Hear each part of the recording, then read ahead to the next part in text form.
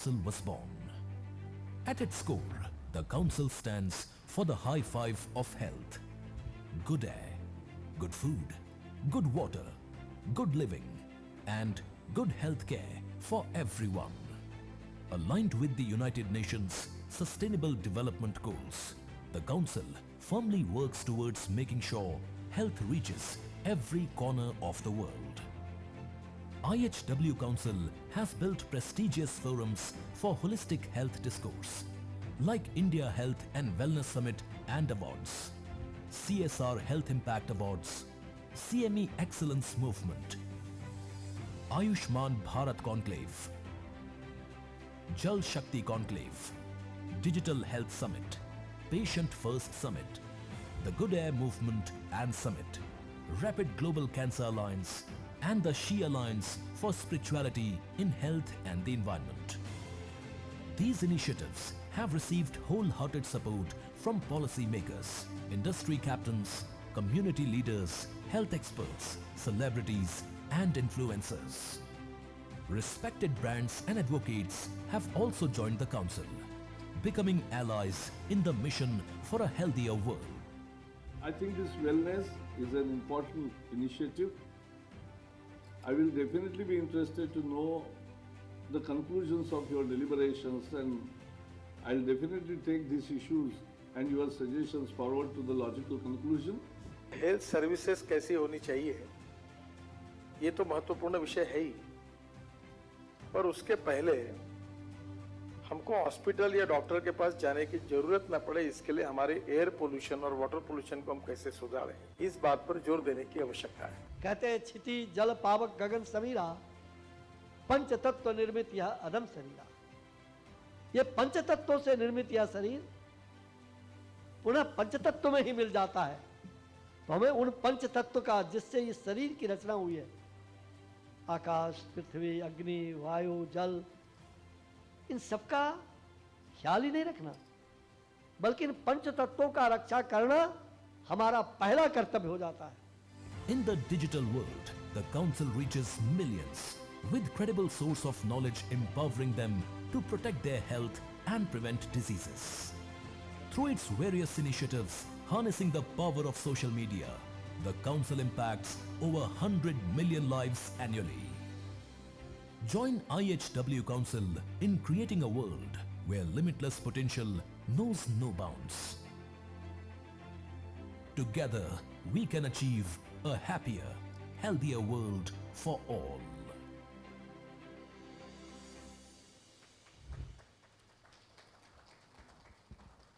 Thank you very much, ladies and gentlemen, for your attention. The Integrated Health and Wellbeing Council launched the India IVF Summit in 2020 with the vision of creating a national platform to advance dialogue, collaboration, and policy around fertility care in India.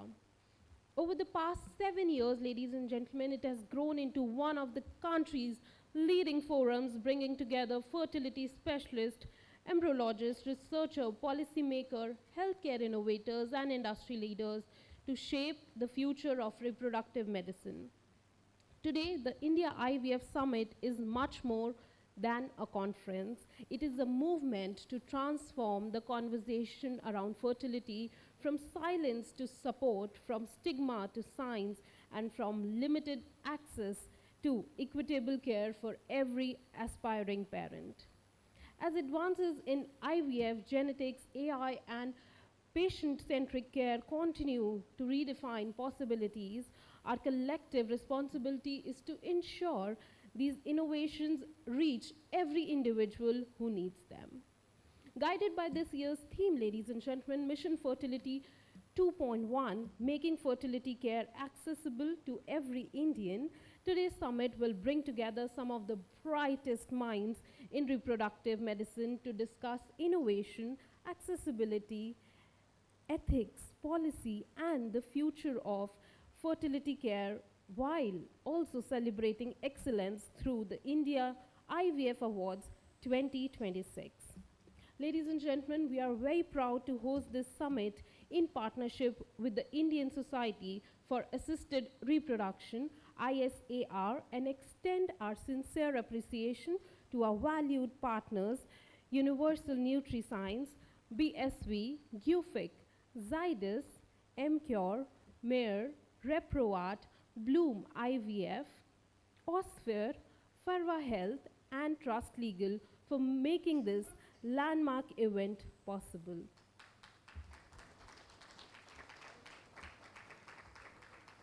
Thank you very much, and a very special thanks also to our communication partner, Teamwork Communications Group, for their continued support in amplifying the message of fertility awareness across the country.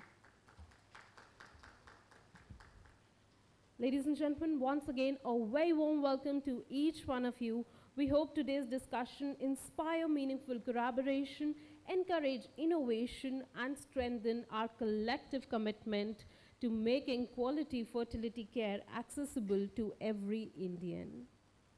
Ladies and gentlemen, as we begin this special occasion, it is time for the ceremonial lamp lighting, a timeless tradition that symbolizes the trump of knowledge over ignorance, hope over uncertainty, and the beginning of a purposeful journey ahead. May I now request our esteemed dignitaries to kindly come forward for the lamp lighting ceremony. May I respectfully invite Mr. Kamal Narayan, CEO, Integrated Health and Wellbeing Council, on the stage, please. A very warm welcome, sir. Followed by that, may I please invite Dr. Sunita Tandulwadkar, President, Indian Society for Assisted Reproduction. A very warm welcome, ma'am. May I please invite Dr. Rishikesh D. Pai, Founder and Managing Director, Bloom IVF. May I please invite Ms. Shivani Sarma Deka, Chief Operating Officer, BSV. May I please invite Mr. Pratin Vete, Chief Executive Officer, Universal NutriScience. May I also invite Dr. Divya Agrawal, Associate Dean Training and Capacity Building and Associate Professor, IIHMR, Delhi.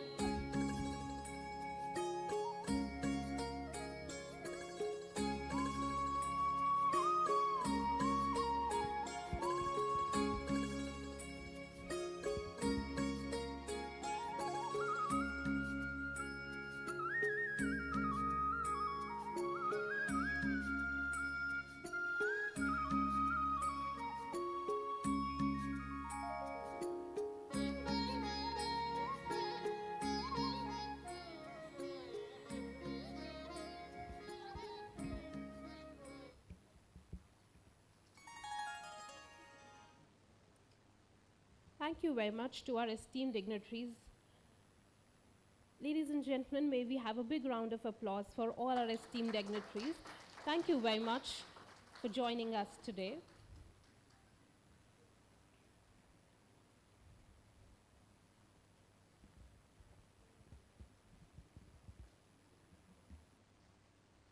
Ladies and gentlemen, may I now invite Mr. Kamal Narayan, CEO, Integrated Health and Wellbeing Council, to deliver the welcome address. Ladies and gentlemen, Mr. Kamal Narayan, who's the CEO of Integrated Health and Wellbeing Council and also the co-founder of Teamwork Communications Group, will be delivering the opening remarks. It gives me great pleasure to invite him on stage. Mr. Narayan is a distinguished communicator and passionate health advocate. Before leading IHW, he worked as a journalist for leading India media outlets like the Hindustan Times and the Press Trust of India. Over nearly 2 decades, ladies and gentlemen, he has harnessed the power of story and policy to advance public health, environmental justice, and sustainable development. He co-founded Teamwork Communications Group in 2009, which has grown into one of the India's leading health-focused communication consultancies. Under his leadership, ladies and gentlemen, IHW Council has become force for integrated health advocacy, mobilizing policymakers, civil society, and communities around the big five of health: good air, good food, lifestyle, and universal care. Can we please welcome him on stage with a round of applause? A very warm welcome, sir. Thank you. It was rather very longest introduction, I think. So, good morning, everyone, and a very warm welcome to all of you on this 7th IVF Summit. And my greetings to everyone here today, because all of you are part of the IVF ecosystem.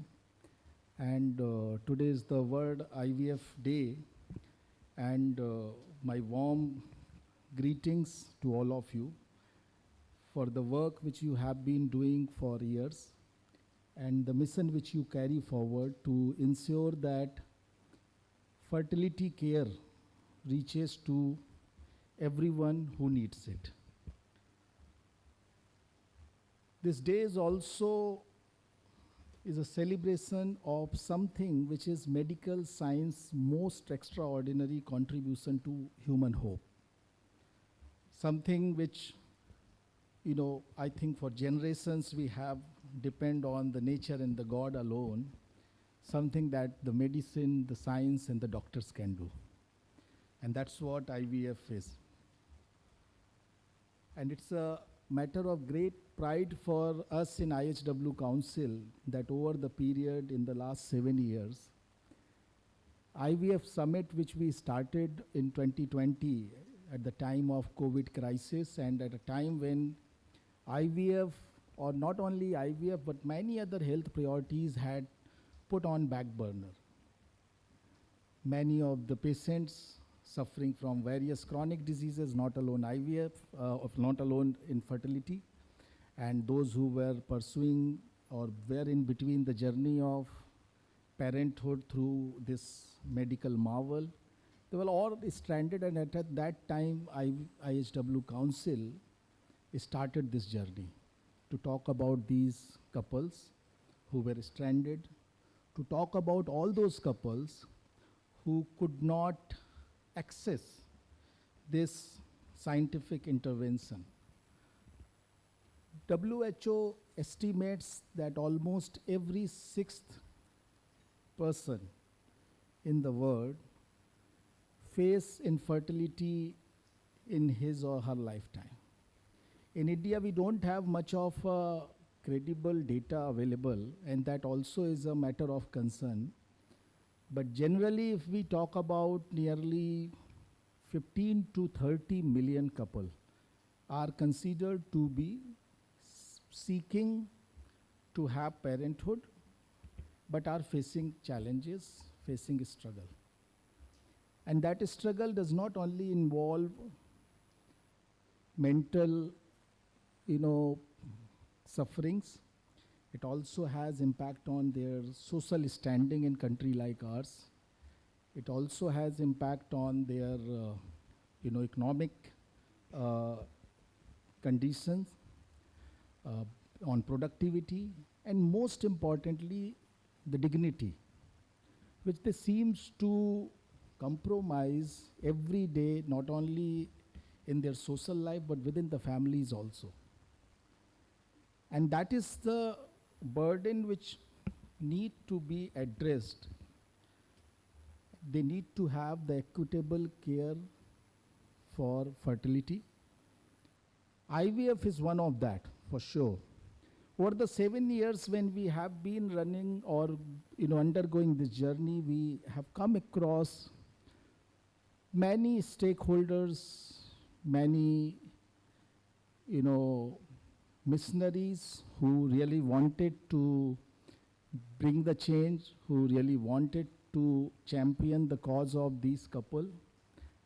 And we have understood that while this scientific intervention brings one of the, I think, most credible hope for the people, for the couple who are looking for parenthood or who are desiring for parenthood, there are a lot of other things to address around that.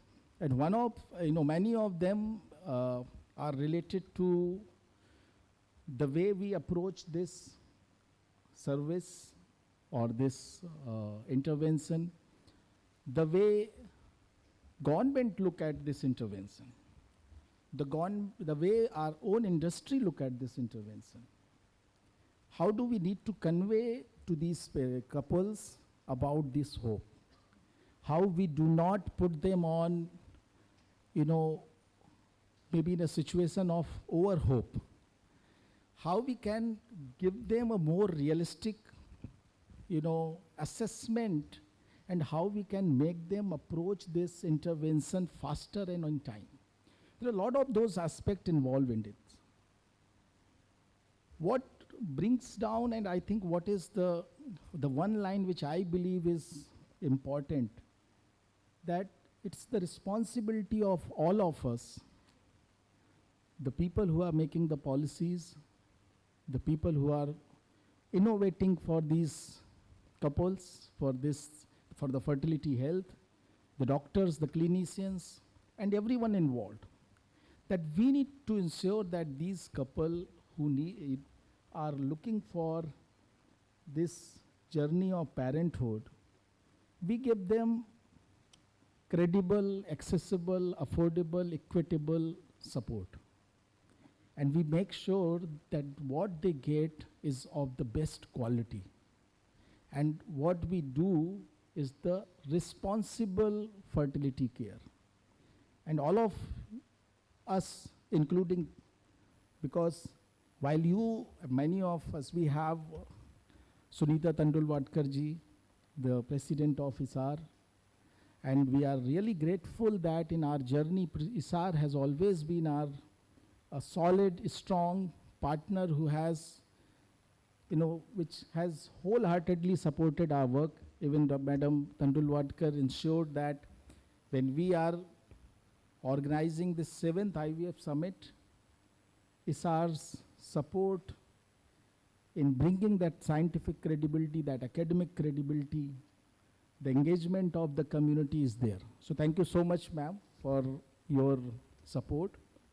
We also thank BSV, and out of many partners, and let me just call it out, because when we started this journey 7 years back, they become the founding partners for that.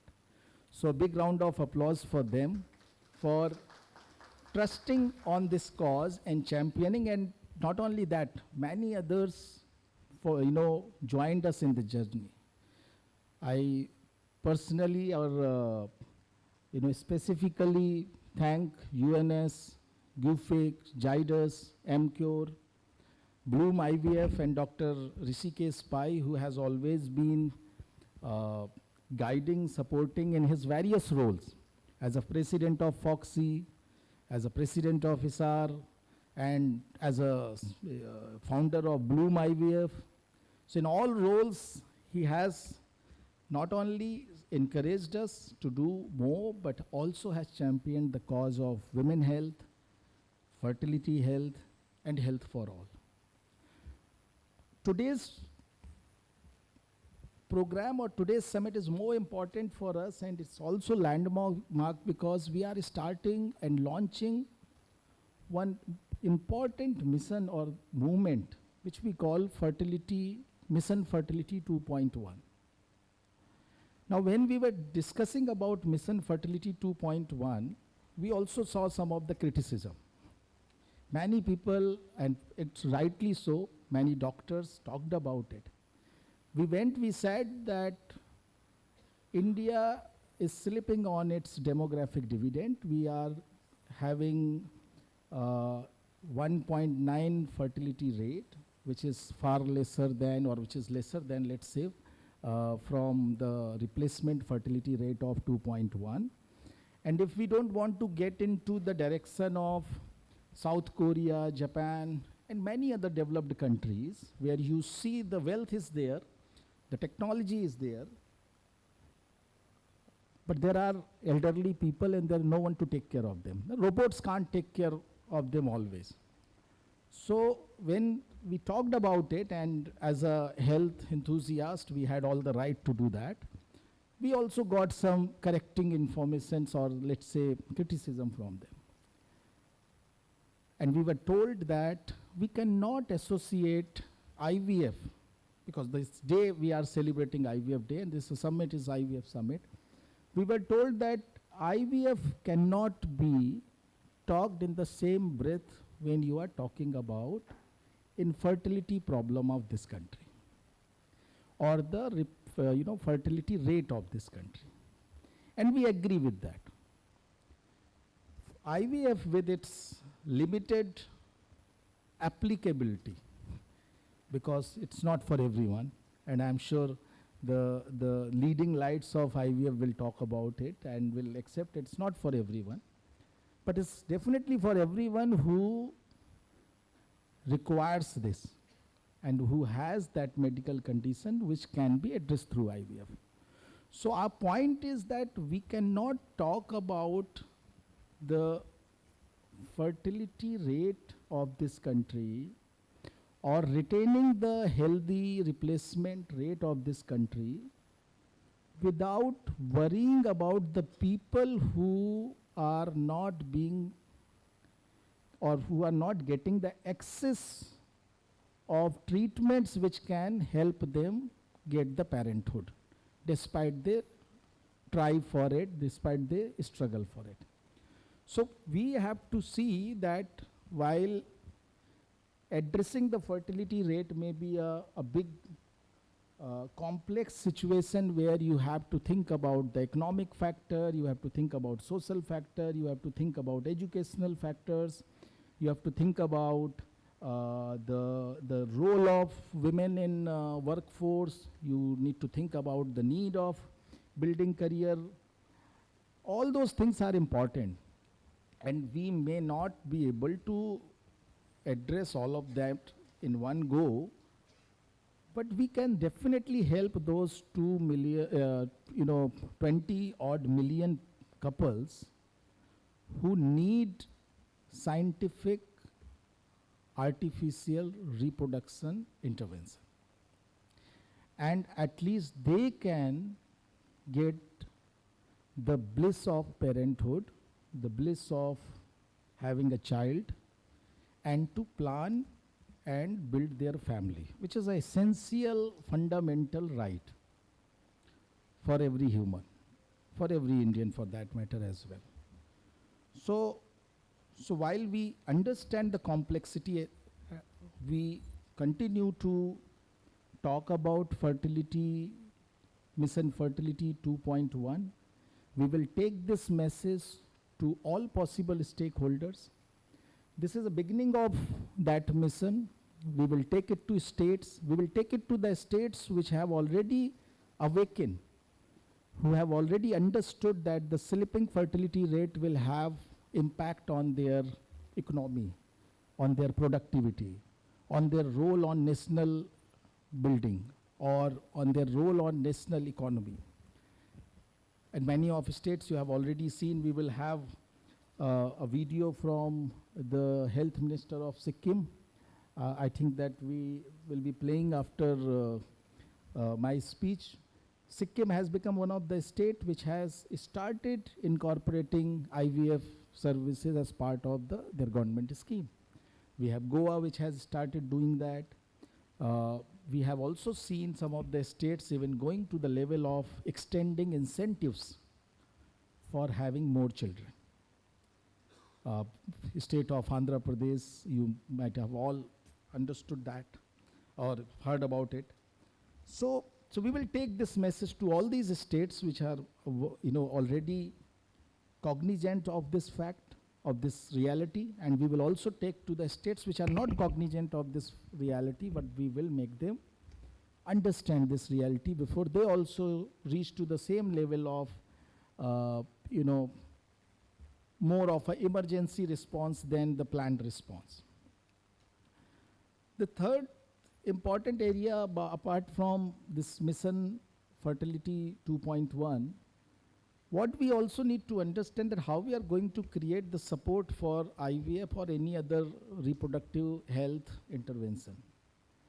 Workplaces are very important for that, because that is where you compromise with your possible or required or maybe natural parenthood, and you try to first put your time, effort, energy in a workplace to build your career, and both benefit out of it. We as an employee or as a workforce and the workplace also get benefit out. But is our workplace ready to compensate for this sacrifice? Is it also going to incorporate fertility health, which you are putting or delaying for now for the purpose of career, which is incidentally helping your workplace as well? So we are looking at it very seriously. We will be taking this message to them also. We will awaken them. We will make them understand. We will make them part of this journey. And we are starting that longer journey with a one small action today, that today's summit will also have a round table where we have invited some, I think, more responsible, because we invited many, and we have got some of them definitely participating today, some of the major brands whose HR heads will be part of a round table which will happen in this venue itself on a boardroom. And we have that round table to discuss with them and to make them aware and understand from them that how they would like to incorporate fertility health in their employee welfare or employee protection programs or the employee insurance. We have the insurance companies also participating in that. And the third important thing, apart once you have taken care of the policymakers, you have taken care of the workplaces, and you also have the strong engagement of the clinician, the fourth very important area is the family. Our family is talking about IVF, fertility, fertility health, infertility in a normal conversations. Is it a drawing room, living room conversation? Because there is a stigma involved. Nobody want to talk about it. People want to access things secretly. They take the many times even within the family they are afraid, fearful. They are fear of the social judgments. So we have also initiated a effort to make IVF fertility health as a living room conversation, and that is also we are starting from today, and we have created two setups within this venue where we are having lot of clinicians, patients advocates, other stakeholders, CHROs, and having them in conversation which we are calling as a living room conversation on IVF. And purpose here is that this living room conversation which we are starting here through a format of video or podcast can trigger real living room conversation in homes, especially the homes where we have couples who are struggling to be parent or to have a child and are planning or part of this journey of assisted reproductive interventions or treatments.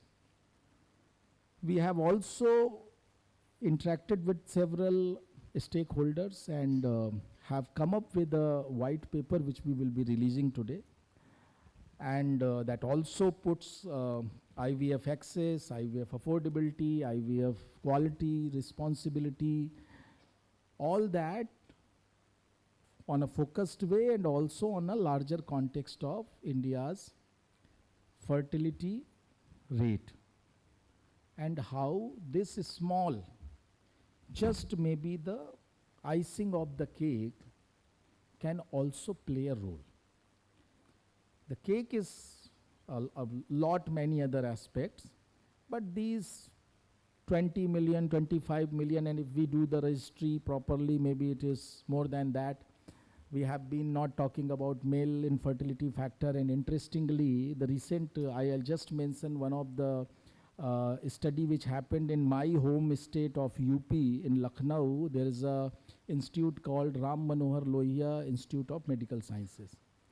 So they have recently done a research, and in this study they have found that every second infertility case had a male factor infertility.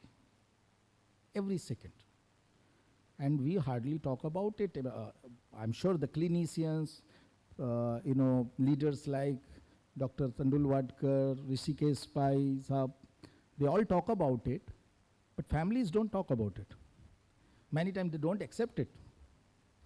They can't accept it many times. So this is, all these things need to be taken to these people. We need to make them educate about it, understand and get, bring the empathy in them for that.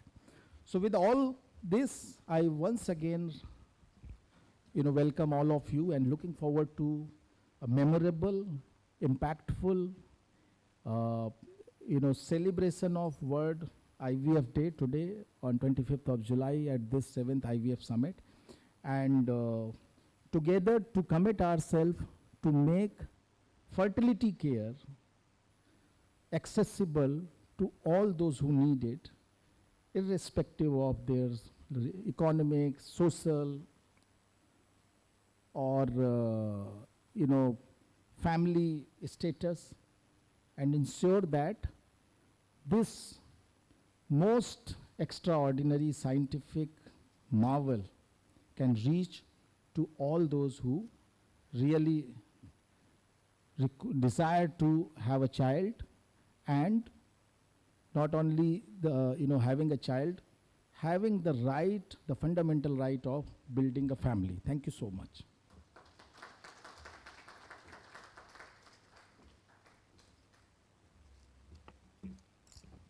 Thank you, Mr. Narayan, for your warm welcome and for setting the tone for a day of insightful discussions and meaningful collaboration. Before we proceed ahead, may I please request all of your attention onto the screen. We'll just play a video around the IVF Summit. Infertility, a worldwide problem affecting 50 to 80 million couples. Childlessness, a growing health concern. Stressful lifestyles, malnourishment, poor menstrual health, societal and emotional issues, sexual health and women's health seen as taboo and stigma. Couples are hesitant to talk about the problem. India is home to 28 million couples with fertility issues. Infertility is a growing health concern for Indian couples. Infertility has become a personal public health issue in India. During COVID-19, the inability to access medical care further aggravated the situation for millions of couples. Understanding the seriousness, IHW Council, the leading health well-being advocacy institution in India, realized the need for creating a strong one-to-one networking platform. Since the COVID-19 crisis, we are bringing the entire IVF sector together. For the last 5 years, IHW Council has been bringing policymakers, regulatory authorities, government and private organizations, medical professionals, sexual health experts, and infertility clinics together to discuss the best solutions and way forward, bringing more than 500 experts from the entire ecosystem of IVF to discuss the critical issues and find comprehensive solutions.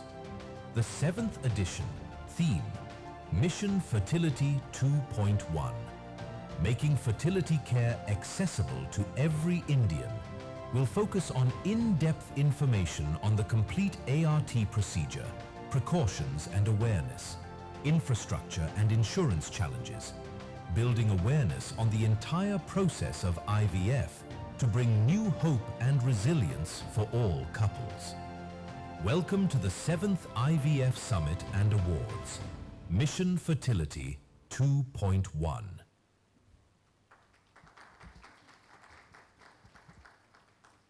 Thank you very much, ladies and gentlemen. We now move to the keynote address segment, and it would be my absolute privilege to invite our esteemed dignitaries to share their thoughts and vision with us. Starting with the very first is Dr. Sunita Tandulwadkar, President, Indian Society for Assisted Reproduction, ISAR, who is a pioneering figure in reproductive medicine, celebrated for delivering India's first stem cell baby, also a world first via ovarian stem cell therapy at age 45. On 16th April 2018, she currently serves as the head of Department of Obstetrics and Gynecology and chief of the IVF and Endoscopy Center at Ruby Hall Clinic, Pune. She is also the founder and medical director of Solo Clinic IVF, a center for excellence in infertility and endoscopy, Solo Stem Cells and Aleph Wellness Clinic. She is the president of ISAR 2026 and 27, served as the president of FOXY in 2025 and president of POGS 2021-22, having earlier led AIGE from 2019 to 20. She founded the Society of Ovarian Rejuvenation in 2023 and has led key roles including founder honorary secretary of ISAR MSR and elected board member of ISGE from 2013 to 2017. As editor-in-chief, ladies and gentlemen, of the Indian Journal of Gynecological Endoscopy and reviewer for the Journal of Human Reproduction Science, she has authored 7 books, 95 publications, and been invited faculty at 400 plus national and international conferences. With that, ladies and gentlemen, may I now invite Dr. Sunita Tandulwadkar, President, Indian Society for Assisted Reproduction, ISAR. A very warm welcome, ma'am.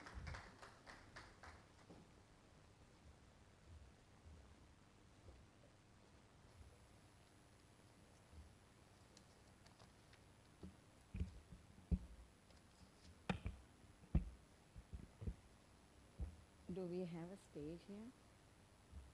Platform? Okay. Good morning, everyone. 25th July, the historical day, and I'm so glad that we all are here. Congratulations, IHW.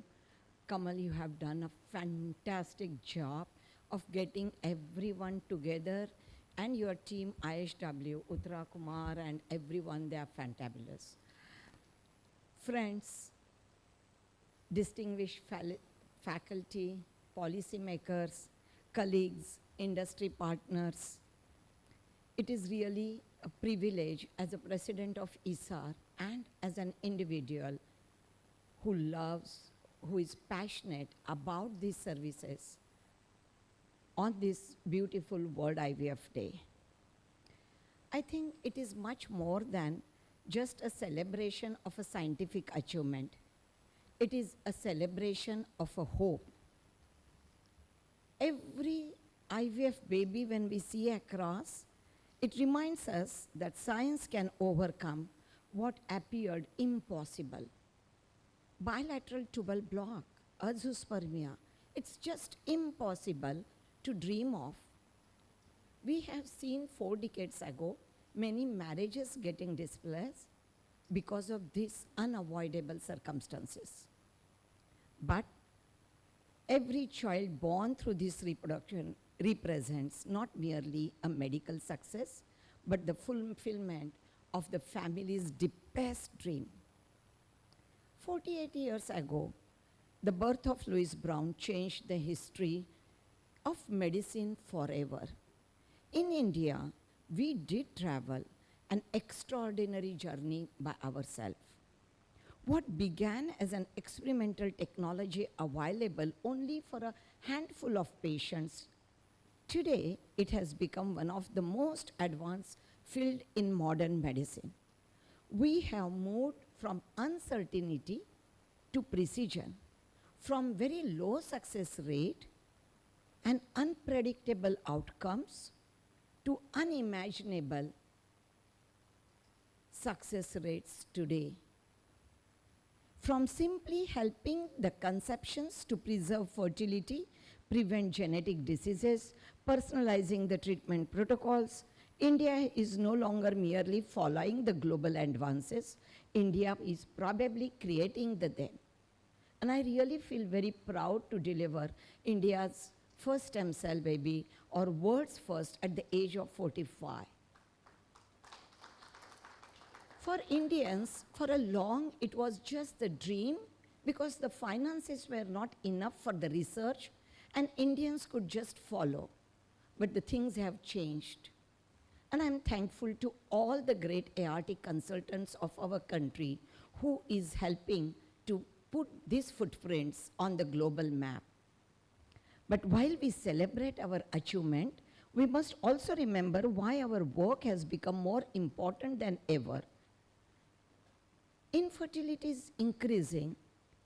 Late marriages, delayed parenthood, obesity, stress, environmental pollution, smoking, lifestyle, everything is affecting.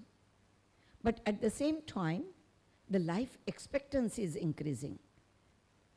We don't understand, even if life expectancy is increasing, the reproductive health span is the same. Biology has not changed. Society has changed.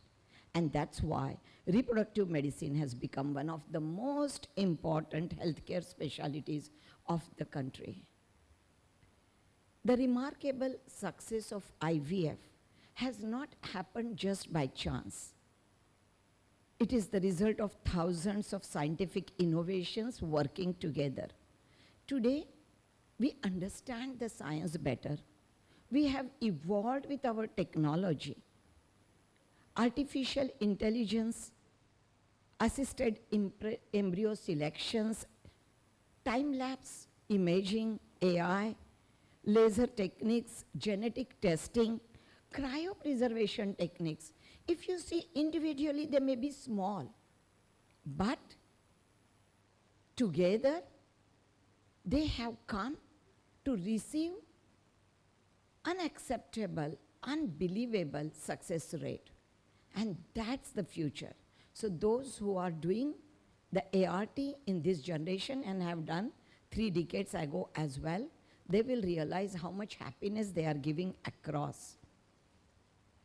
But as the technology advances, our responsibility also do, and that's why when the ART Act came in India, I felt all of us have welcomed it and felt it is a necessary milestone for our country.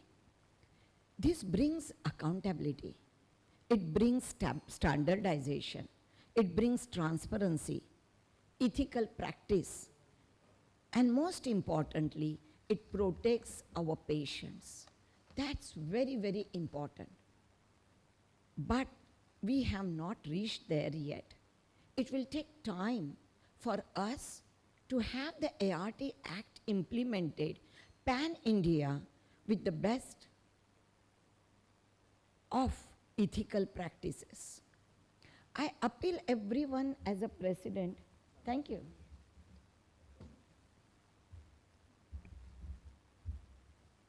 Oh, this is too high for me. No.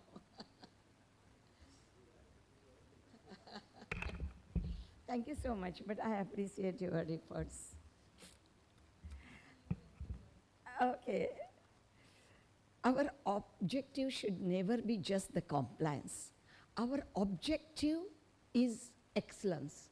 And as a president of ISAR, I appeal to every ART consultant, infertility specialist of this country just to imbibe ethical practices and excellence at its best. Try to understand. God has gifted us an opportunity to serve in this life. See the spiritual angle of it and try to give as much as possible to these needy couple who come with the tremendous hope to your doorstep. It's our 100% duty to do the justice and to deliver them as much as possible. At the same time, as Dr. Kamal said, we better be honest with our deliverables. It's better to under-promise and over-deliver. That should be our dictum. As a president of ISAR, I believe our greatest responsibility extends beyond just the higher pregnancy rate. Our mission should be healthier pregnancies. Their antenatal periods, their ANC pregnancies of ART are always complicated. Let's make less complicated. Let's prepare healthy babies and not the preterm babies. Let's achieve the healthier families, healthier future generations. And our responsibility then become larger than life because we are handling the future generation.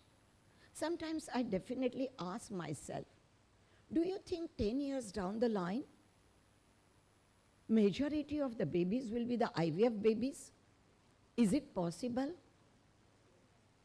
Half I can hear no, half I can say here yes, but when I go to ASRM or the western part of the globe, I hear they are saying, yes, it is possible, 10 years down the line. Is it just the fertility issue? Or maybe everyone wants to have a healthier baby. Maybe the IVF will be able to rule out, take out the genetic inherited diseases.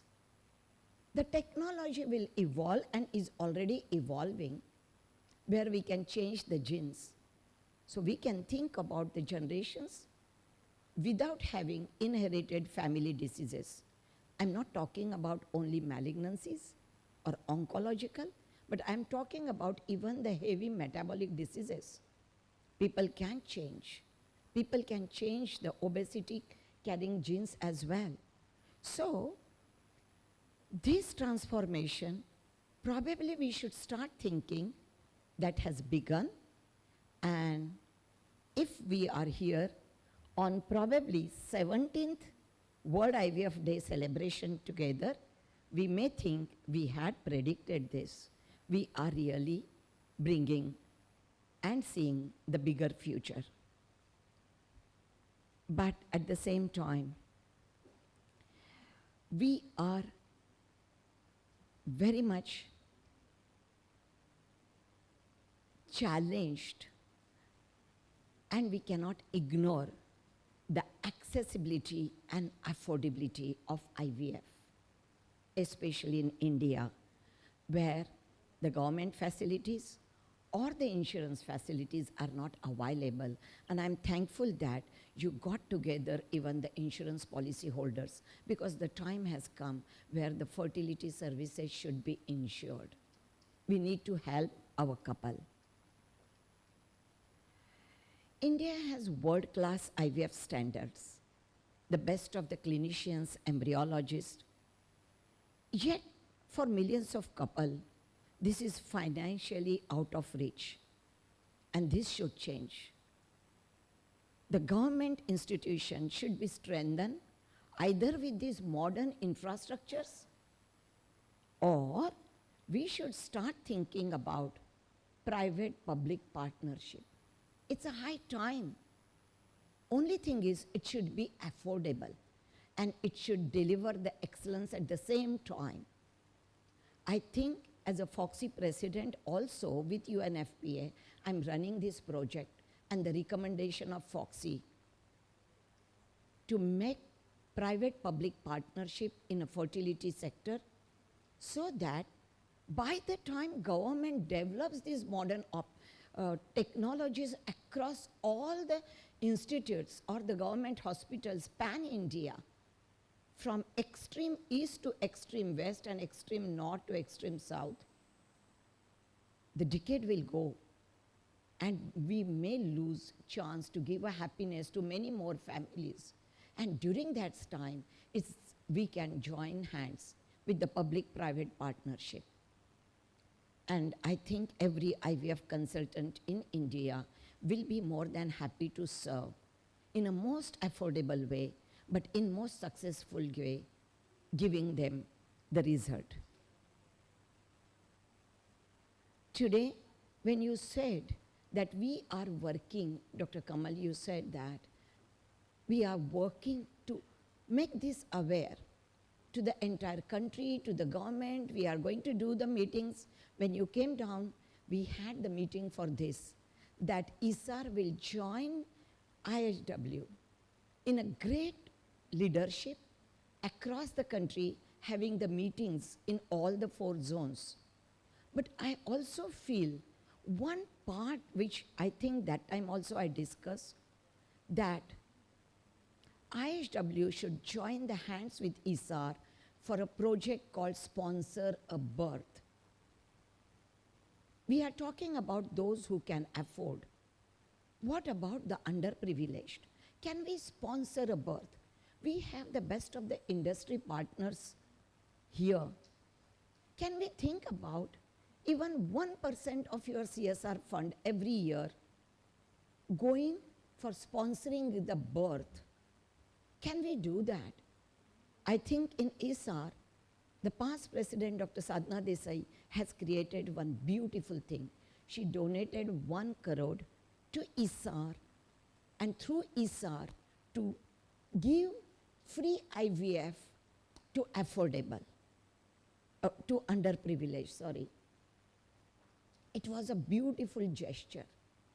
But giving 1 crore alone is not enough. What we need is larger funds, many ART centers and clinicians joining hand and giving a free sponsor a birth to as many as possible. I think if we do that, that India has generated the corpus for the underprivileged, and we are coming together to help them, that will make more history than just having a summit and the dialogues across the table. Actions are important than just the discussions. And I definitely appeal to all industry partners and IHW join hands with ISAR in doing this noble cause. As I conclude, let us remark something very simple. IVF is not about laboratories. It is not about just the microscopes, the incubators. It is about the dreams. It is about the families who are waiting to hear that heartbeat. It is about turning years of disappointments into tears of happiness. You showed a beautiful video. The helplessness to the happiness. But this needs to come from the screen into the houses, into the realities. And then it will be the great celebration, dear friend. Every embryo needs the respect. Every patient deserves the compassion, and every child deserves the very best science we can afford. So on this World IVF Day, let's recommit ourselves to innovations with ethics, technology with compassion, excellence with accessibility, and science with humanity. Let's all come together and ensure that the next chapter of reproductive medicine belongs not only to better technology, but better lives. Think that when we enter in any temple with a hope, we want God to listen just to us, even if there are thousands of people around us. Friends, I'm not saying we are God. We are God-employed people. Very, very important that our clinics, though they are not temples, people come with the hope. They want us to listen to them even if there are hundreds of patients waiting outside. Just give a justice. Just have a sleepless nights to think about their problem and how to overcome their repeated IVF failures, their repeated implantation failures. How can we be still affordable to them when their pockets are empty? That is when we will bring the change. And I'm sure when you will enter in your 70s And when you will look back in your 40 years of a lifespan, you will feel life worth lived for everyone. Thank you, dear friends. Thank you. Thank you.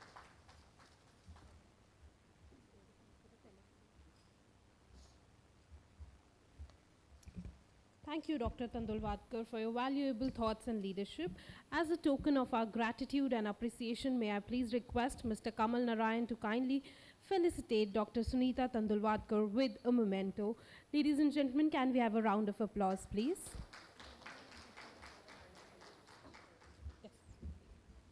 Thank you, Dr. Tandulwadkar. And the point which you mentioned that, how IHW Council can make more meaningful contribution, I think is something very, very critical and doable.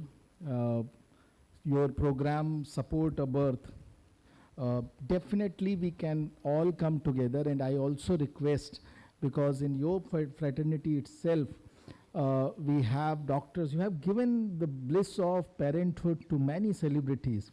I think if we really want to pull together more support, I propose, and we can work on this, to create some kind of Support a Birth charity gala, where we can, with the help of all our partners, key clinicians who have supported, and they need not to tell that they really have gone through IVF if they don't want, but they can be part of that gala, and we can try to raise some fund which can go to this meaningful cause.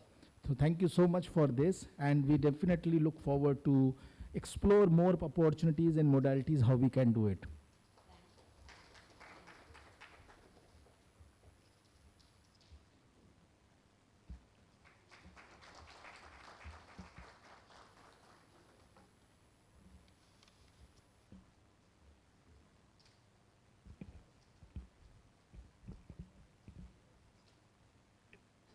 Thank you, ma'am. Ladies and gentlemen, moving on to the next, we would have the privilege to hear the thoughts of Dr. Rishikesh D. Pai, founder and managing director, Bloom IVF. Dr. Rishikesh Pai, managing director, FRCOG, FCPS, FI, COG, Masters in Science, is a leading name in reproductive endocrinology, IVF, and endoscopic surgery with a special interest in respectful maternal care. He serves as FIGO trustee for Asia Oceania from 2023 to 2025, CIFOG assistant secretary from 2023 to 2025, and incoming CIFOG chair of the Reproductive Endocrinology and Infertility Committee from 2026 to 2028.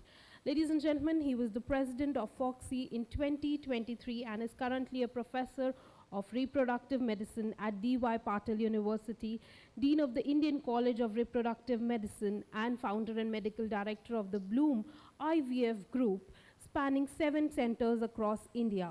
With over 100 publications, 60 plus edited books, 25 plus good clinical practice guidelines, and 75 awards, including the Frog Fellowship and UNDM 2019, he has delivered 50 plus orations and 700 plus guest lectures. He leads several global initiatives with FIGO, Gates Foundation, UNFPA, UNICEF, and UNITIDE, and previously headed AIGE and ISAR. Ladies and gentlemen, with a round of applause, let's welcome Dr. Rishikesh D. Pai, founder and managing director, Bloom IVF. Good morning, everybody. Distinguished guests and our president of ISAR, Dr. Sunita Tandulwadkar. She's our boss, present boss, and the president of the IHW Council, Kamal Narayan, and his better half, Nikki Gupta, is also there, the one who is always standing behind him. And a lot of my colleagues, I will not take their names as such, all the farmers and all who are very important, our important partners, not only for us, but for our patients as well, because they provide us with very good products that we use and give babies to everyone. So this is the World IVF Day. It is when Louis Brown was born in 1970. At that time I was in my just entering medicine. I was 18 years old that point in time. And recently in the H3 conference, I had a photograph with her again. She was there at that conference. And so I was Dr. Indira Hinduja's houseman in 1984, and when we had the first IVF baby. And many people around her were very inspired. I must also mention Manish Banker, one of my very great colleagues who is here sitting in the audience. So that we were very inspired at that time, and many of us took to IVF after looking at her. And in 1990, that time there were not too many people. About 10, 12 IVF centers were there. One of them was my center. And over the years, it's really grown. 35 years have passed now, and now from 10 centers, we have gone to 5,000, 3,000 to 5,000 centers, I don't know how many. And that time it was very new. Suddenly now it has become standardized, and now the next phase has started. It has now become more, we have to just spread it all across the country, get more people to come and use it. And I always look at it that there are two parts of the coin. One is obviously the patient, we all work for the patient, but the second is our colleagues also. So because there are 5,000 of them and growing, so it's our responsibility to see how these colleagues also are taken care of. My thought was that it would be great Ram Rajya if every of the 5,000 centers does 1,000 cycles a year. So we will all be happy. So how we can achieve that happiness both from the side of the doctors as well as the patient is the key to the future. Kamal, the future is in that. If you look at the theme of this conference, that is 2.1 IVF, and that is access, affordability. So I was just looking at chat. She is my lovely friend. I always interact with her. So use my brain less and use her more. So she was saying there are 4 pillars of access. One is awareness. You have to be aware also. A lot of people in our country are not aware of availability of IVF. What is IVF? They come very late, 7, 8 years afterwards. After marriage they come, that's bad, isn't it? They should come quickly within 1, 2 years time. So that is a very big, important key, how we can communicate ourselves to the people. How do you tell them that within 2 years, if you don't become pregnant, you need to come to us? That's one. The second pillar is availability of service. Of course, it is, and this is where I'm a little, I feel that there is a problem. There is a supply which is too much. Like we have All India Institute where there is a waiting list of 5 months. And then we have got centers who, if you come, we will take you. Look at my IVF group. I am underutilized by 70%, 80%. My capacity is not utilized. So there is a disparity in capacity utilization. We don't need more medical colleges. We already have a lot of doctors. They are empty-handed. They are sitting. They don't have work. They are migrating because of that. They are not migrating because they want to migrate. They are migrating abroad because they don't have work here. Because the work is there, but they can't access that work. And that is what government has to do. They have to utilize this underutilized massive capacity sitting in the sector in all fields of medicine. There is a disconnect between the private sector and the public sector. Public sector is overutilized, overburdened, and the private sector is waiting for the patient. We are fighting for patients on Instagram. We are marketing ourselves. What is this? In a country like India, should we be marketing ourselves for medicine? This is the most ridiculous thing. When 30 million people are infertile, we are marketing ourselves. The private sector is marketing ourselves. So accessibility has to be looked at. And my philosophy of access, if I was the commissioner of Ayushman Bharat, I would say, okay, this is 50,000, 60,000 rupees for you. Go wherever you want and do IVF. We will give you 60,000. It doesn't matter where you go. Only please do IVF. Don't do something else. So that is what we need to do. We have to remove the suspicion of the private sector from the government side, and we have to come and assimilate together as one people. So that is the second point. The third point is affordability. Of course, affordability, and I feel that affordability also comes from our side. Why we should generate money? We have to, the biggest power the doctor has got. And I feel that the doctor, that's why, has more power than any other professional. And that is the power of giving. We have the power to give a treatment free of charge. That's a power no one can take away from me. I'm so proud of that power. So you want to make it affordable, don't charge your money. For some people who are, let's say, if they have got a, what is that called, the card, if they are a card holder, you say, no problem, I do it free for you. We don't wait for the government, we'll do it free for you. So that's the third. And the fourth thing is assurance of ethics, result, etc., etc. So these are the 4 pillars of the thing. And before I leave this stage, I would like to tell you, it's a fantastic line. Every time I travel on the airport, I meet one of my patients. I remember once I was sitting at the Coimbatore, many years back. That time security was there. They used to announce that people used to stand outside in line, and there was this lady with 2 small kids. They were bothering her. And I was saying, what is poor lady? And then they announced, and I stood in the line. At that time I stood help Asha Rao in Coimbatore. I was a ghost. I used to do a lot of people's IVF. All over, because I was a kadka and I had to run here and there and do the IVF. And I was standing there, I stood in the line, and this lady suddenly came and touched my feet. She said, Dr. Pai, don't you remember? I am a doctor from AIMS. These are your twins you have given me. And everyone was looking, and that power that you get when some people appreciate you in front of everyone is a power which no money can buy that power. And that is the power of our field. You understand? And that is what I would say, that it's an ongoing thing. My only last submission is that medical tourism and IVF, we have to get people from out. India is a very powerful country. We are very powerful in our, only infrastructure needs to be fine-tuned.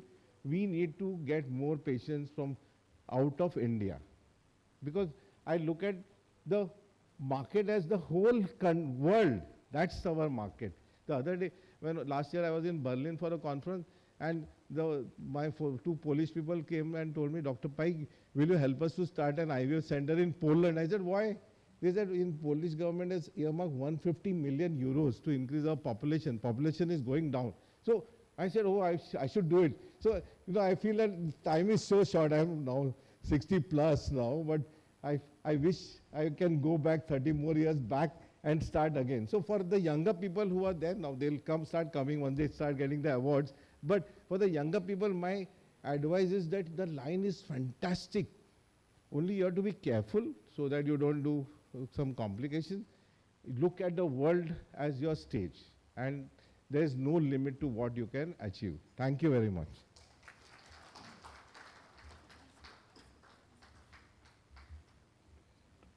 Thank you, Dr. Pai, for your inspiring address. May I now please request Mr. Kamal Narayan to kindly felicitate Dr. Rishikesh Pai with the memento on the stage, please. Dr. Pai, I must say, with your zeal and youth-like, approach for the things and the passion, you can serve for another 60 years. Medical science will find ways for that.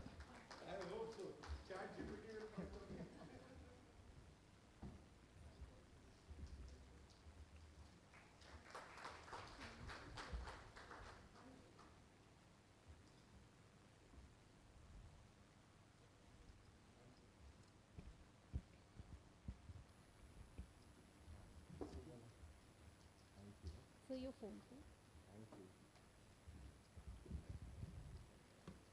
Ladies and gentlemen, as we now move on to our very important next keynote address, we would be privileged to hear from Ms. Sivani Sarma Deka, who's the Chief Operating Officer, BSV.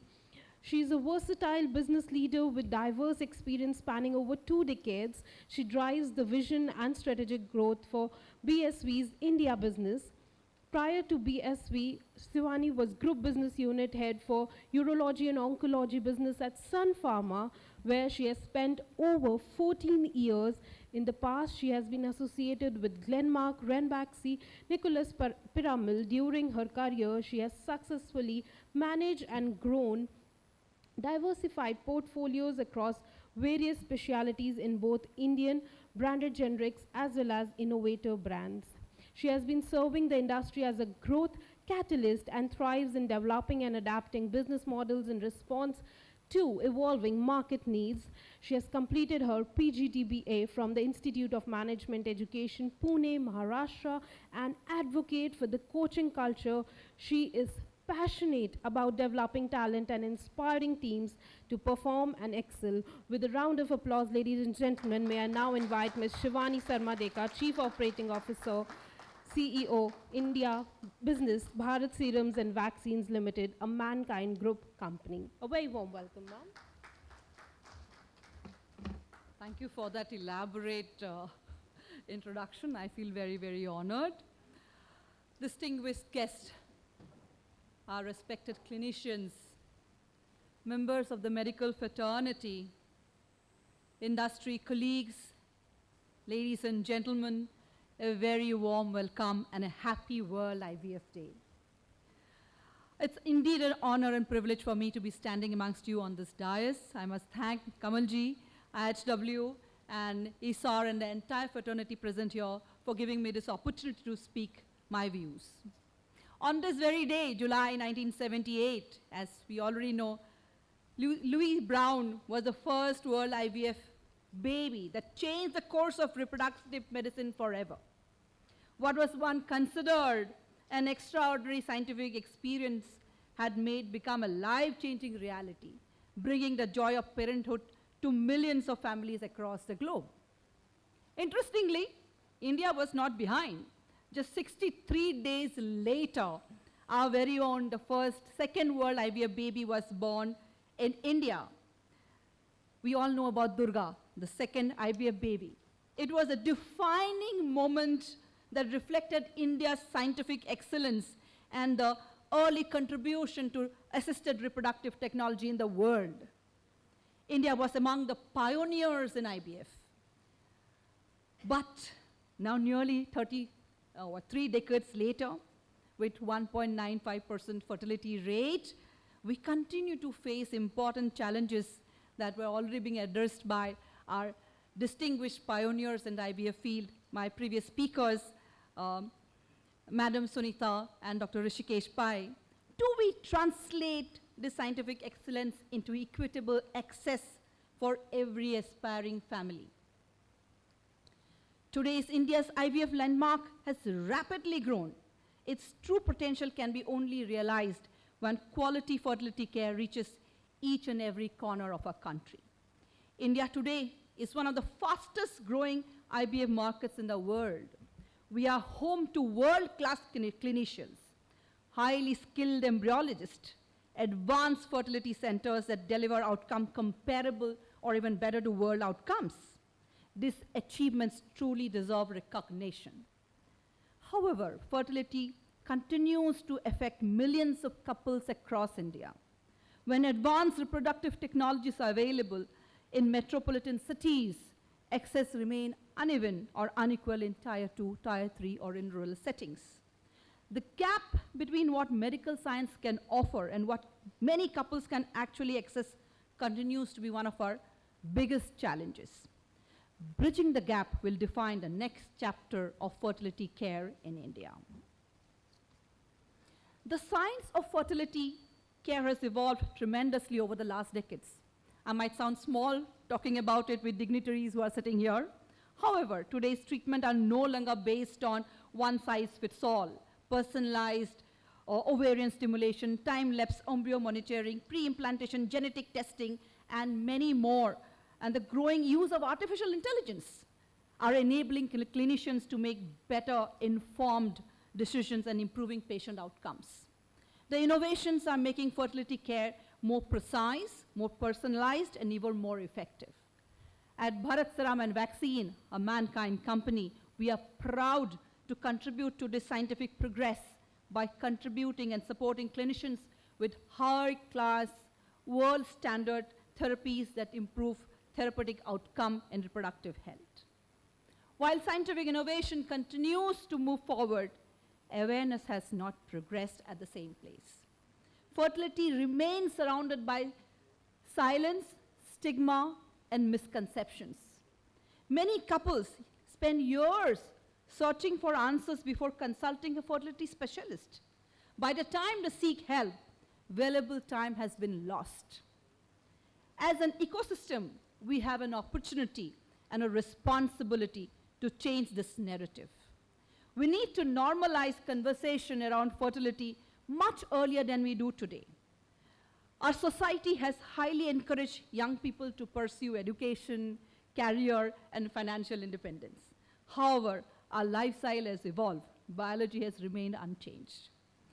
Awareness is not about creating fear. It's about enabling informed decisions and choices. When individuals understand reproductive health earlier in life, they are better equipped to make decisions that align with their personal aspirations, whether that involves family planning, fertility preservation, or seeking timely medical advice and help. Equally important, as Madam had already highlighted earlier, is recognizing that fertility is a shared responsibility. Open conversation around reduced stigma, encouraging shared decision-making between both the partners as well as the family, and ensuring that the couple approach fertility as partners through their journey. Innovation achieves its true purpose only when it is accessible and reaches all. As an industry, we must continue working together to make advanced fertility care more affordable, more accessible, and available beyond our metropolitan cities. This requires collaborations among clinicians, industry, policymakers, healthcare institutions to strengthen infrastructure, improve access to quality treatment, and ensure that scientific advancement benefit every aspiring family. The future of fertility care in India will be defined not only by scientific breakthroughs, but by collaborative abilities to translate these breakthroughs into meaningful patient outcomes. And I think this platforms that are created by IHW is one of the most important platforms where this kind of dialogues and decisions paves the pathway.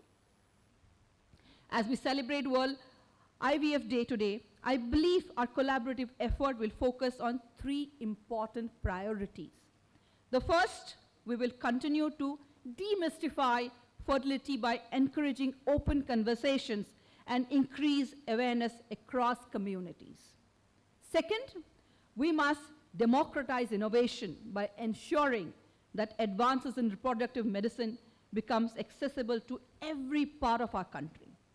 Third, but again very, very important, let us continue to uphold the high standards of quality, ethics, and patient-centered care so that every couple receives the best possible chances of achieving their dream of parenthood.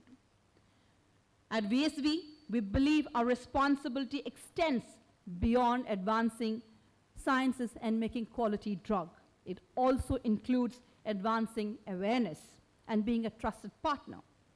As a trusted partner in fertility care, we remain committed to supporting clinicians, empowering patients, and contributing meaningfully to the larger fertility ecosystem.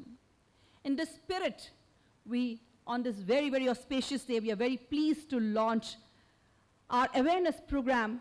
We call it Finding Your Missing Joy, a patient awareness initiative that encourages couples to seek timely guidance from qualified fertility specialists and begin informed conversations around fertility journey.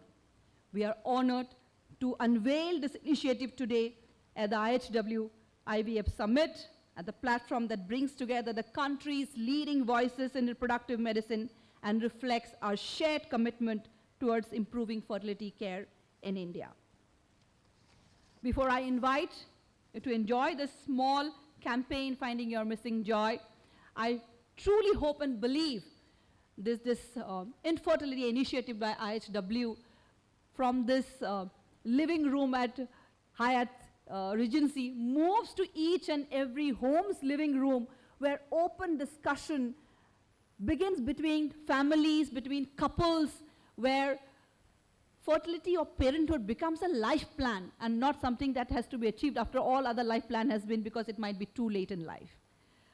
Now I invite all of you to watch our campaign, Find Your Missing Joy, and thank you for your commitment and support in ensuring that we bring about enlightenment in the field of infertility and give countless families seeking parenthood joy. Thank you very much for your kind patience. And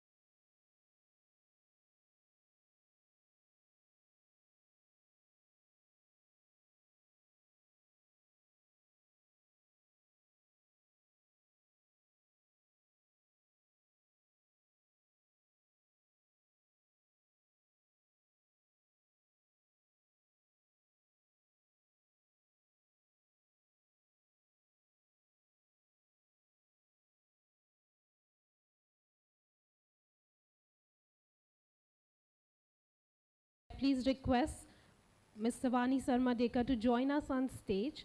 Also with that, may I please request Mr. Kamal Narayan to kindly felicitate Ms. Deka with a memento on the stage.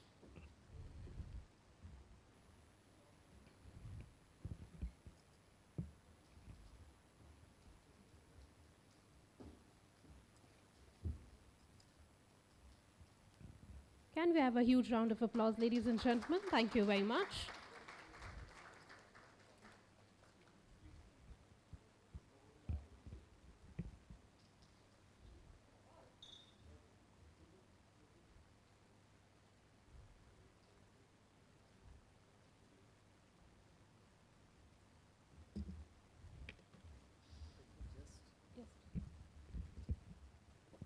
I must congratulate and thank the entire team of Bharat Serum and Vaccine, and also Shivani ji. It was amazing video, and the message, I think, very well communicated, and I trust this is a complete platform through which people can access how they can connect with experts, can get the right consultation, advice, and pathway to connect to the IVF, support. Thank you. Thank you very much, sir.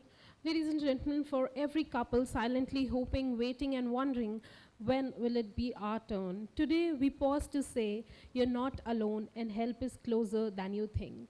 Every parenthood journey begins with hope. Sometimes all it takes is the right conversation at the right time to change someone's future. On this World IVF Day, as we celebrate the remarkable advances in reproductive medicine, we are also reminded that while science has transformed possibilities, awareness remains just as important. In that spirit, BSV Mankind was proud to present Find Your Missing Joy, a patient awareness initiative that encourages couples to seek timely guidance from qualified fertility experts and take the first step towards informed fertility care. Ladies and gentlemen, you have just witnessed this special campaign film, and if there was a quiet pause in this room just now, it's because the story has touched something real in all of us. That is the power of this film. It did not just tell a story, it held up a mirror to thousands of couples across this country who are living the same silence, the same hope, and that same unspoken question. We hope it inspires conversations, spread hope, and reminds us all that every journey to parenthood deserves the right guidance, because somewhere a missing joy is waiting to be found, and it starts with this one conversation. Ladies and gentlemen, now it is my distinct privilege to invite a visionary leader who has consistently transformed business and inspired teams through innovation and excellence.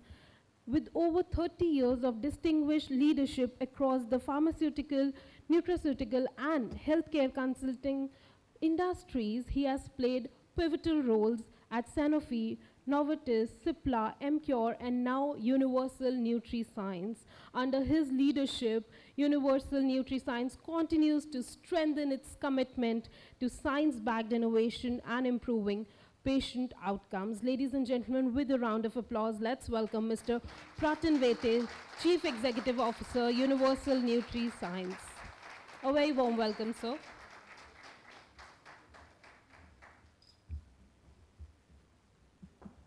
So, Kamal, you have made my job extremely difficult. Very, very difficult to speak after eloquent speakers like Dr. Sunita Tandurwadkar, Dr. Rushikesh Pai. First time I'm hearing to Shivani ji, and very good speeches. Now, after such a 3 powerful speeches, I have to come and speak. So I can assure you all that I would try to be as short and succinct as possible.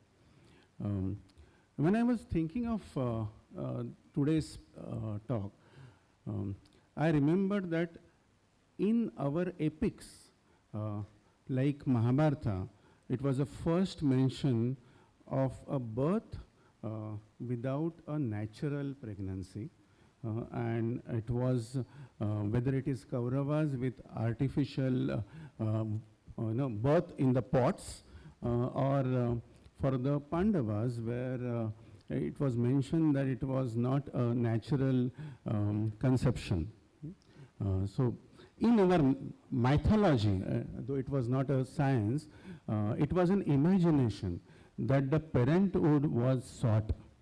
So while we are mentioning today that IVF is a need for today, and many couples are facing this challenge because of the late marriages, late fertility, but thousands of years back as well, this was a challenge which was still persisting.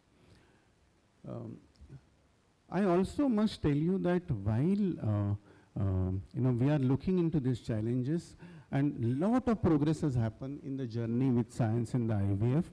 Even today, as per the latest McKinsey report, there are 3.5 crores of the couple are facing the challenge of the fertility, and only 42 lakhs couples are getting treatment. So there is a huge gap between the need and the access of the treatment.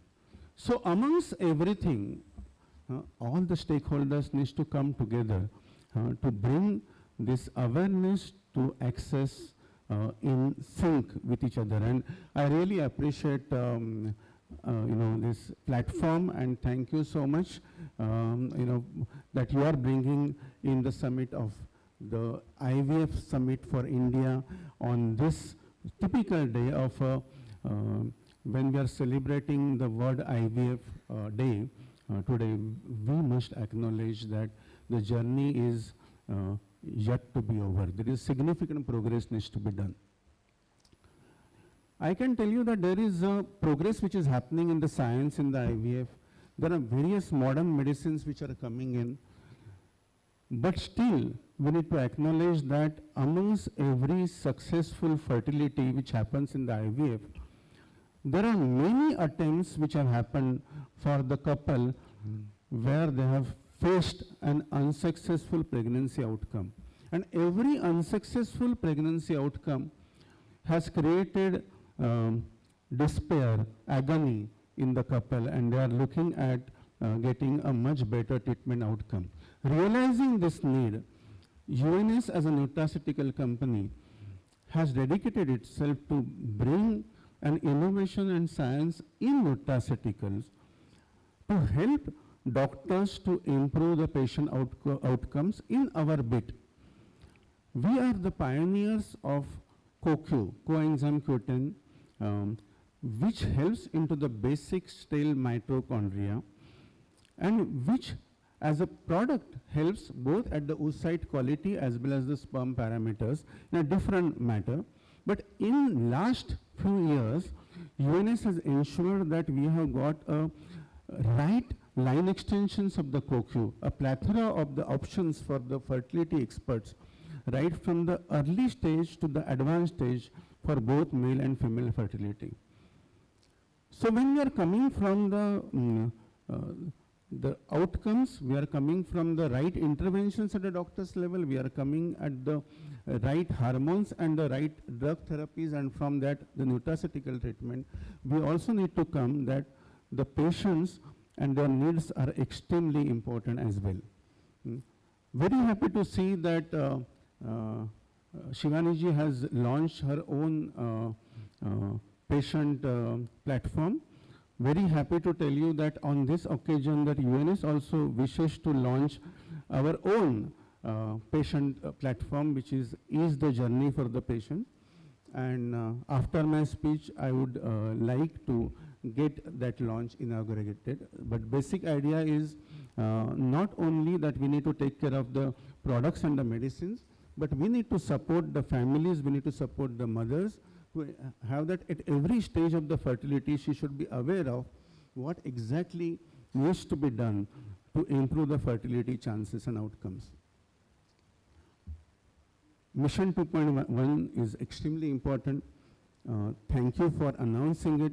Thank you for getting all the right stakeholders together in a common agenda that together we have to work to assist and improve the IVF outcomes. Thank you so much.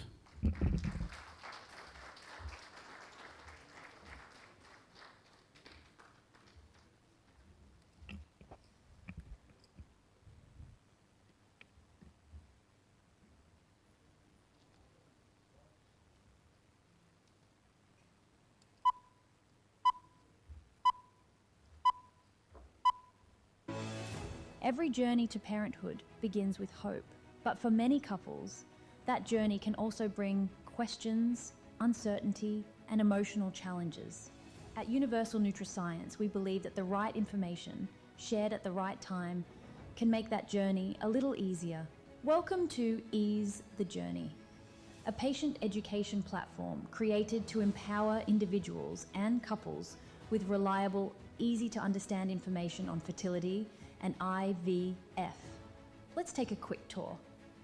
On the homepage, you'll find an introduction to the platform along with the latest educational resources, thoughtfully designed to guide you at every stage of your fertility journey. Explore the Understanding Fertility section to learn about male and female fertility, the common causes of infertility, and the many factors that can influence reproductive health, all explained in clear, patient-friendly language.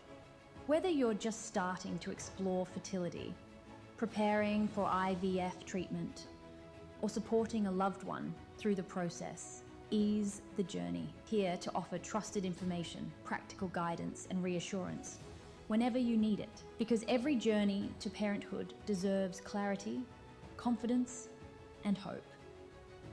Ease the Journey, a patient awareness initiative by Universal Nutriscience. Visit easethejourney.in or simply scan the QR code to take your first step toward informed, empowered care.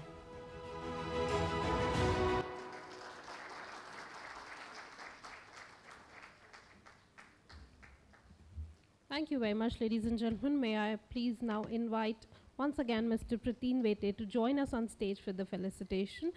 And as a token of our gratitude and appreciation, may I please request Mr. Kamal Narayan to kindly felicitate him with a memento.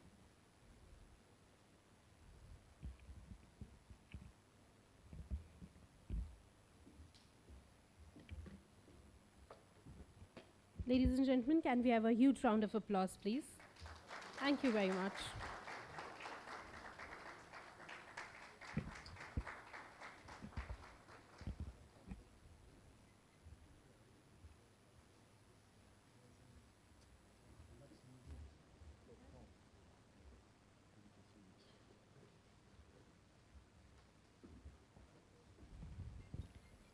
Thank you very much, sir. Ladies and gentlemen, we now have the privilege of hearing a special video message from Shri G.T. Dungale, Honorable Minister for Health and Family Welfare, Culture and Ayush, Government of Sikkim. Namaskar and greetings to the IHW Council and to everyone gathered for this World IVF Day Summit.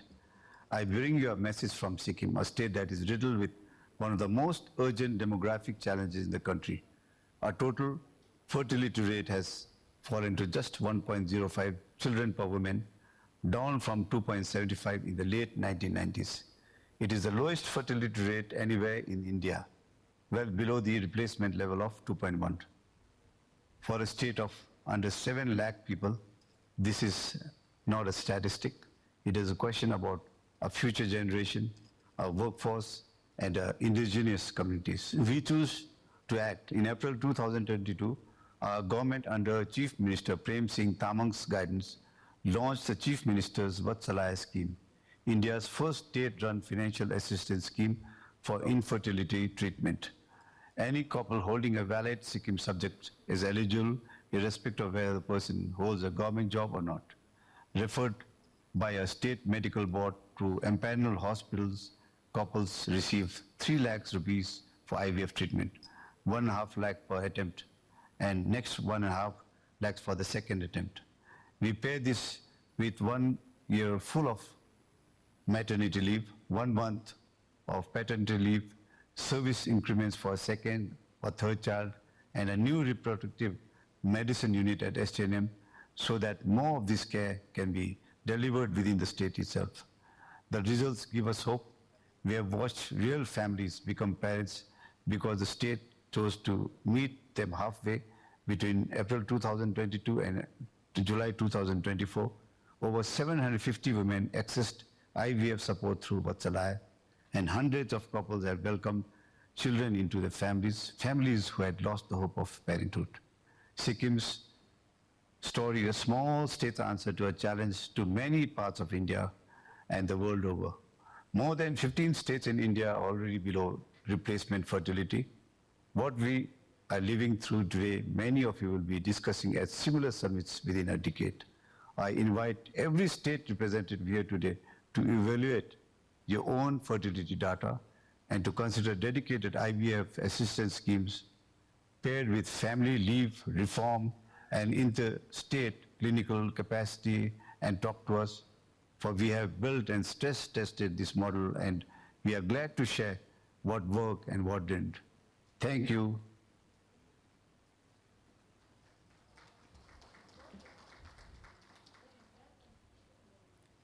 Thank you very much, sir, for taking the time to share your thoughts with us today. Though he could not be here with us in person, his insights and words of encouragement have truly enriched this occasion. On behalf of everyone gathered here, let's extend our heartfelt gratitude for that inspiring message. Ladies and gentlemen, one of the key highlights of today's summit is the release of the white paper titled Addressing the Burden of Infertility in India Towards Reproductive Equity Through Mission Fertility 2.1, prepared jointly by the Indian Society for Assisted Reproduction, ISAR, and International Institute of Health Management Research, IIHMR, Delhi. This landmark white paper presents evidence-based insights and strategic recommendations to strengthen awareness, improve accessibility, and advance equitable fertility care across India. But before the official release, it is my pleasure to invite on stage Dr. Divya Agarwal, Associate Dean, Training and Capacity Building and Associate Professor, IIHMR, Delhi. With over a decade-long association with the institution across leadership roles, including Associate Dean, Academics and Student Affairs, Associate Dean, Admissions and Accreditations, and Assistant Dean Research, she holds a PhD in Management and an MBA, Human Resources and Finance from Guru Gobind Singh Indraprastha University, Delhi, and brings over 2 decades of academic training and research expertise spanning health systems strengthening and organizational development. She spearheaded the institution's first NAC accreditation cycle, securing an A grade, and has made significant contributions to India's One Health This course, supervising 9 postgraduate researchers under the ILRI PHFI Zuno's Roadmap Fellowship. A prolific capacity building expert, she has trained 700 plus health professionals, including a health security executive leadership program with the National University of Singapore. 9 batches of NHM Odisha officials in public health financial management, capacitating 400 government officials and government officials from NHSRC and MOHFW in organizational behavior. She was awarded 3 AICTE Atal Academy FDP fellowships on work-life balance, conflict management, and teamwork, and has led a UNICEF-funded A&M workload assessment study alongside strategic HR and workforce planning initiatives. Ladies and gentlemen, her work reflects a unique blend of academic excellence, institutional leadership, and practical expertise in strengthening India's public health workforce. With that, ladies and gentlemen, let's put a round of applause as I welcome on stage Dr. Divya Agarwal, Associate Dean Training and Capacity Building and Associate Professor at IIHMR. A very warm welcome, ma'am.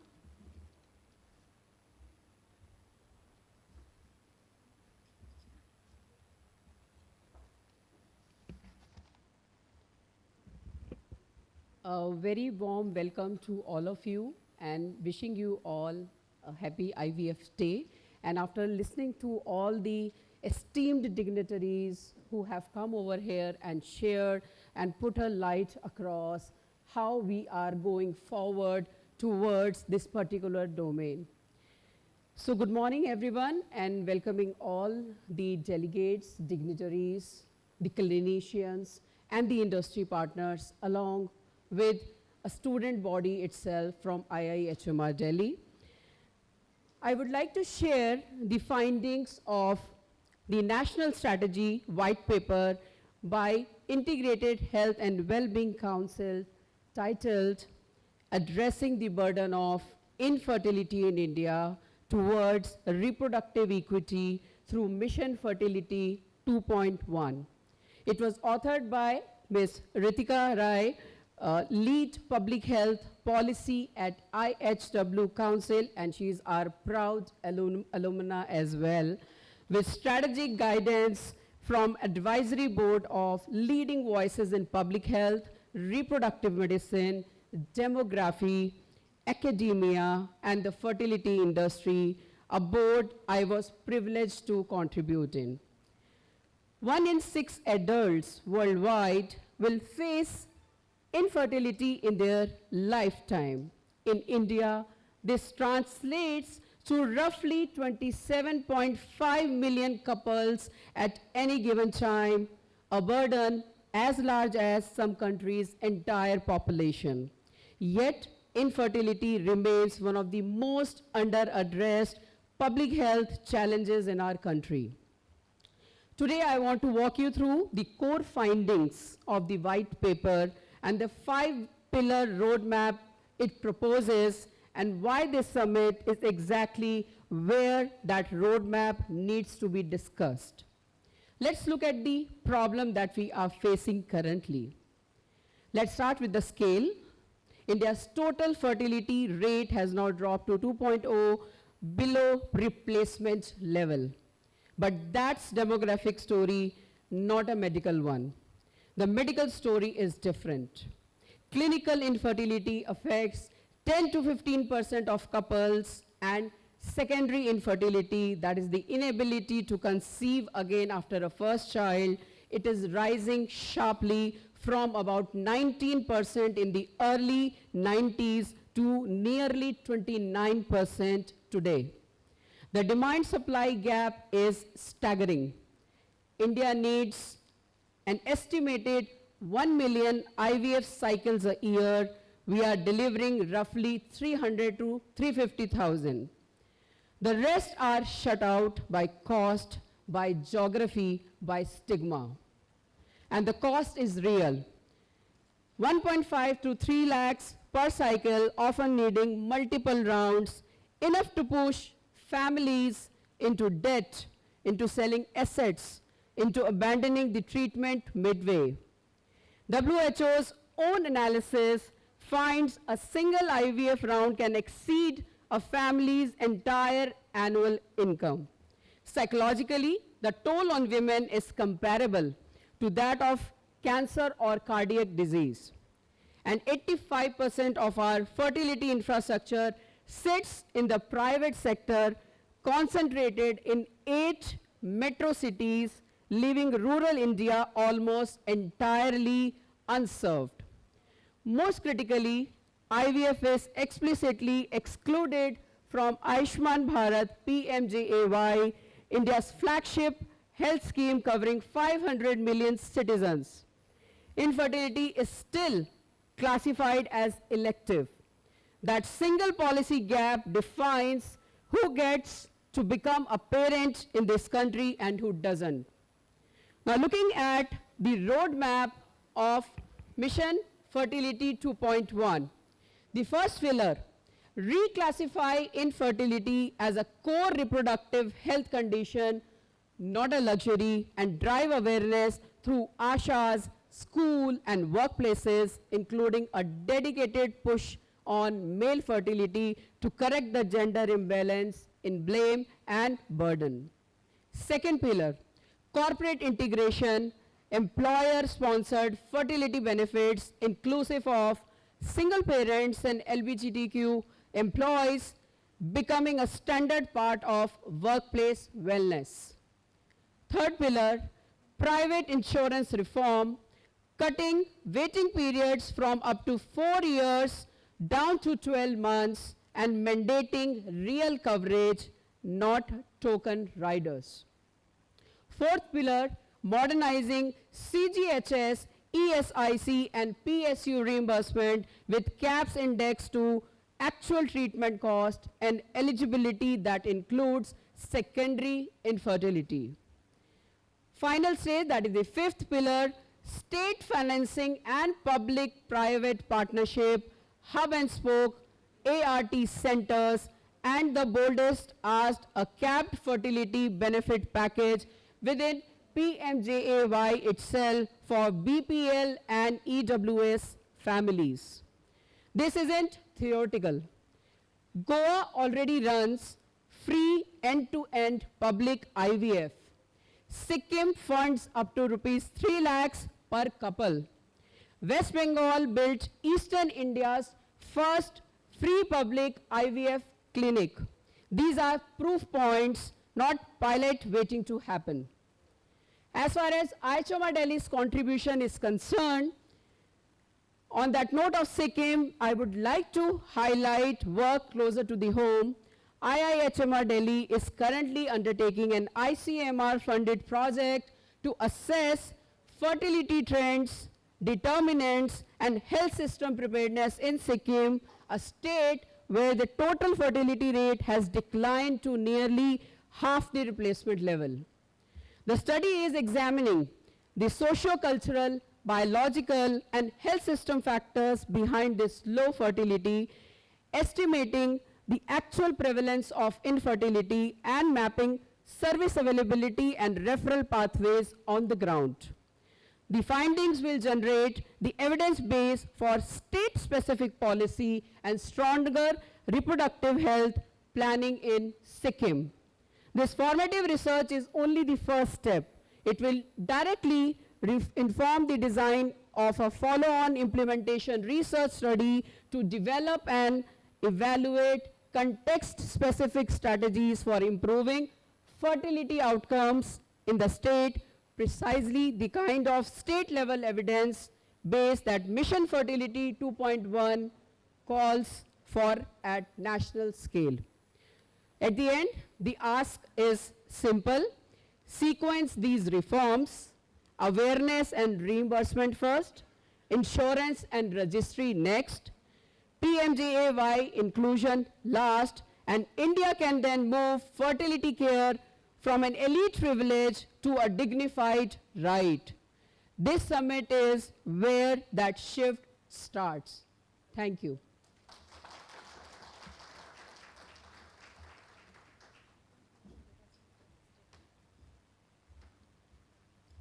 Thank you, Dr. Agarwal, for that insightful overview and for highlighting the key findings and recommendations for this important publications. As a token of our gratitude and appreciation, may I please request Mr. Kamal Narayan to kindly felicitate Dr.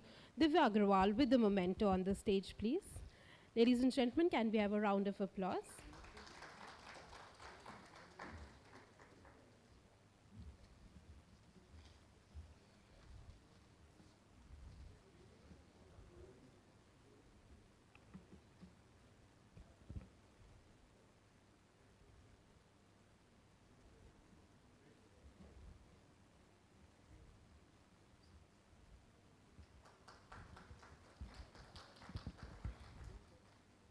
And now for the release of our white paper, may I now request our esteemed dignitaries, Dr. Sunita Tandulwadkar, President ISAR, Dr. Rishikesh D. Pai, Founder and Managing Director, Bloom IVF, Ms. Sivani Sarma Deka, COO, BSV, Mr. Pratin Vete, CEO, Universal NutriScience, Dr. Divya Agarwal, Associate Dean, Training and Capacity Building and Associate Professor, IIHMR, and our author, Ms. Ritika Kumari, lead Public Health Policy, IHW Council, to kindly join us on the stage for the official release of the white paper addressing the burden of infertility in India towards reproductive equity through Mission Fertility 2.1.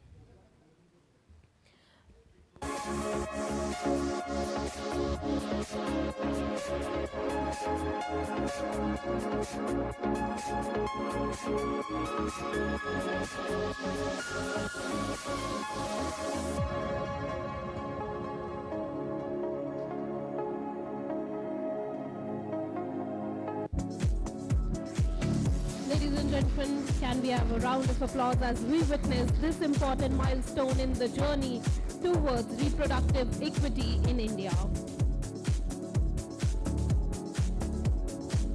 May I also request all our dignitaries to kindly step forward for the official group photograph, please.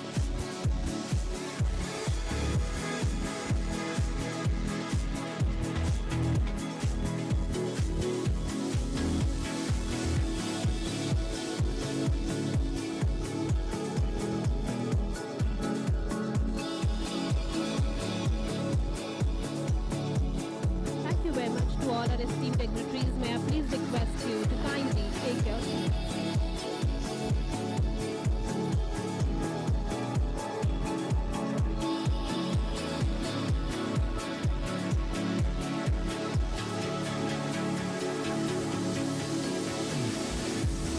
Ladies and gentlemen, now we have proceeded with the next segment of today's program.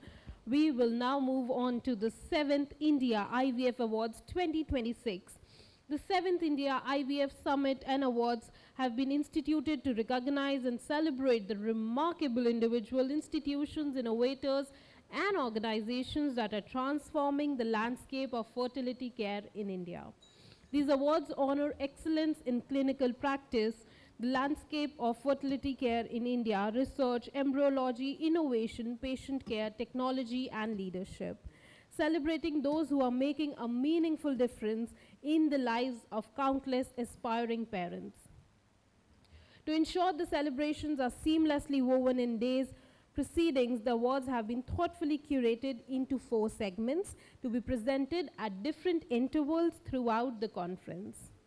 We are now delighted to begin with the award ceremony, segment 1, and for that, may I please invite on stage Dr. Sunita Tandulwadkar, President ISAR, and Mr. Kamal Narayan, CEO, Integrated Health and Wellbeing Council, to kindly join us on stage to felicitate our distinguished award recipients.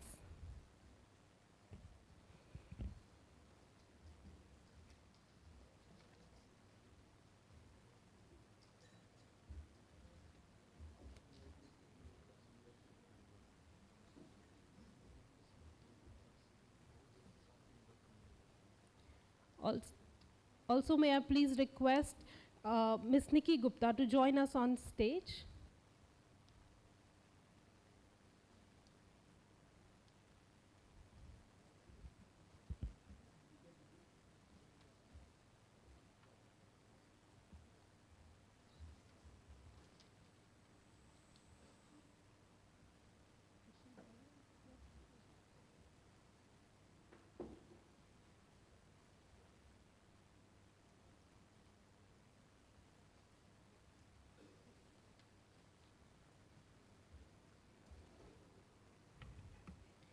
starting with our first category, which is the outstanding patient-centric care in fertility. This has been backed by Aster Miracle Fertility and IVF Center, Aster MIMS Hospital, Kottakkal.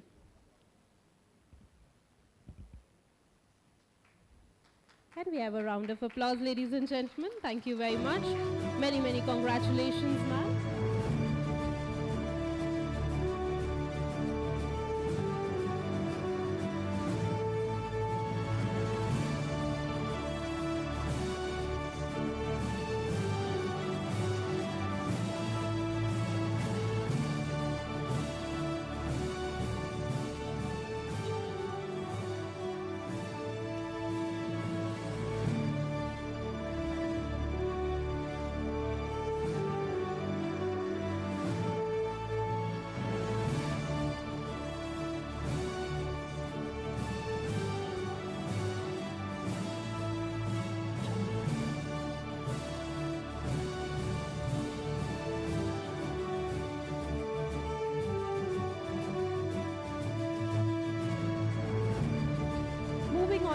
Moving on to our next category, which is the leading IVF and endoscopic surgeon of the year. This has been backed by Dr. Soesha Khanijo. Heartiest congratulations, ma'am.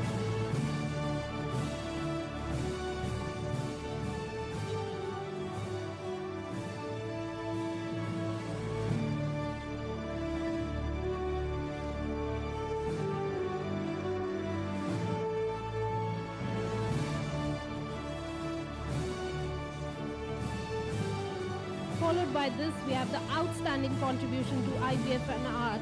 This has been backed by Dr. Taruna Jham, and Mr. Mrityunjay would be connecting on behalf of her.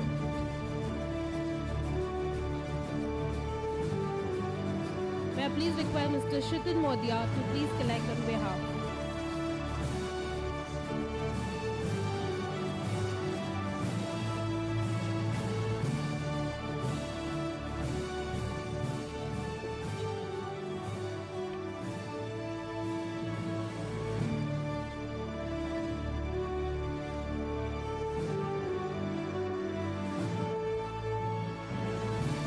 The next category is the Excellence in Reproductive Medicine, and this has been awarded to Dr. Shweta Mittal.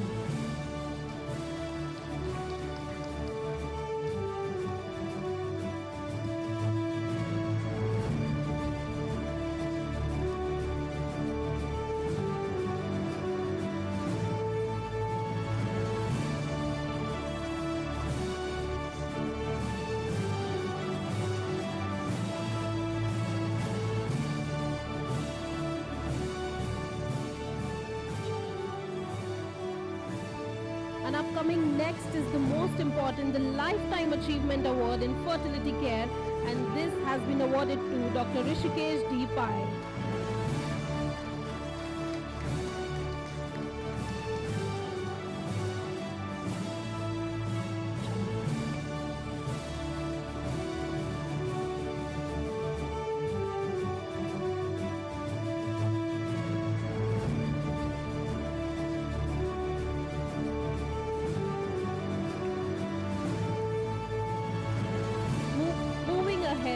Moving ahead, our last category for the first segment, we have the Best Women Leader Driving Fertility Care in India, and this has been awarded to Ms. Shivani Sarma Deka.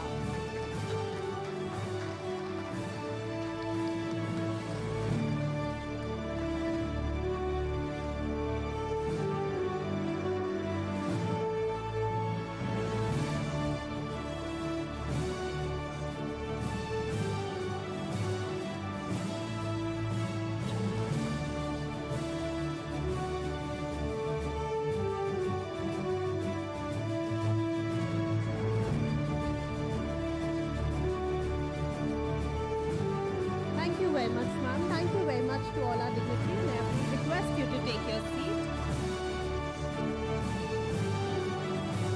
Congratulations to all our award recipients for their remarkable contributions to advancing fertility care and bringing hope to countless families. Ladies and gentlemen, now it's time that we move on to our first plenary session of the day. The first session which will going to talk about equity, accessibility and innovation. This session will actually focus on expanding fertility care across tier 2, tier 3 cities and rural India, bridging the urban-rural divide in access and outcomes and exploring how technology, innovation and artificial intelligence are revolutionizing IVF treatments and laboratory practices.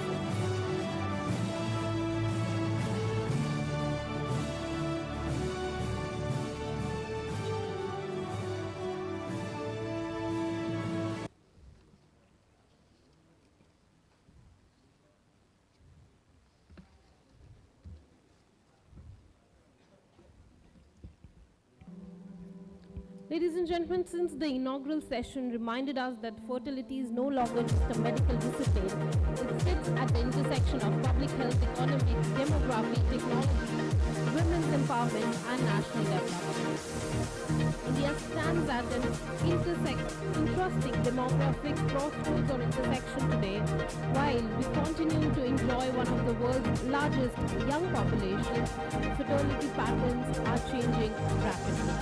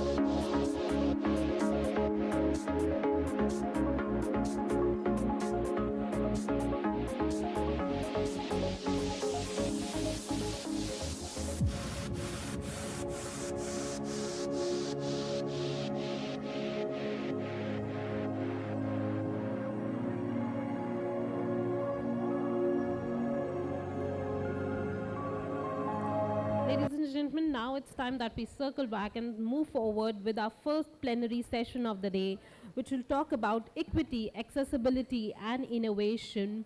The session will focus on expanding fertility care across Tier 2 and Tier 3 cities and rural India, bridging the urban-rural divide in access and outcomes, and exploring how technology, innovation, and artificial intelligence are revolutionizing IVF treatments and laboratory practices. To moderate this engaging discussion, may I please invite on stage Dr. Shipra Thukral, Country General Manager at Cooper Surgical. A very warm welcome, ma'am. Joining her on stage would be a powerhouse panel. Let me start with our first speaker for this panel. May I please welcome Mr. Vinesh Gadia, who is the Chief Executive Officer, M&A Platform India IVF. Can we have a round of applause, please? A very warm welcome, sir. Followed by this, may I please invite on stage Mr. Nikhil Mehra, Vice President, Women's Health Business Unit, Universal NutriScience. A very warm welcome, sir. May I please invite Ms. Divya Chawla, Founder, Ferva Health. Can we have a round of applause, ladies and gentlemen? Thank you very much. May I please invite Dr. Ratnaboli Bhattacharya, who is the founder, ReproArt Fertility. Followed by this, may I please welcome on stage Mr. Dilip Sasi, Vice President, MCure Pharmaceutical. A very warm welcome, sir. And now I would love to hand it over to Dr. Shipra Thukral, please. Over to you, ma'am. Thank you, and good afternoon, everyone. And thanks to, to start with, thanks to IHW for putting together this distinguished panel.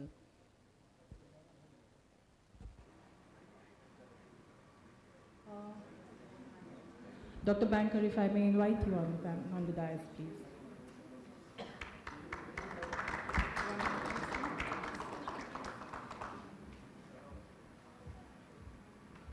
Dr. Banker in the industry doesn't need an introduction, so I'm sure we all know him. Okay. So I think we are living through perhaps the most exciting phase of the IVF growth industry. Exciting because we are in the real, true VUCA world, with new scientific breakthroughs, innovations, and the regulatory changes that are happening. There is a capacity to fundamentally change the landscape of the Indian IVF industry. Now, starting from a context-setting perspective, and I want to start, Mr. Gadia, with you, what do you think is currently the Indian IVF landscape like in terms of number of couples, what is happening, and how do you see this evolving 5 years from now? Good afternoon, everyone. Thank you, IHW, for inviting me and organizing this interesting conference. I think in landscape of Indian IVF industry, we all know there are a lot of white papers which gets published, but macro is always most exciting for India in place, highest young population, highest urge of parenthood and changing lifestyle. So potential for fertility service to impact positively on life of human, especially in India, is very, very robust and very exciting in next 10 to 20 years. We can not only help millions of couples to achieve their dream of parenthood, but we can also help India to keep India young and also keep our GDP growing. At present, we do about 300,000 plus home pickups with over 3,000 plus IVF clinics. A very robust supply increased in last 3 years. And I think we are in a trajectory at present where the era of working as a team where we have professionalized management team which professionally, meaningfully connect with TG, intending parent, which is when we bring patient to infertility clinic, a very professional management team which manages patient experience and patient conviction at the clinic. And the heart of the business, a very standardized clinical ecosystem which is tech-driven, AI automated, and a very strong back-end team for IT, HR, finance is the future of IVF in standardized manner so that we can improve access with affordability and improve clinical outcome without compromising on safety with highest standards of ethics and complete transparency. Yeah. I think future is very positive, very robust, and I feel blessed to be here. Thank you. Yeah, thanks. Mr. Nikhil, would you like to add something to this? Yeah, sure. So, see, most important is the way awareness is expanding, globally and in India. I believe that, of course, there is an African proverb which says that, it was the right time to plant tree 20 years ago. And the second statement is the right time to plant tree is now. Similarly, in IVF landscape, I believe from industry standpoint that the best time is now to create awareness where, it should reach to next mile. More patient to come in because the opportunity is immense in India. The patient are there. The couples are wanting to, conceive, but most important is the industry leader. We should come forward, joining hands with government, with the dignitaries, with the clinicians, and work hand in hand to make sure that this aspect is taken care of well. Yeah. Anybody else would like to add something to this? If not, we talked about, of course, the evolving fertility landscape, and we also somewhere touched around the declining fertility rates. So what do you think is the single biggest barrier which is preventing having an equitable access across the country? Dr. Banker, if you may want to add something. I think the major reason I feel for a fall in the fertility rate is the issue of parenting stress. Today, couples simply do not want to have more than 2 children. So that is the biggest contributor to the declining fertility rates. This also means that every child is sort of more precious than what he or she was a few years back. Not that any child is not precious, but the pressures to have a child at the right time is immense today than what it was earlier. This would mean that there has to be a tremendous demand for fertility services. With such a large population and such a large young population, there has to be an equally large young population who have fertility issues. But surprisingly, if you talk to everyone, the market does not seem to be growing as it should. And this is a very perplexing situation that on the one side we have a theoretical situation where there has to be a demand. You talk to anyone, they say the demand is not there. So this is something which no one has been able to point the finger to. And more so now that we have a law which regulates everything, it makes treatment more transparent, regularized, more patient-friendly, more better from a patient perspective. We still are at a very, at a sort of a crossroads where the market has to grow, but it does not appear to be growing. Correct. Dr. Bhattacharya, would you like to add something? Yeah, so if I think about what is the biggest barrier for people trying to come to us for fertility treatment, I think it would be affordability and acceptance. So if we still see ourselves today, there are only a couple of government hospitals who provide IVF facilities. Most of the insurances don't cover it.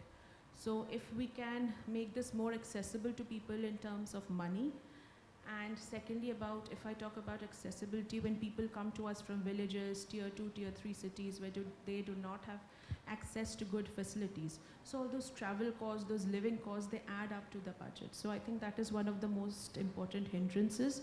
So we need to make this more accessible to the people. Okay, great. Would you like to add something? Yeah, very interesting point what Dr. Banker put, right? Okay, the stress of parenting. Having working in the other side of where we meet a larger group of gynecologists, right? I believe there is a lack of synchronization from the first point of care to translating into an IVF cycle. The point is what Dr. Banker said is that everybody knows there is a need for an IVF. Everybody has data to prove that there is a fertility rate declining down. But the synchronization from the first point of care, whether it be a GP or a gynecologist, then getting it translated back to an IVF cycle, I think that is completely missing. Probably IVF specialists need to work quite a lot on that angle, to be honest. But I think that gap is what India will have to address very fast in terms of bringing more IVF cycles. Yeah, and taking it up from there, so are we also trying to, in a way, say that the couples are reaching the clinics late? And if yes, what is it that we can change to make sure that, the interventions, the screening and everything happens on time? You want to start? See, this is a very fantastic panel because I was just going through the names of it, right? There are two people sitting here who started increasing the access of IVF, with the chains, whatever Mr. Vinesh and Dr. Banker has started, right? The point is, couples reaching late is not the issue right now. The point is basically whether are we diagnosing the couple and giving the right information at the first entry into the IVF ecosystem. I think we are failing there considerably because look, right now the affordability part, because I remember one of the discussions when I used to meet all these things, IVF cycles used to charge at 5 lakhs, 6 lakhs at some point of time, right? Now if somebody says 5-6 lakhs right now, everybody will think it's not right or it's not in the right frame of mind, right? The point is affordability has increased, a lot of ecosystem has added to this chain, insurance has kicked in, law has come, as sir said, a lot of transparency has happened. But the point is, the ecosystem which can pull the patient into our IVF cycle is not started working. I think that's the biggest gap we need to address right now. Okay. Mr. Gadia, you want to add something to this? I think the most famous 5 A's, which we keep reading on different research papers, awareness, acceptance, access, affordability. A lot of things has improved in last 10 years thanks to organized IVF chains and backed by financial institutions. A lot of money has gone, millions of dollars have gone into improving meaningful content which improves awareness. I still remember about 10 years before, mid of our curve of growth of India's first organized IVF chain, Nova, we used to see through our digital infrastructure that patients reaching to our clinic were on an average 9 years of infertility. Yeah. Now when we see, I have recently joined Indira and I'm completely overwhelmed the kind of IT infrastructure data which is available to see in Indira IVF. We see it is around 3 to 4 years. So I think it is improving from 10 years to 3-4 years, but it is still WIP, it's still work in progress.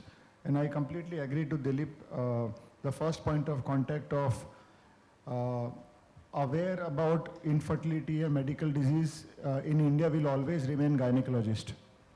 And though there is a lot of content available on B2C ecosystem, educating gynecologists to refer patient who need IVF at right place at right time is still not mature in this country. I mean, there is enough work which has been done, but there is more than enough which is still left. This will bring down, and it's not about chasing a patient, it's about bringing patient when they really need IVF at right place and right time because of not losing their ovarian age, which will help.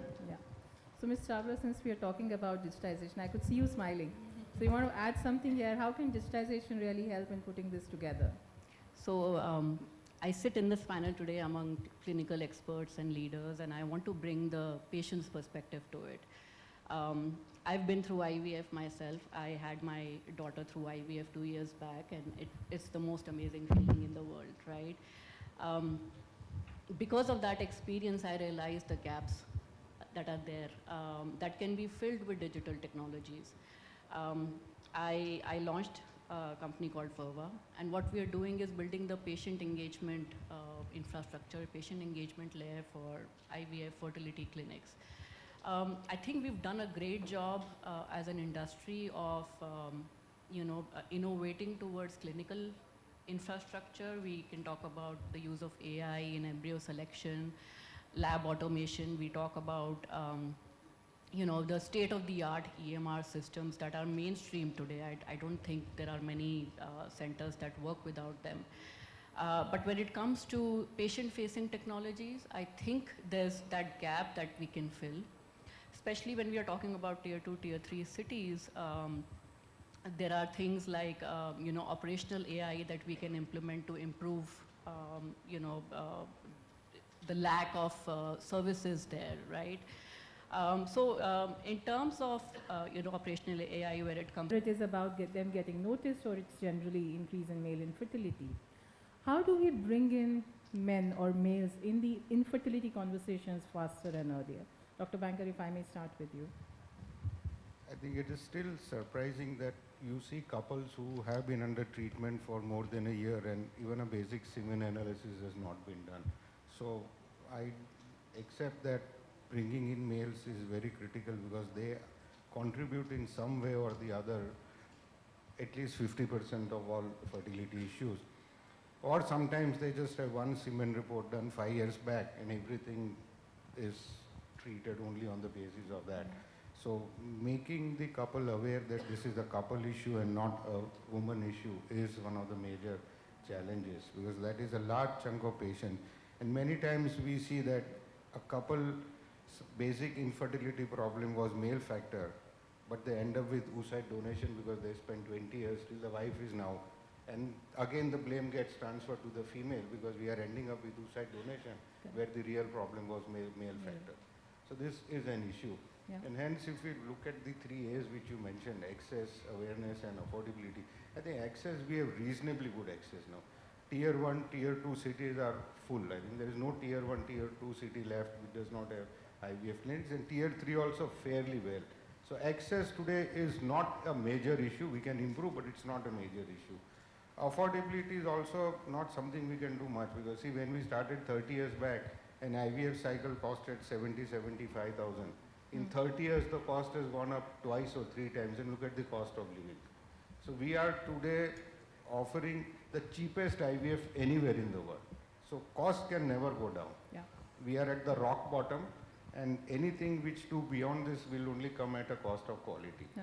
So what can we do? 2 things. One, some kind of support in the form of insurance or grants or charity, whatever. And second is to start thinking in terms of cost of pregnancy rather than cost of IVF. You start your treatment here and it takes you 10 years to reach IVF. You will spend so much money here that when you want IVF, you don't have the money. So how do we shorten that time? And that is where the issue of awareness comes in.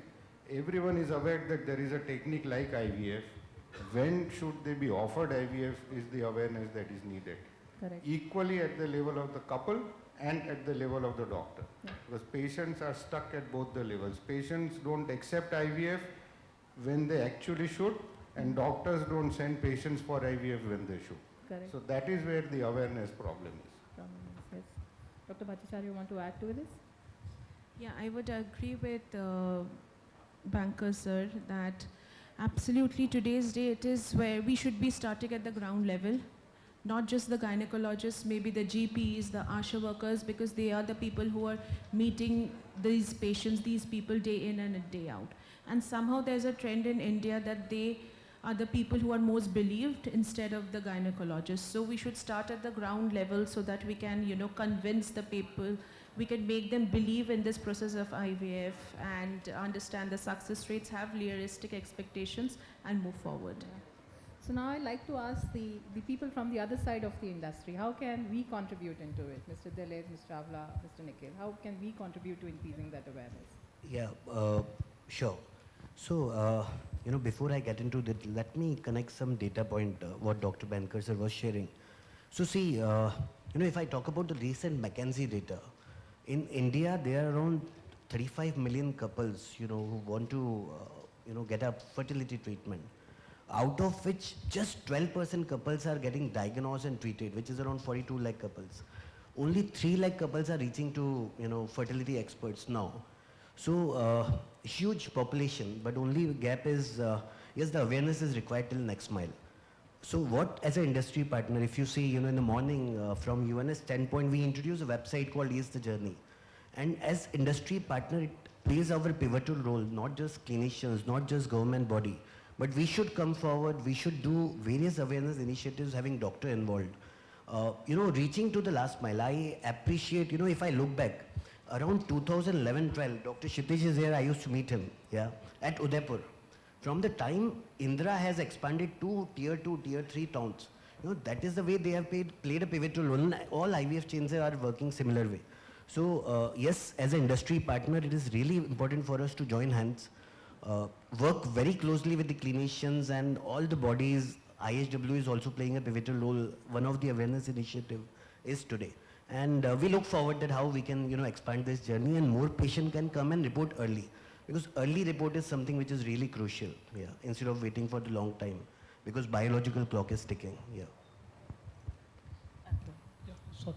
So, for me it's very clear two-pronged problem for me, right? Okay. One is how do you drive the first point of contact in the right diagnosis?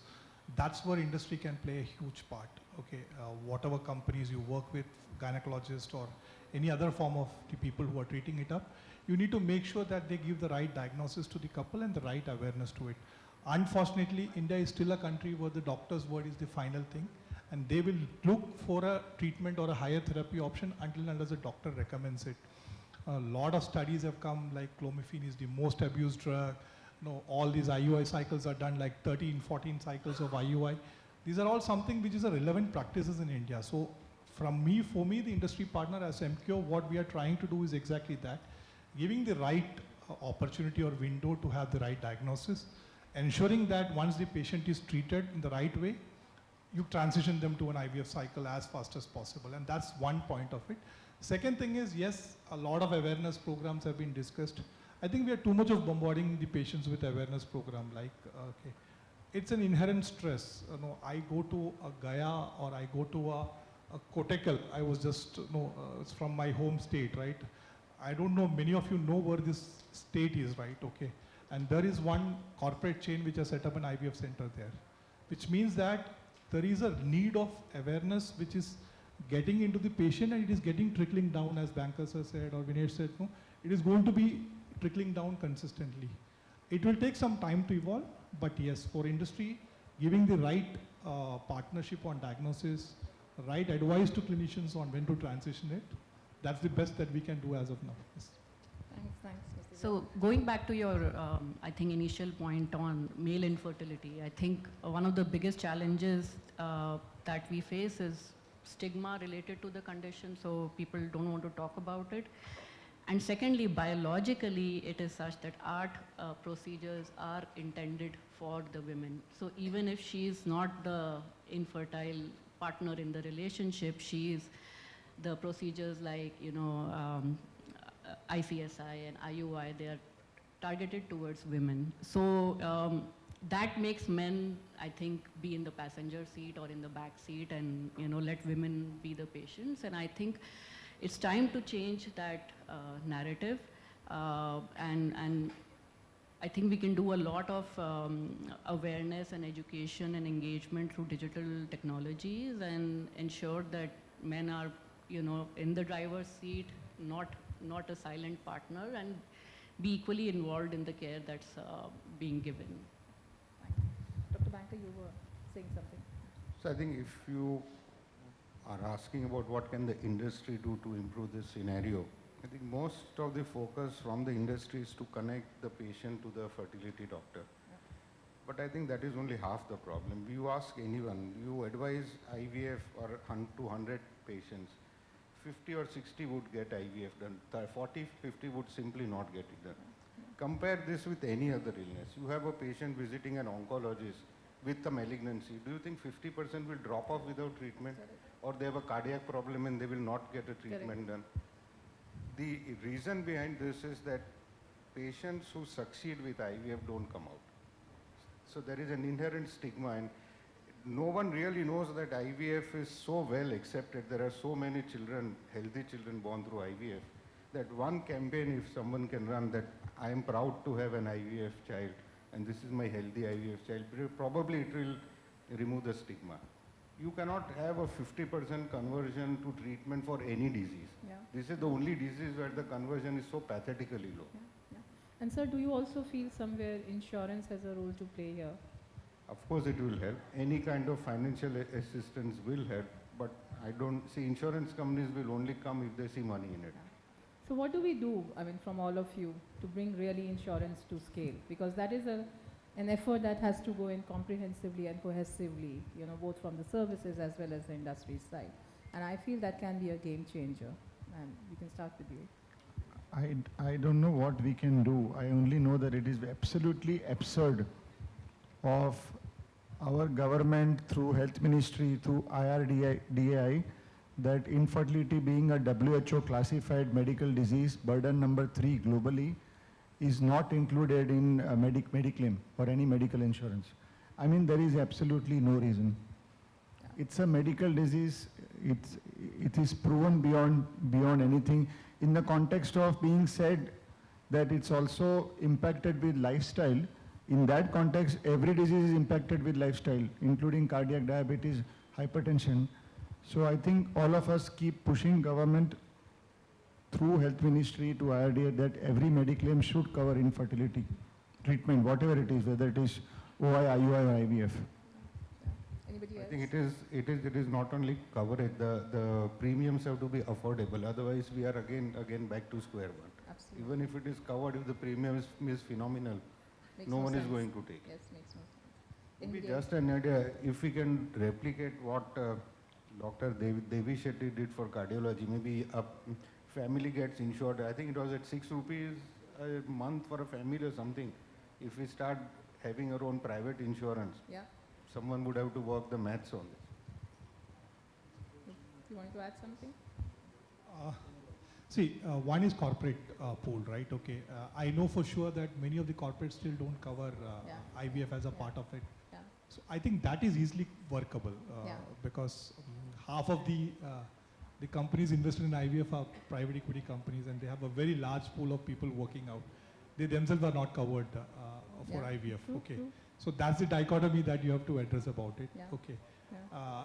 Let's see whether insurance comes or not. With recent liberalization of IRDA, helping them to write their own policies and healthcare things. Somebody will trigger it up. Let's hope so.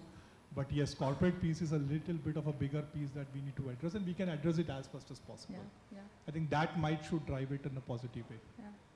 Yeah. And I think we are at the right time with all these changes and regulations coming in picture, really cohesively working towards driving this, because it will help the industry as a whole in terms of really making sure that couples who need an IVF treatment get an access to it, especially from an affordability perspective. Now, one more thing, Dr. Banker referred to the fact that, we are already seeing access going up. We are seeing clinics coming up in tier 2, tier 3 as well. Now, 2 questions as follow-up from there. What model, and I'll start from you, Mr. Kadia, what model do you think will work best? A hub and spoke model, telemedicine, satellite clinics? What works best with the way we are placed today, and we see a lot of mushrooming clinics? What do you think works best, at the same time making sure that we maintain the quality? So every 2-3 years you would see when we do deep stick research professionally, that patient traveling to a clinic, that diameter or radius is shrinking extremely fast. It was 250 kilometer 10 years before, it was 100 kilometer 5 years before. Now patient doesn't want to travel more than 25 kilometers. So at present, because consistently high quality IVF clinical outcome maintaining highest standards of safety, transparency, ethics is not a very small investment. It's investment intensive in terms of the whole ecosystem. Hence, hub and spoke model today is working extremely well. But I think it's matter of time when it will be a different size of hub, which will be a model to give access to the needed millions of couples in India. And if we bring, and which is, I think, I keep saying this, I am extremely overwhelmed when I see what is standardization level at India IVF. If we standardize high clinical outcome, ensuring safety, transparency, ethics in a smaller hub in tier 3, in a mid-size hub in tier 2, and a good size hub in tier 1, which is surrounded by spokes in a large city, is a very commercially and scientifically savvy model, because ultimately companies who are investing millions of dollars also has to make some money, at the same time ensuring that clinical outcomes are high, consistent, without compromising on safety and ethics. Yeah. So Dr. Banker, going forward from here, what do you think is the most critical investment as you expand your services? Is it the embryology talent? Is it the infrastructure? Is it the workforce management? Is the digitization? So when we are looking at expanding, what do you think is one place where the maximum investment or thought process should go? I think everything is important. To have the right infrastructure is where you start, but unless you have the right people and the right systems to run the place, nothing will work. So all three, the infrastructure, the people and the system, all three are equally important. Infrastructure is a one-time investment. Training and educating the people and ensuring that all the processes are being followed is an ongoing process of improvement. And nothing will succeed unless you have all three in place. Absolutely. Coming to your question on hub and spoke, I think hub and spoke is the model, because you cannot set up a hub everywhere. You need certain basic volumes. The question is, what is a hub? Today, every gynecologist thinks that he is a hub. That is where the challenge is, and that is where the control and the quality is not there. So hub is something which belongs to the, spoke is something which belongs to the hub. It is not anyone and everyone. And I agree with you on that. And now, we see lately, and I know in the panel also somewhere it was discussed, we are talking a lot around the AI technologies coming up. So when we are looking at access, we are looking at equitable access and, affordability. One is, how is this AI really supporting or helping in patient care, but also more so in increasing the efficiency, maintaining the standardization, making sure, the equitable access does not compromise on quality. I'll start with you, Dr. Bhattacharya. So basically, when we talk about this, we first have to understand that we are dealing with human beings and we are not dealing with machines. So while AI along with, time lapse, they can definitely improve standards, make things more standardized, more automatized, and help us, have an impression about how to improve success results. We should also work on improvising our clinicians, our embryologists along with it. So through AI, we can understand, a lot about different developmental stages of the embryos. It's morphokinetics. It would help in better embryo selection. The ultimate goal is to make the treatment more precise, more personalized, and more safe for the patient. So it is not just one technology, it is everything coming together. And I agree with you. So other than the AI technologies, and of course she mentioned about the personalized care, which I also feel is absolutely important. Is there something else which we feel can really impact the outcomes in a positive manner and make the access, more quality and affordable? Anything that anybody wants to add here? So I think AI is a part of it. It's one of the newer technologies that has really come up in the last 5 years, and it's really being talked about. But apart from AI, I would be cautiously optimistic with AI and not say that it's going to change or transform things. We'll see how that goes. But apart from that, there are a lot of technologies that existing technologies that we can use to improve the patient experience, improve, I won't say outcomes, but impact outcomes by improving the clinical operations and patient experience. So I think just talking about AI is great, but apart from that, there are a lot of other technologies that we can use. Absolutely agree. I think maybe I have a slightly different view. In a panel of 1 hour in one question, I think AI will not be justified.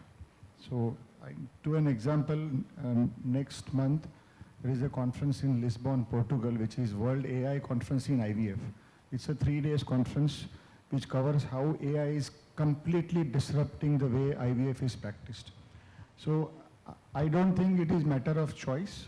AI is here and it will disrupt everything positively in terms of how we practice IVF. And I can maybe give 1 minute justification. I am again saying we cannot justify in this panel how AI can or will change the way we practice. You take one example of top of the funnel of an IVF business where we are churning content which goes to patient on Insta, on digital ecosystem, anywhere. We used to do a lot of video shoots, lot of script writing. Today we can do hundreds of video content which are meaningful, educating, creating awareness, giving right information for patient in matter of hours, which used to take months before. This is just small example.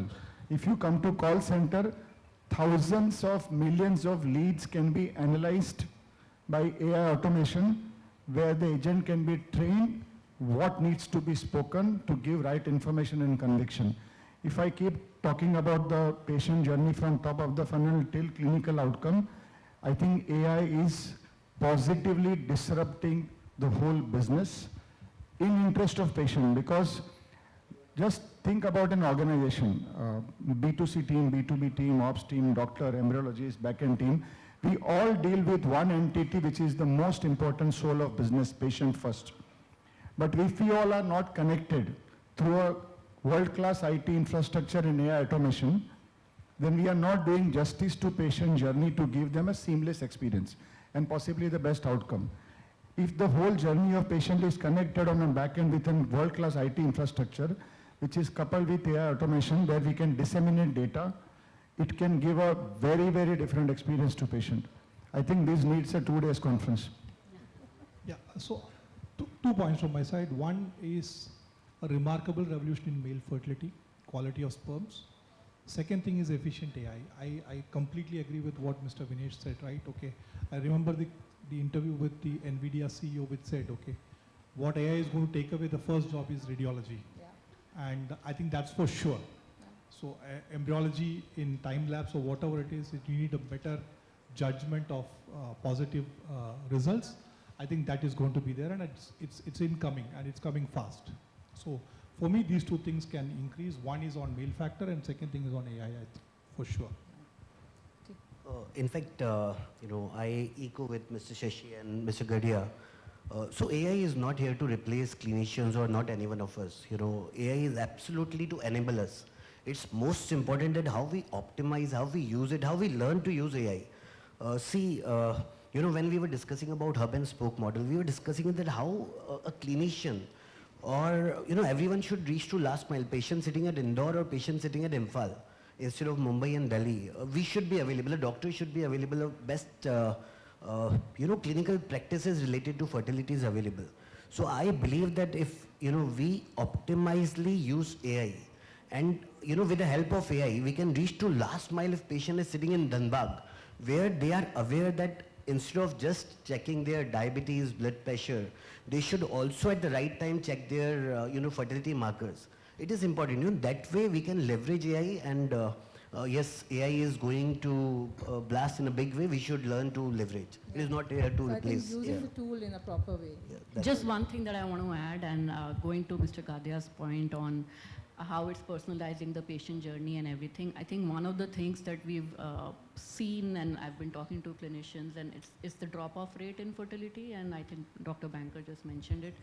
So around, throughout the world, around 35 to 36% patients, they go to the clinic, they get a diagnosis, they get a treatment recommendation, and they never return for treatment.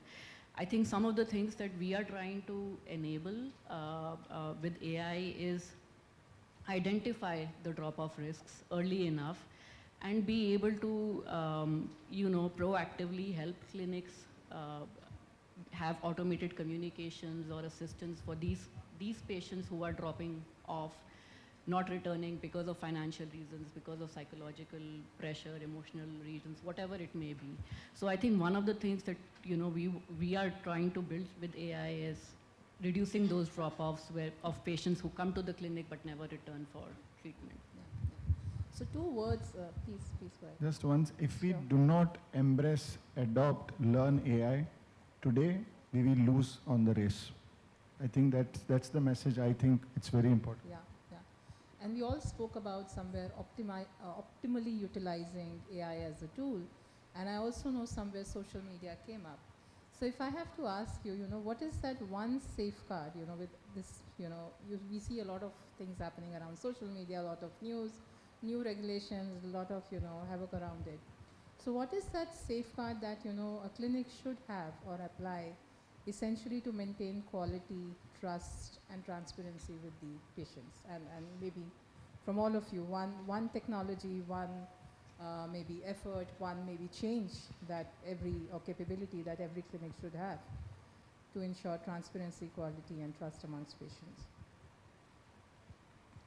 Absolute standardization of every practice we do with complete transparency of information to patient will change possibly a lot of positively many things. I think the sentinel of offering the right treatment to the right patient is the clinician. And if you invest in the clinician properly, you train the clinician properly, because no matter what AI tells, ultimately the decision is with the clinician. Yes. And I think he or she is the person who will safeguard against all of this. So we need the right education, right sort of, I would not say control, but guidance, and then we would be able to provide the right. Okay, right education. Sure. So I'll speak from patient standpoint. So when, of course, our clinicians have already talked about, but when patient walks in, they want to see the trust, other than the best infrastructure, the best quality. What more important is trust. So 2021, when this ART bill has came in place, yeah, all the clinicians have this properly, equipped with best class, world best class, technology available. Most important is clinically, there should be clear communication where, patient should understand when walks in, he or she should have that ease and clear understanding about this clinic. When I walk in, I have a clear, caution of the trust which is available. That is what patient look. That one caution, if all clinicians can build, make a huge difference here. Okay. I think IVF for fertility treatment is one of the most complex journeys for any patient. So one tool that I think can really transform that experience is having the patients connected with the clinics throughout the journey and not just during a visit. So in between visits, how can we engage patients? How can we be there for them? Patients have thousands of questions that right now they're reaching out through WhatsApp groups or emails or whatever, trying to call, and that's causing additional anxiety to get answers to those. So having asynchronous messaging and that support in between appointments is, I think, very important right now. What I think is the moment, the patient walks inside any fertility clinic, she's already coming inside with some preformed notions, certain things that she has heard from people around her, from social media. So at that point, it is important to connect with the patient, sit with her patiently, explain her the whole process, the different steps of the treatment, and just explain to her what to expect. Because she should understand that this is a technology which cannot always guarantee the fact that she walks home with a baby. So she should be absolutely clear of what to expect.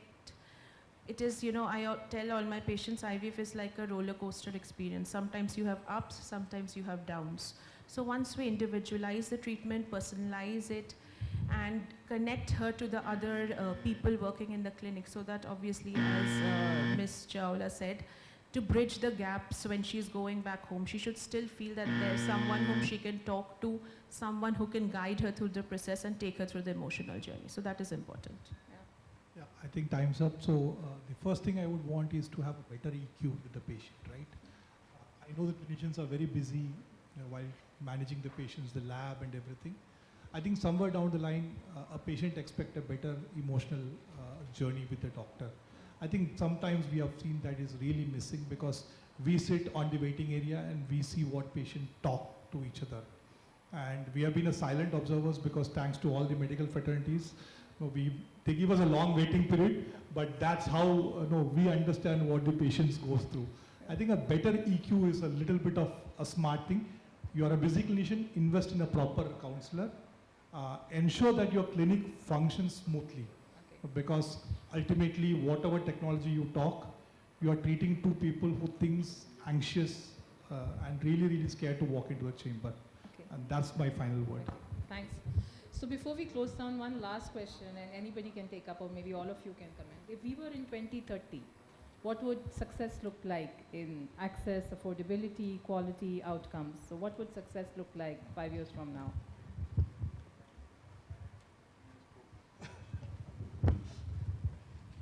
I think what matters to the patient is if I start treatment today, what are my chances of having a healthy singleton child? That is the only parameter which needs to be looked at. And as a country, I think India, we are far behind in measuring this. So probably that is the effort we need to look at. That if a couple starts their journey today, how many of them will have a single healthy child and at what period of time? If you are able to cross 50% here, it would be a huge achievement. Worldwide, there is one very interesting research. Any private pay market, patient want to reduce time to baby, dollar to baby. I think 5 years later, we will have a reduced investment to price to a baby in hand. Yeah. And I think that would be good progress for all of us. Okay. I think making this a more mainstream discussion rather than inside the house, not sharing with anyone, be able to talk about it, having the support of your family or friends. I think that's most important when someone is going through fertility treatment. So that openness to the treatment and reducing the stigma associated with it. Okay. I would think about, giving a leverage to digital health, improving social outreach, and breaking the, the myths about IVF. That would help in improving accessibility. How smartly the IVF center can manage the patient demand. Okay, more corporates, the demand is going to be humongous. I can clearly recall I was in Apollo Hyderabad, Jubilee Hills, and I was waiting for another orthopedician. And I overheard a young lady was shouting at the assistant of why this much of time is taking to do a simple X-ray done. Okay, so the awareness to the patient is that, look, we are paying you, and you need to give us the service and the kind of quality access that you are expecting us to give and you claim to give. I think that will be the success for all the IVF centers in 2030. Right. So if I connect the data, see, WHO says that globally 1 out of 6 individual will, people will go around the fertility journey throughout once in the lifetime. If I go to 2030, the way fertility market is growing, it is moving with a very strong CAGR. Patients are coming, reporting. So most important is I can see that the awareness will be far sharper. It will be far stronger. Patient would be aware what exactly, where to go, what to achieve, what to conquer. Most important is, their awareness would not be a bigger challenge. The bigger challenge with the right journey, right, the inside clinic, what I can get a value proposition. That is what patient will look out in 2030, not just awareness part. Yeah. Okay, thank you. So thank you to all the fellow panelists for a wonderful panel, and thanks to the organizers and the audience. I don't think we have time for audience questions, but the panelists are here. So if you have something on your mind, you can always reach out to them. But thank you, everyone. Thanks. Thank you so much. Thank you.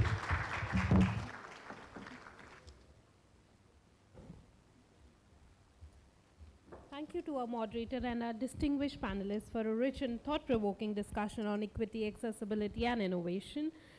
Ladies and gentlemen, kindly join me in giving a warm round of applause for Dr. Shipra Thukral and our Session 1 panelists.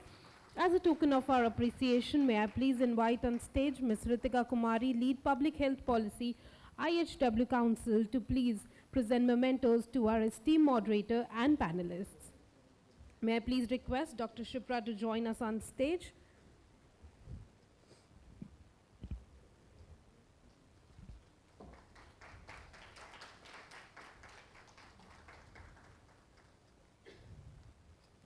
May I please request Ms. Ritika Kumari to felicitate Mr. Vinesh Gadia, who is the CEO, M&A platform, India IVF.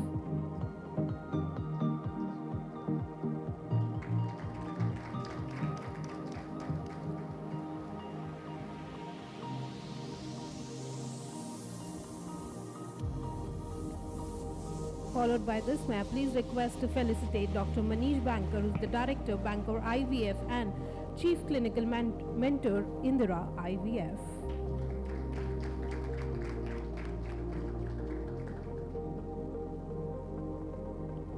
Now Now it's time that we felicitate Mr. Nikhil Mehra, Vice President, Women's Health Business Unit, Universal NutriScience, UNS.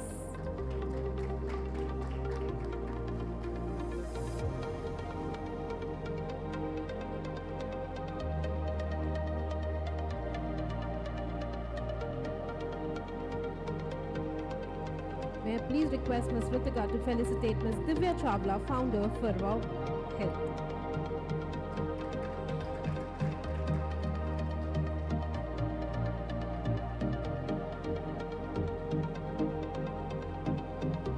It's time that we present a token of appreciation to Dr. Ratnaboli Bhattacharya, founder, ReproArt Fertility.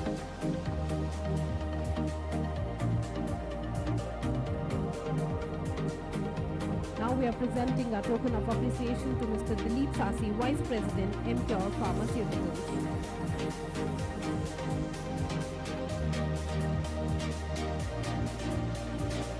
May I please request all the esteemed panelists and the moderator to come forward for a group picture, please.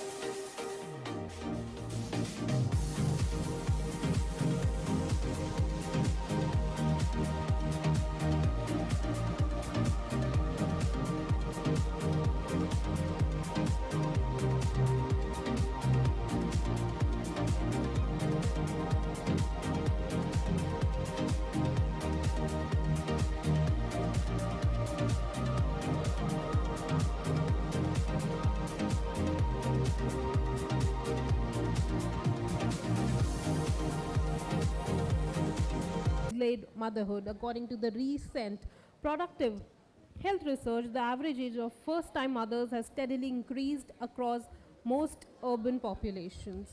However, female fertility naturally begins declining after the age of 35, with ovarian reserve reducing progressively thereafter.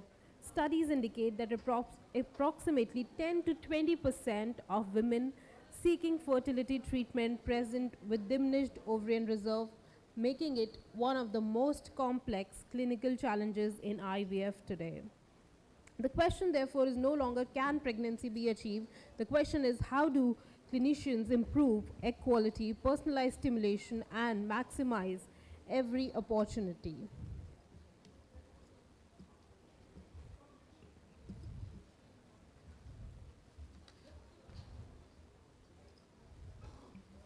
Ladies and gentlemen, we are now moving to a second scientific session of the day, which will turn the spotlight on one of the most challenging frontiers in reproductive medicine, diminished ovarian reserve, and the clinical strategies being developed to improve outcomes for patients facing this diagnosis.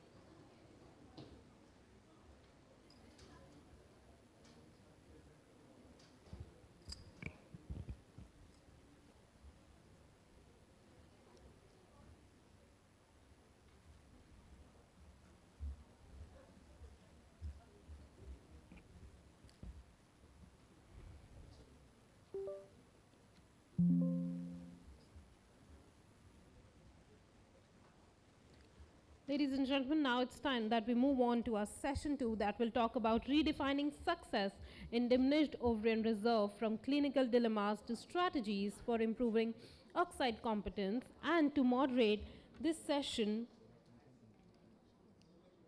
it is my pleasure to invite Dr. Manish Garg, Head Medical and Regulatory Affairs, Universal NutriScience, on the stage, please. A very warm welcome, sir. Can we please welcome him with a round of applause?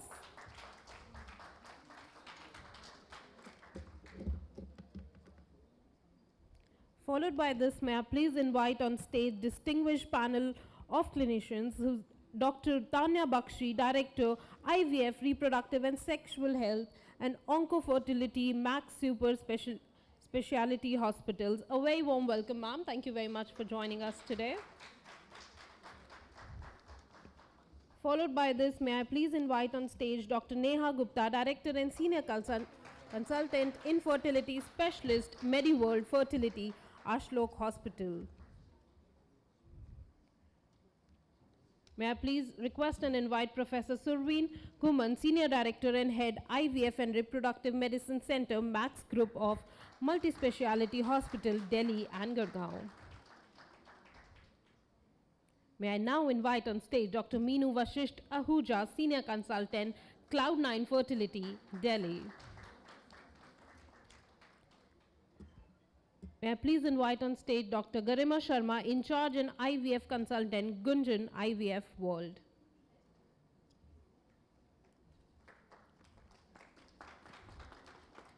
May I now invite on stage Dr. Anushka Madan, Founder, Vrinda Fertility. A very warm welcome, ma'am.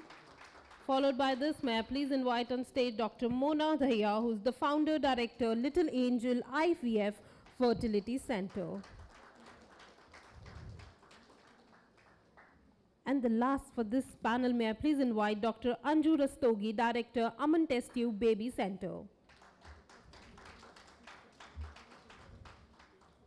Ladies and gentlemen, a warm round of applause as we welcome this outstanding panel to the stage for what promises to be a clinically rich conversation. Over to you, sir.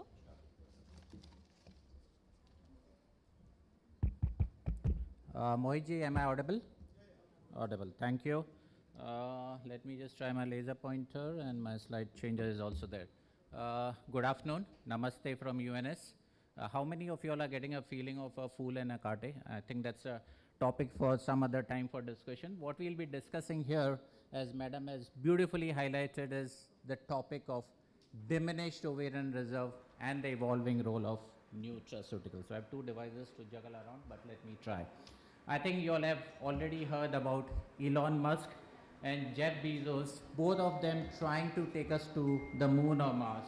But today, we are blessed to have literally 8 stars who have descended on this platform, and they'll help us decipher the science of diminished ovarian reserve. Just as an introduction, most of you all don't know, so I am Dr. Manish Garg. I am the Head Medical and Regulatory Affairs with some roots in St. G.S. Medical College and KM Hospital. For our stars out here, we are blessed to have Professor Surveen Madam. She is a Senior Director and Head at Max Group of Multi-Speciality Hospital. Several books, several publications, and numerous awards to her credit. Dr. Tanya Bakshi ma'am, part of her training in London, Bristol, beautiful cities where she has trained herself, and currently the Director at Max Super Specialty Hospitals, again receiver of several golden and other awards, as well as several firsts to her credit.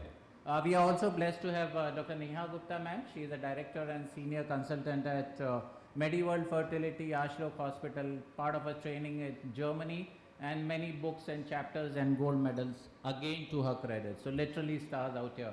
Dr. Mona Dhaya ma'am, 25 plus years of international experience, gold medalist throughout her career, part of her training in Singapore, founder and director at Little Angel IVF, several other positions which she is holding. Anushka Madan ma'am, she is a gold medalist, training in Germany, currently founder and medical director of Vrinda Fertility and IVF. Several awards and recognitions to her credit. We are also blessed to have Dr. Anju Rastogi ma'am. She is the director, Aman Test Tube Baby Center, all the way from Meerut, a gold medalist and attached to Maulana Azad Medical College as part of her training. Again, several awards to her credit. Meenu Vashisht Ahuja ma'am, she is a senior fertility specialist at Cloud9 Fertility, as well as program coordinator for Green ART program. Several awards, books and publications to her credit.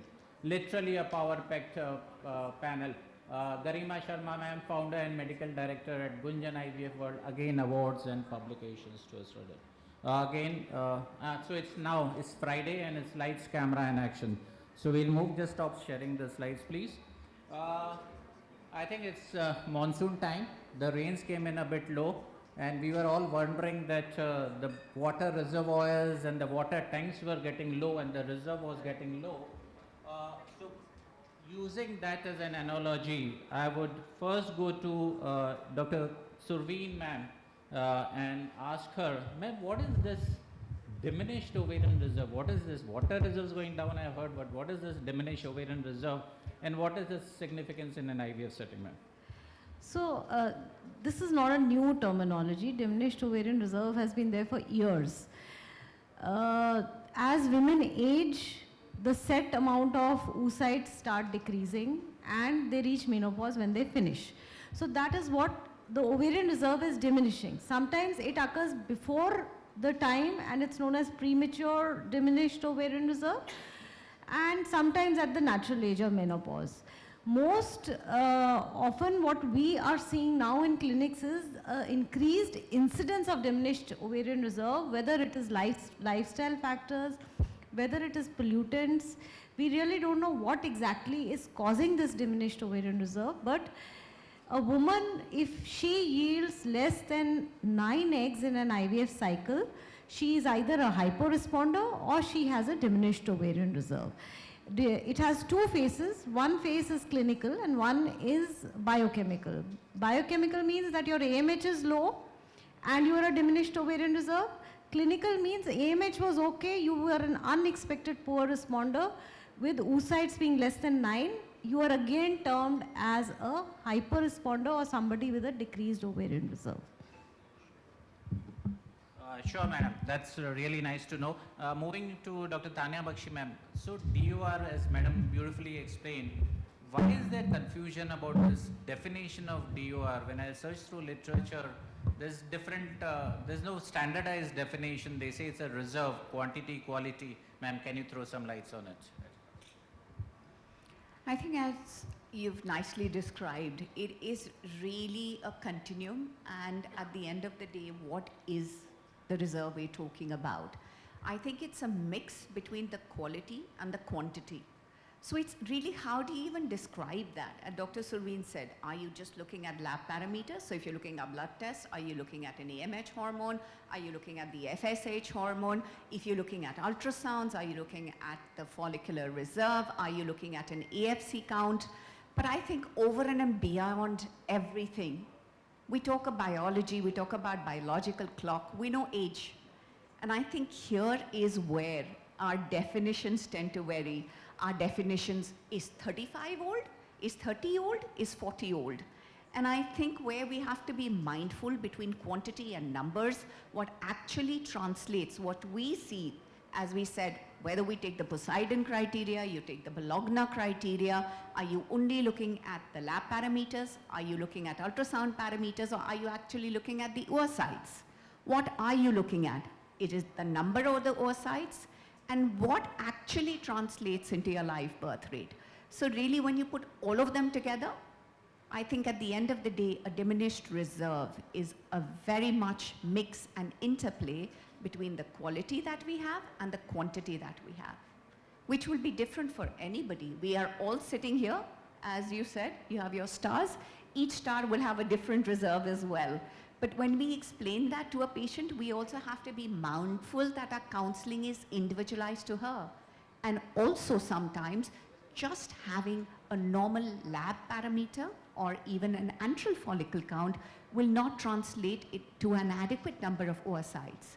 Hence, we moved from the Bologna to the Poseidon. Sure, ma'am. So when I was in Singapore or when I traveled to China, with due respect to the local people out there, most of them look more or less similar to me. I couldn't differentiate. Ma'am, Neha Gupta ma'am, are all DOR patients same? Is there difference? What is it? What are the Western DOR and Indian DOR? What is this all mix-up which is happening? Can you throw some light? So, as Dr. Tanya said, DOR is very difficult to define. When we are talking about DOR, we have to consider primarily the age of the woman. I think that makes the most difference, or which is going to tell us about the oocyte number, the quality, and what we are expecting in terms of clinical pregnancy rate. And when we talk about age and we expect or we see a diminished reserve or we see a poor response to stimulation. Now, there is no generalized criteria to say it. That is why it is like a big clinical dilemma for clinicians when we are dealing with such patients. That is the reason I feel individualizing the treatment protocols, identifying which patient will land up with a poor response to your stimulation or will land up with the less oocyte number, as Dr. Surveen said, less than 9. Sometimes it is not just the number, it is also the quality of the oocyte, the euploidy rate of the embryo, which is going to make a difference and say that what are the clinical outcomes that we are looking at. Sure, ma'am. Yeah, ma'am. Can I just add to that? Yeah, I think we're also at the era where we just don't talk about genes, we talk about our epigenetics as well. And you've talked about Singapore, China. Actually, if you look at the data between the Europeans, and we know at our data, we were born thinking that, Indians are most fertile, we're the most populous country in the world. But truly, when we look at the infertility cohort and we look at our egg reserves, it is not just the genetic pool which is taking us down, but it's also the epigenetics. As Dr. Surveen said, it's not just lifestyle also, it's our environment also. So I think, like we talk about it's heritable, what a mom will pass on to a child, so is the epigenetics, which will modulate that as well. So both the factors will interplay. So definitely, and I think there's a time where we also will start having to look into subgroups. Is it the same in tier 1? Is it the same in tier 3, tier 4? Are someone sitting in the village with better fresh air, water, and truly organic food doing better than us with less stress, better sleep? Or is it someone, who starts off younger with different stresses? Ma'am, before you start speaking, my friend often says that, Rishi often says that Davaya Daru, and Daru means in Goa, whenever anything is there, you apply Feni locally, topically, or systematically, it works. So is it this that you don't need Dawa and Daru is enough, or what is it harmful, beneficial? I know I've heard something that new molecules coming from red wine and those which are beneficial. So any thoughts on those, ma'am? So, of course, we've been talking about how the Indian subpopulation is a little different versus the Caucasian or the rest of the world. And as, of course, Dr. Tanya just mentioned, we have a lot of environmental stress in our country by way of higher pollution levels. And also the kind of endocrine disruptors that have permeated into the food chain and what we're consuming. We do not have very good food regulation in the country, sadly. So all of that is, of course, one of the reasons I think why, as in today's times, we are seeing a higher level of, poor ovarian reserve in our population, which I think, I'm sure, ma'am, all of you would not have seen about even 5 years back. We're definitely a much higher number now.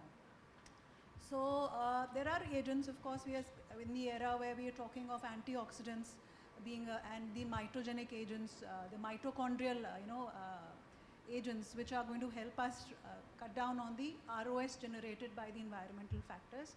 And yes, your red wine does have resveratrol, and resveratrol is supposed to be very good by balancing a good equation in the oxidizing and the reducing environment. So basically, our superoxide dismutase is an enzyme which is present and is beneficial.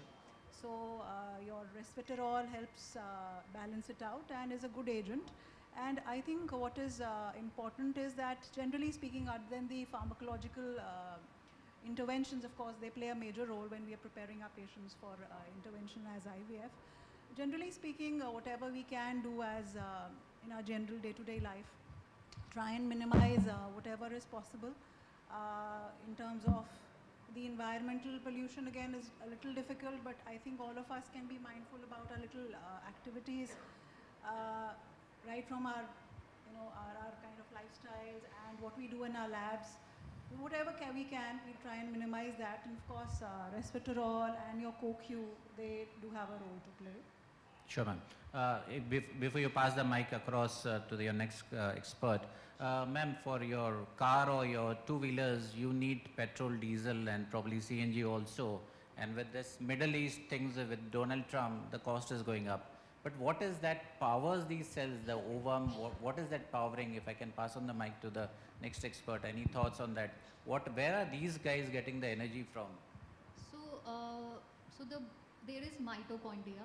So mitochondria is the powerhouse of the cell, and it's been responsible for the ATP production and all the things that is happening when we talk about fertilization and the embryo development. So energy is required for that. So this plays the role. So what happens when the age increases of the oocyte? The number of the mitochondria decreases. So when the mitochondria is less, then there is formation of DNA mutation and the embryo aneuploidy rate increases. So if we can act on this, increase the number of the mitochondria or increase the ATP production, so this helps in formation of good quality oocytes, good quality embryos, and aneuploidy rate decreases. So that's why nowadays the more focus has gone towards like the resveratrol, which causes biogenesis of mitochondria. It increases the not the ATP production health, it forms the new mitochondria in the oocyte, which is responsible for formation of again it decreases the oxidative stress, it's help in mitochondrial spindle formation, and so the fertilization rate increases and the number of the embryo formed increase. Sure, ma'am. This reminds me that the ladies from my medical batch, they're getting younger while we are all getting older. So that's transitions well into Madam. Madam, she touched upon mitochondrial biogenesis. You want to share any thoughts on the previous points, or you want to add on to mitochondrial biogenesis? What is this? And everyone is striving to be younger and delaying the whole process of aging. Any thoughts on that, especially with oocyte and ovum? So we are talking about aging, we are talking about ovarian aging. So I think the awareness has to be created right from the girl enters her teenage. So from there it all starts. So as we have seen, the kids are getting more sedentary, they are always on their system, on their gadgets, they are hardly playing, they are hardly going out. So that has to be inculcated right from the beginning, right from the teenage, and especially the diet, I would say. So the junk food that everyone, the teenage girls are having or the young men are having, are basically responsible for the decreased reserve, and of course environmental factor we can't control, but at least these things we can. So from there it starts. So I think that has to be improved. That has to be, our girls have to go out and play. Our girls have to have a good diet right from the beginning. Our girls have to have their good circadian rhythm, not sleeping late and getting up late in the morning. So that first thing, first discipline, getting up in time, sleeping in time, getting good sunlight, getting good vitamin D, B12 has to be corrected. So that improves your mitochondrial function and delays your ovarian aging. So when they come to the reproductive age, you have a good yield. Yeah, please, ma'am, please. So mitochondria is the powerhouse for the oocyte, and the oocyte requires this powerhouse because of two things. The active meiosis going on, they require a lot of energy. The embryo itself initially has no mitochondria, so it's dependent on the mother's mitochondria. So again, for the pregnancy to carry on, you require the mitochondria. As it is decreasing with age, you need to give it something which will pep it up. What has been shown is that both CoQ and resveratrol, both of them, they help in decreasing the DNA damage and in hence removing things which are toxic to the oocyte and increasing the energy and the mitochondria right there. So that's where a pharmacological approach can be taken to ovarian aging. Yes, what she said is very correct, that pollutants, etc. are very, very toxic. But to counteract these molecules are helpful. Sure, ma'am. So the now point, it has been proven beyond the point that pre-treatment definitely helps. So before we start, patient comes to us, maybe after 4-5 days, the patient is on day 2, but we shouldn't be starting that early. We should be treating the patient. So pre-treatment definitely has a major role. Even if we get one extra egg by pre-treatment, it increases the pregnancy rate by almost 5 to 10%. I think to that, the greatest message that you can put across is what she said. It's like any treatment. You must know your biology, you must know your cycle. To say that someone's come today and we tell them take a week of supplements, is it going to benefit? It's really not going to benefit. If you're going to do the pre-treatment, treat your patients, give them time, let them work on the mind and the body as well. It works in conjunction. So if you're going to give that, give them time. And as she said, if you start earlier and you're going to work, because they're all confounders, you can't take one away from the other. So if you are going to pre-treat, I think everybody should be mindful. You must give time to your patients. You must give them that amount for that biogenesis to work, because it is not going to happen overnight. And once we are able to, spread this message across, we've talked so much about social media, we've talked about so much what we can do, but also when we are working on patients, often they reach us so frustrated and they've got barely any time. And even amongst doctors, patients is both from the medical fraternity and from the patients that take that amount of time for benefit to be seen, because every study that is there has given treatment over a couple of months. It doesn't happen overnight. It has a basis, because we know folliculogenesis takes 90 days. Absolutely. So we should be able to counsel the couple that it's for their benefit that we give them the required duration of treatment, and pre-treatment is as important as starting the stimulation. Yes. I think it is definitely a very cohesive kind of a thing. Not only the biology works, we're giving them time enough for that optimization of the biology by giving them these 2 months of pre-treatment or 3 months, but also I think the mind and the body also synchronizes, because when you're in that prep-up mode, you want to be more mindful of everything. So it is a combination of everything, which ultimately obvious. I just wanted to re-emphasize the importance of mitochondrial biogenesis, that is the generation of more mitochondria and the improvement of the function of the existing mitochondria. So for that, as everyone emphasized, it is the healthy lifestyle, good sleep, avoiding toxins like alcohol, smoking. There comes the role of the antioxidants like CoQ10 and resveratrol. Sure, ma'am. I think that's beautifully highlighted that for the ovum to function well, you need energy. Energy comes from mitochondria. In fact, ovum is the biggest cell in the body of a female lady, and it has the highest number of mitochondria which can be present in any cell, and these are driven by a molecule known as coenzyme Q10, which for the discovery of which, in fact, the Peter Michel from UK had got a Nobel Prize also. Just an audience question to the audience. I think Rishi will reward whoever answers right. Anyone knows the nutraceutical which is responsible for French paradox? Paradox wherein the French guys live longer and healthier despite eating loads of lipids and wines and everything. Any idea, any guesses? Fast. It's resveratrol. Everyone has guessed it right. So ma'am, coming back, ma'am, you're saying something?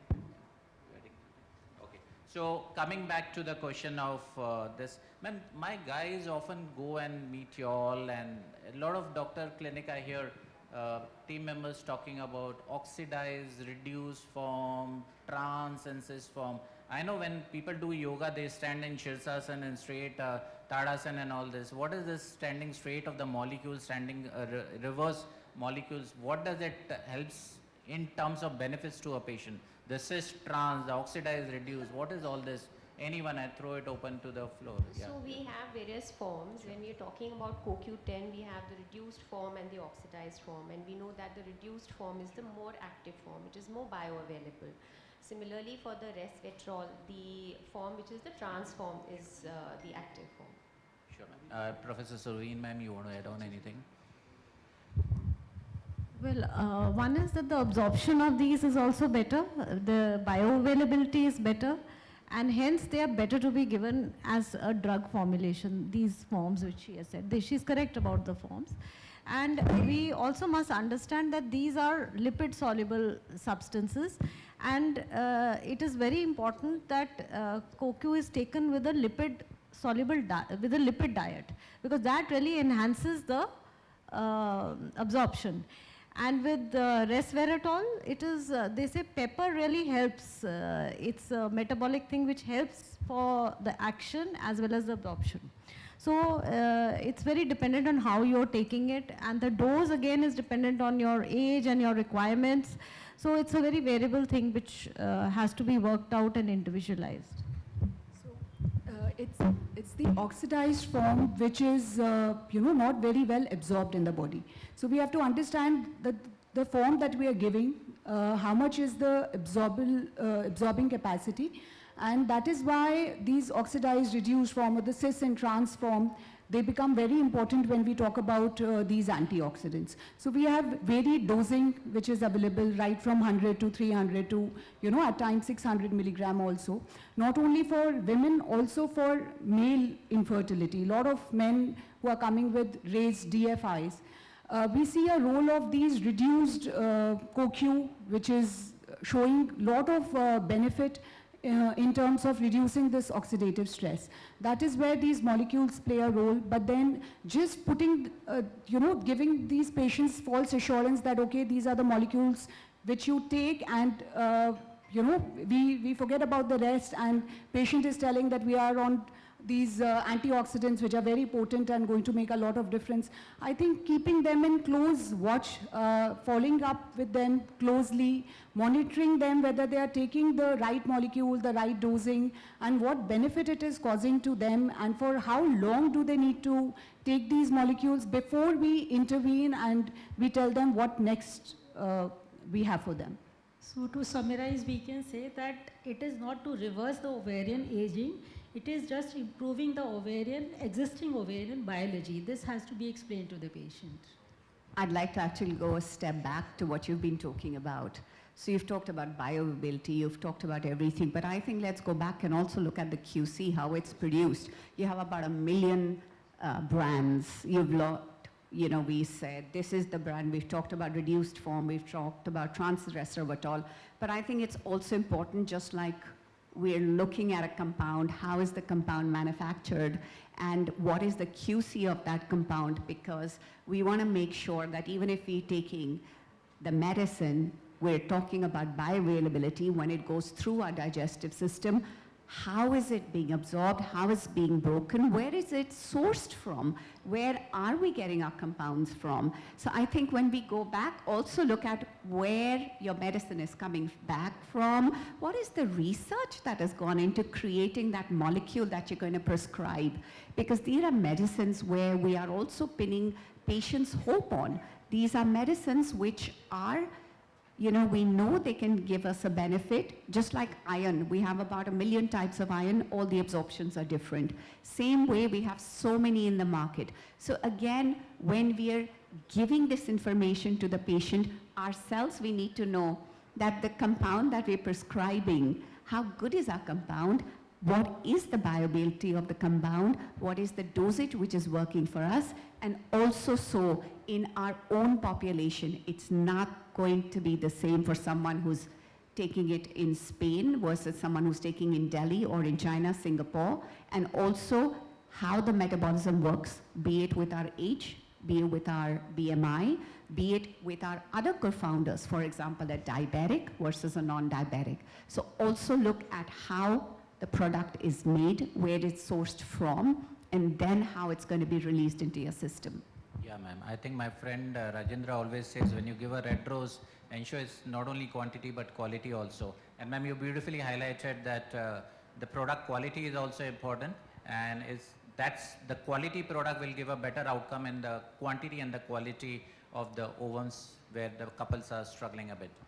Open to any panel for any additional thoughts. Can I add yes, one point? please. We must not forget that these are adjuncts. So we need to also focus on telling the patients to, like we already discussed, maintain a healthy BMI, have a balanced diet, continue to exercise, and simultaneously take these supplements. They cannot be a substitute for all the other factors that have also to be considered.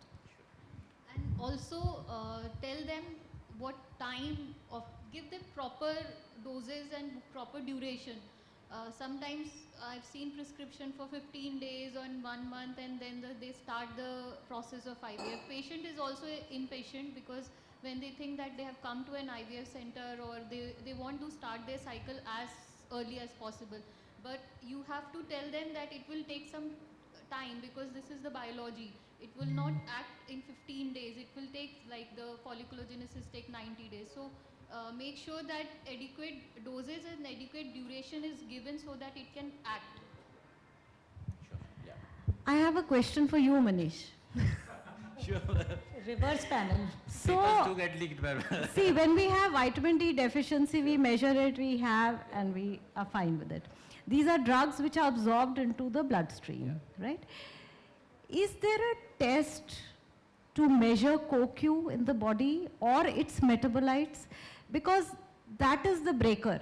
Once you have some marker which can be measured and supplements given accordingly, that is what we are looking for. So is there something which can measure these two or their metabolites? True, ma'am. I think like any pharma product wherein you actually measure the blood levels, so in both cases, CoQ as well as trans-resveratrol, you have the options to measure the blood levels of trans-resveratrol which are reading in the blood. And in fact, that's what I'm going to touch in the next 10 minutes, how the trans-resveratrol that we are providing in our formulation actually gets into the system, goes into the blood, and is 10 times higher bioavailability compared to other formulations which are in the market.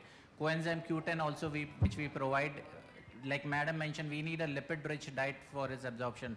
But our formulation is such that it can get absorbed with or without the lipid diet. Obviously, lipid diet would benefit further. So there are markers like bioavailability, blood levels. You also have, these have a free radical action. So you can also assess the free radicals in the site of action. But obviously, that's a lot of lab variations. Yeah, so I'm talking about a clinical blood test. Could this be transformed into a clinical blood test which a patient can take? Because if we have that, then it's excellent. Because so I'll take a phone a friend or a So yeah, there are some studies which has even looked at all the interleukins. So you can look at your TNF alphas, you can look at an IL-6. And I think that's where we're looking at, where your research should extend and tell us. Because there are papers in the West. I think now it's high time in India we come up and we say, right, I'm going to do this and I'm going to check your IL-6 or a TNF alpha. And we're actually easily doing these tests. We all know about cytokines, we all know about inflammatory markers, and at the end of the day, if you're looking at an ROS, it's not as easy as it is for the men. They come, they do the DFI, we've got a categorization, and we say, right, you were at a 45% and now it's come down to a 25%.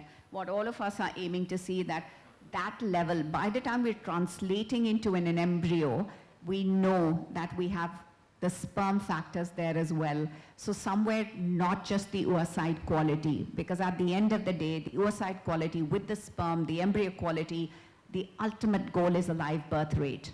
What are we improving? So I think maybe at least at the outset, rather than just the transvetrol levels or the coenzyme levels, maybe look at some inflammatory markers, maybe look at something which has been done in the West, and we can put it as a part of a research here in India and take it forward. Sure. I think your company should do some research Absolutely. on levels, not even inflammatory markers, but definitive levels which we can give the patient. In the past 5 years, we've done 28 publications, which my colleague Rajesh sir has already wanted me to highlight. I think moving ahead, we'll collaborate with each one of you all and generate data and get it published. We need more robust data, and the more the studies are, I think only then the data becomes more robust. Definitely. It's time's up. Anyone last few words or something? Anyone wants to? So yes, I do give CoQ, both of them. I give both. And I give it not because I don't have the blood levels like I've asked for, but I feel that there is a logic to giving it and there is no harm. And if I talk about my clinical outcomes, I have seen that if one cycle is bad and I put them on this, definitely there is a quality improvement in the next cycle. This is just, these are not RCTs or big studies. These are just observations from my side.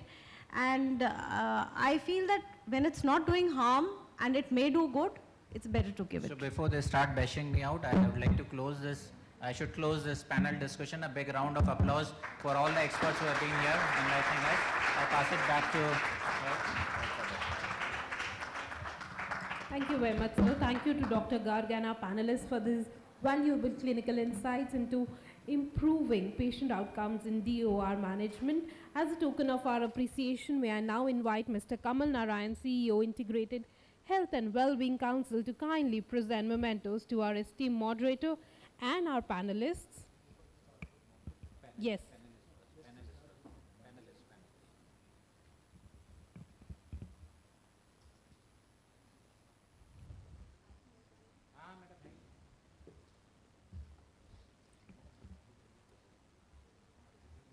We are firstly felicitating Dr. Tanya Bakshi, Director, IVF, Reproductive and Sexual Health and Onco Fertility, Max Super Speciality Hospital.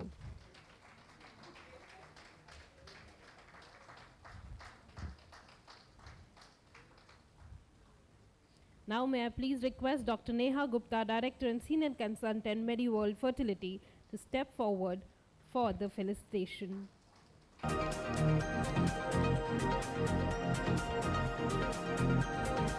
Up next, we are presenting a token of appreciation to Professor Surveen Guman, Senior Director and Head, IVF and Reproductive Medicine Center, Max Group of Multispeciality Hospitals.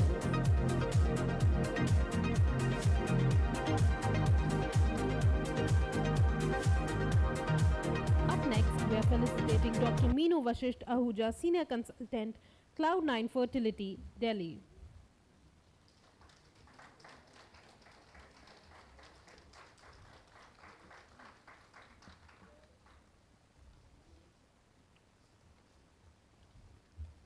Up next, we are felicitating Dr. Garima Sharma, in charge and IVF consultant, Gunjan IVF World.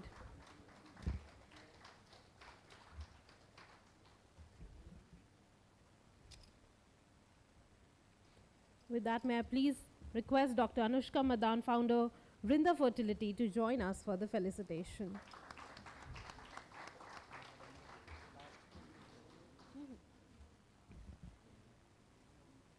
Now it's time that we felicitate Dr. Mona Dhaya, Director, Little Angel IVF Fertility Center.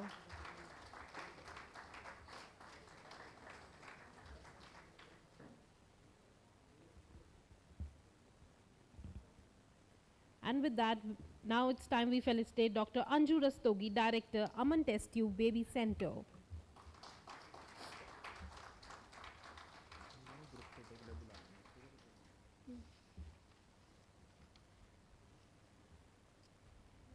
And now it's time that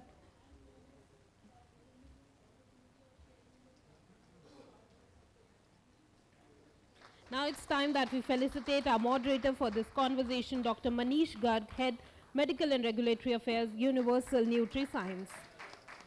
May I please request all the panelists for this session to join us on stage for a group picture, please?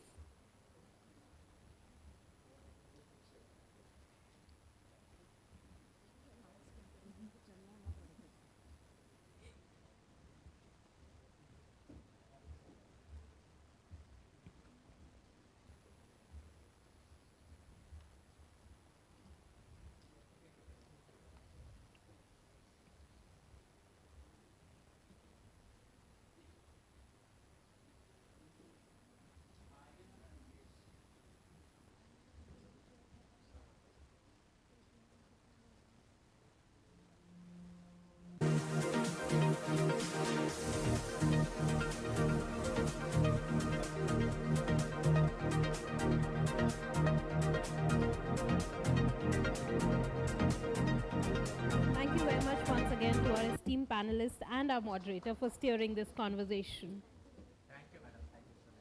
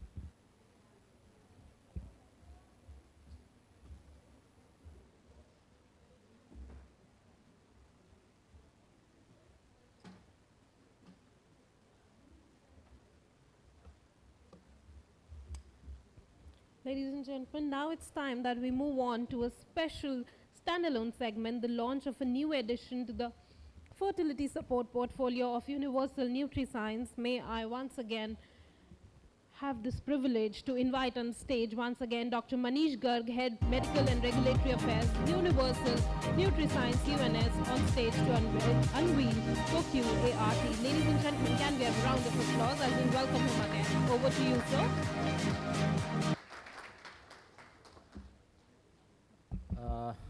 Good afternoon. I think, Mohitji, am I audible?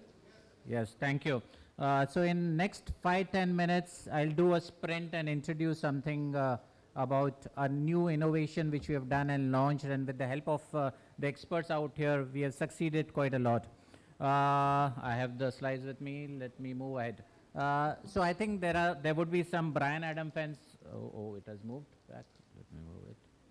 So there would be some Bryan Adam fans out here. I'm trying to juggle between two devices, yeah.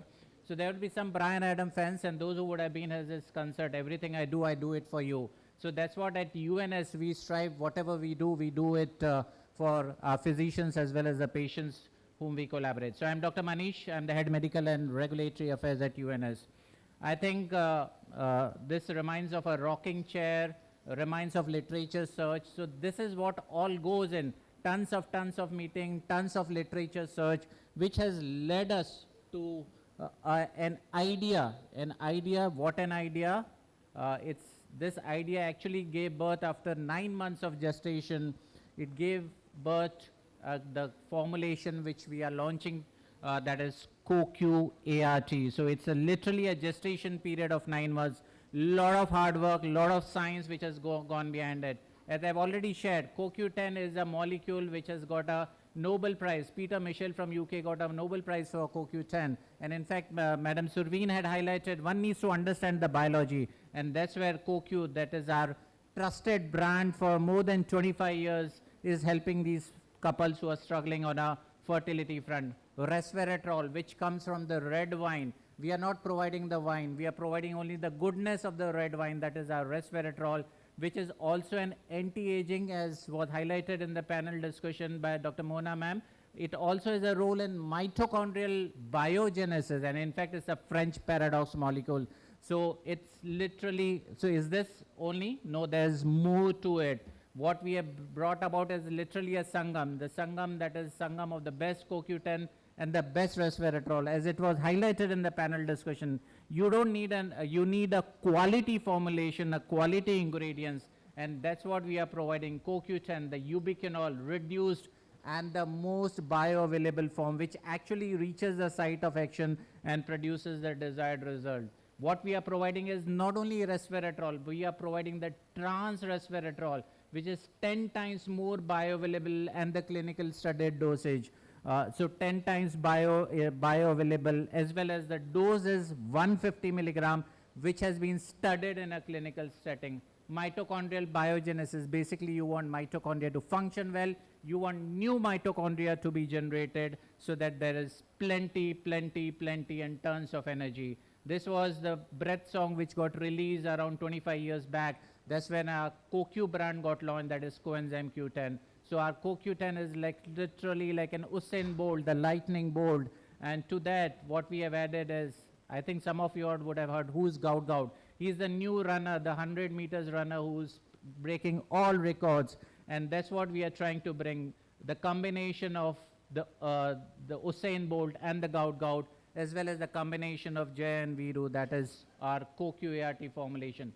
The reduced form of ubiquinol, which is 4.3 times more potent. It has a technology of Phenumet, a US patented technology, which ensures that trans resveratrol, the dosage which has been studied in clinical trials, actually goes into the blood and actually reaches the site of action and gives the desired results. It's also the European recommended dosage which has been tried in this formulation. You may say, okay, all good to hear, sounds interesting. Where is the science? Where is the data which was being discussed in the...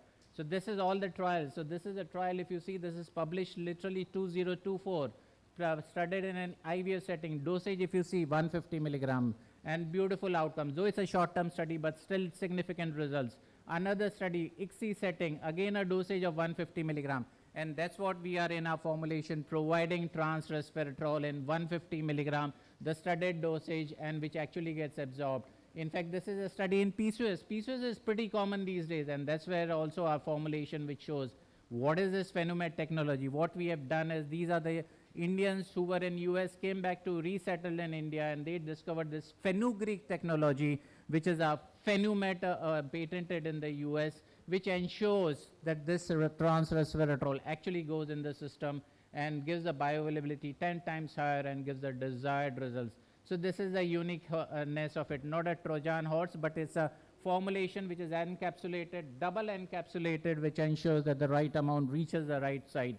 In fact, this is the bioavailability data, wherein if you see the AUC, this is the routine formulation 32, whereas ours is 335. That is literally 10 times higher.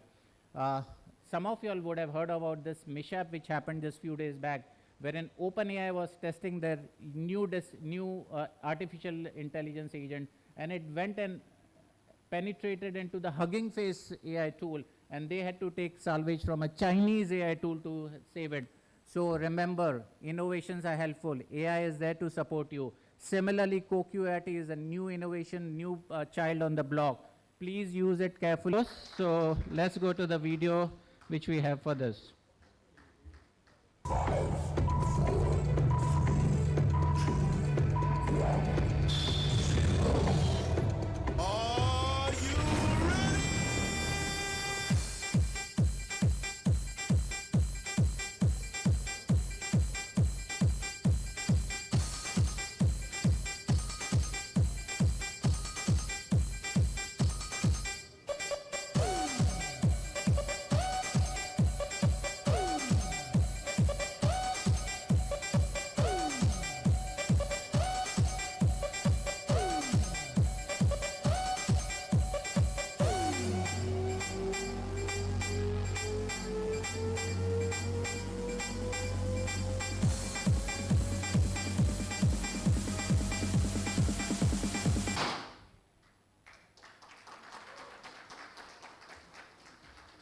There's one more video on the mechanism of action, second video.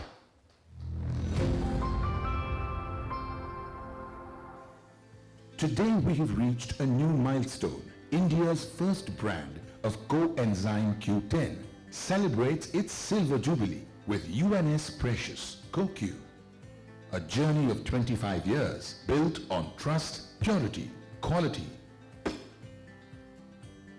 Since the year 2000, UNS has continuously advanced the science of CoQ in fertility care, from introducing India's first coenzyme Q10 to advancing couples therapy with CoQ Fort to strengthening IVF outcomes with CoQ 300, supported by India's real-world evidence, addressing male factor infertility with CoQ LC, supporting women with PCOS with CoQ Fem, enhancing men's reproductive well-being with CoQ Man, and preparing couples even before IVF begins with CoQ 100.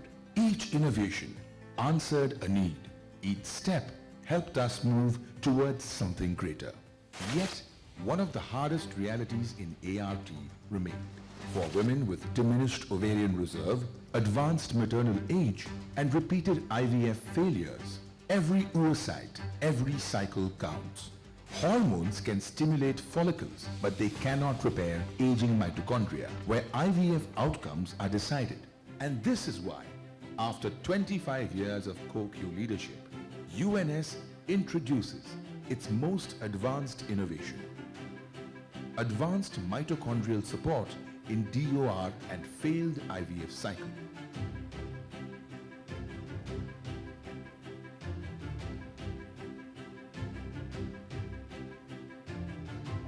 Designed for oocyte rejuvenation through dual bioactive power, high purity ubiquinol for mitochondrial energy, and trans resveratrol to activate biogenesis and reduce oxidative stress. Conventional resveratrol shows less than 1% bioavailability.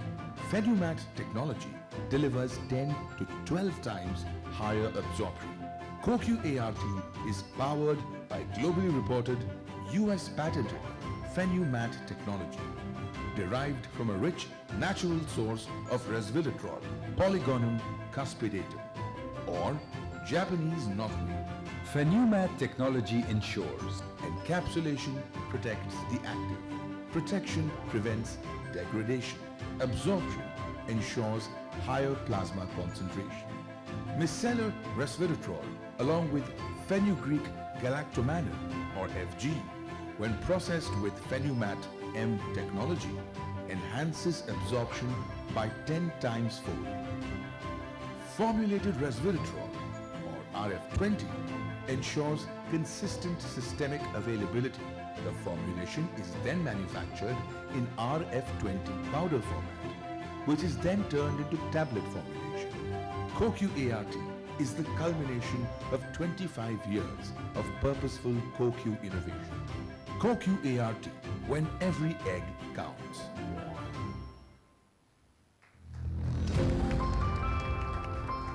I think the sharp eyes would have noticed that it also has the benefit of a green dot and manufactured at a US accredited site. Now, as they say, one step forward is a giant leap for humankind. I think that's what we at UNS are striving to do with our patient education website. So I'll request our CEO, Mr. Pratin Vete, sir, to be on the stage. Mr. Rajesh Darekar, sir, RCHRO, sir. Our Vice President and Business Unit Head, Nikhil, sir. And requesting Shriyam, our Marketing Lead for WHCBU. Requesting Rushi, the brainchild of our CoQ ART. And Nakul, the man behind CoQ Man. And if I missed out anyone, Rishi, please invite. And I'm also.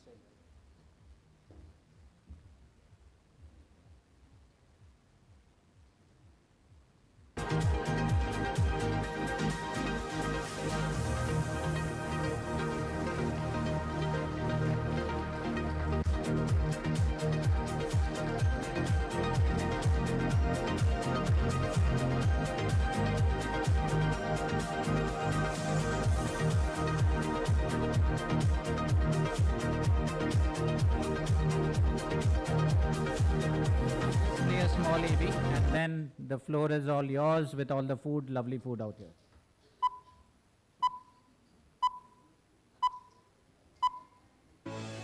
Every journey to parenthood begins with hope, but for many couples, that journey can also bring questions, uncertainty, and emotional challenges. At Universal Nutriscience, we believe that the right information, shared at the right time, can make that journey a little easier. Welcome to Ease the Journey, a patient education platform created to empower individuals and couples with reliable, easy to understand information on fertility and IVF. Let's take a quick tour. On the homepage, you'll find an introduction to the platform along with the latest educational resources, thoughtfully designed to guide you at every stage of your fertility journey. Explore the Understanding Fertility section to learn about male and female fertility, the common causes of infertility, and the many factors that can influence reproductive health, all explained in clear, patient-friendly language. Whether you're just starting to explore fertility, preparing for IVF treatment, or supporting a loved one through the process, Ease the Journey, here to offer trusted information, practical guidance, and reassurance whenever you need it, because every journey to parenthood deserves clarity, confidence, and hope. Ease the Journey, a patient awareness initiative by Universal Nutriscience. Visit easethejourney.in or simply scan the QR code to take your first step toward informed, empowered care.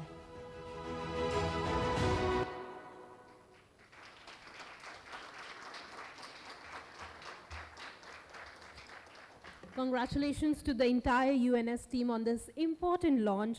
Ladies and gentlemen, a round of applause once again, please, for this beautiful and so important launch that UNS team has done today. Ladies and gentlemen, now it's time that we break for lunch. So I would request all of you to kindly proceed to the dining area, and we look forward to convening back around 3 3 p.m. So I would request all of you to please convene back at 3 p.m. so that we can start with our afternoon sessions. Look forward to seeing you all at 3 p.m. again. Thank you.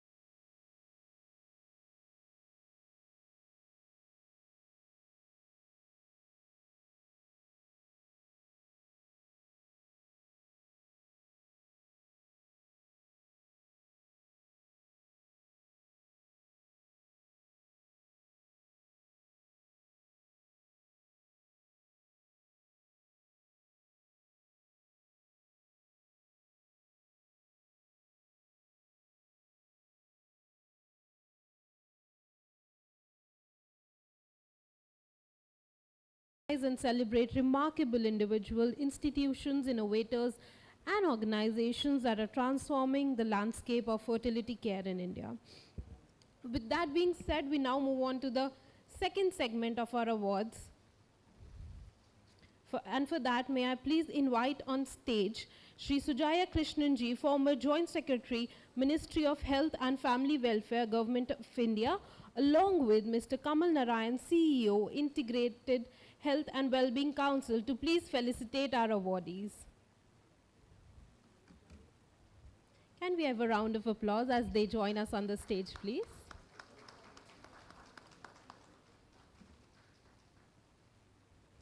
A very warm welcome, ma'am.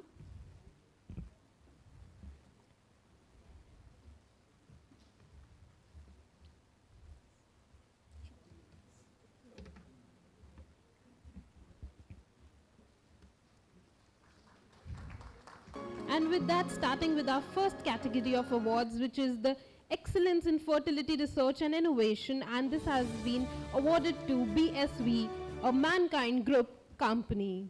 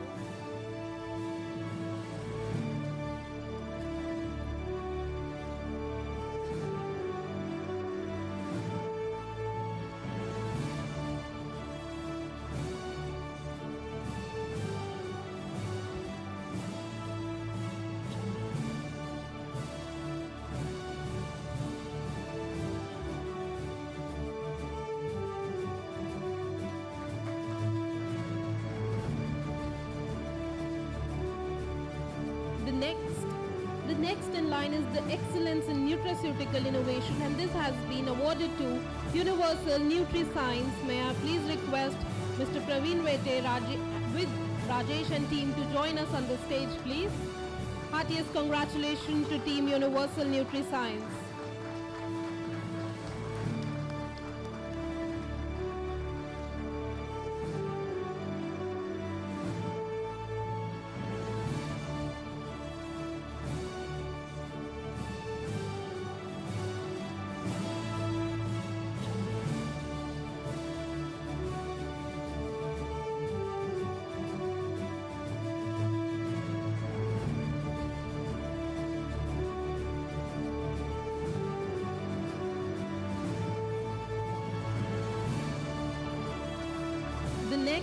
The next in line is use of digital technology in IVF, and this has been awarded to Furwa Wealth.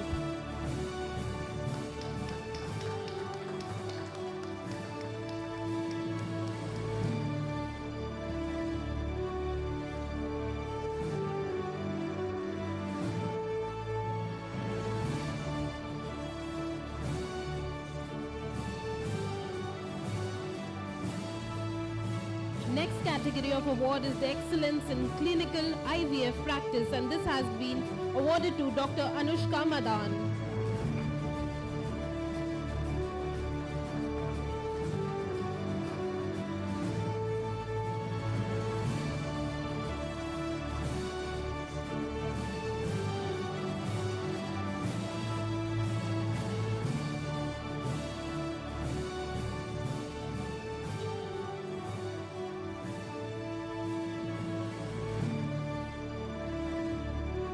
The upcoming category is the Senior Embryologist Excellence Award, and this has been awarded to Dr. Pranay Ghosh. Can we have a huge round of applause, please?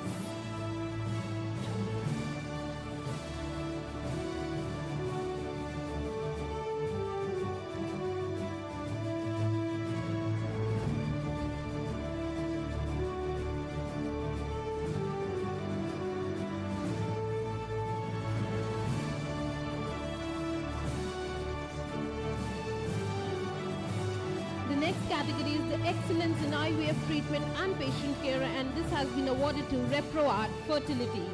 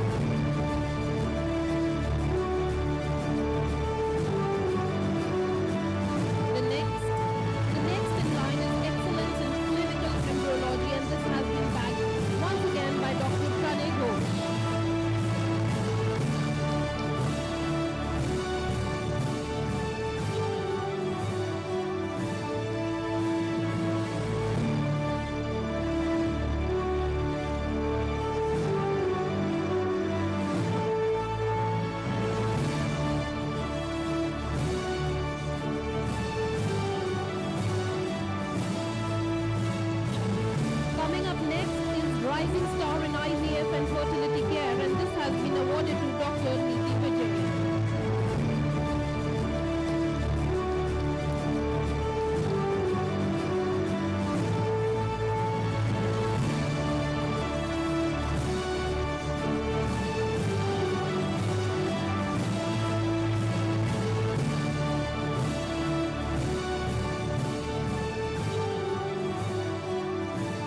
Followed by this, we have Excellence in Patient Advocacy in Fertility Care, and this is awarded to Lex Bureau.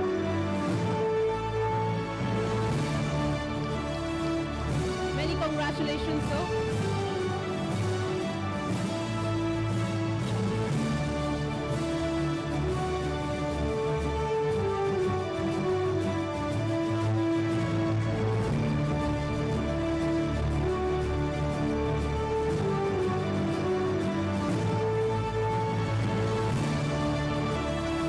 Followed by this, we have Excellence in Male Infertility, which is awarded to Dr. Rashmi Agarwal.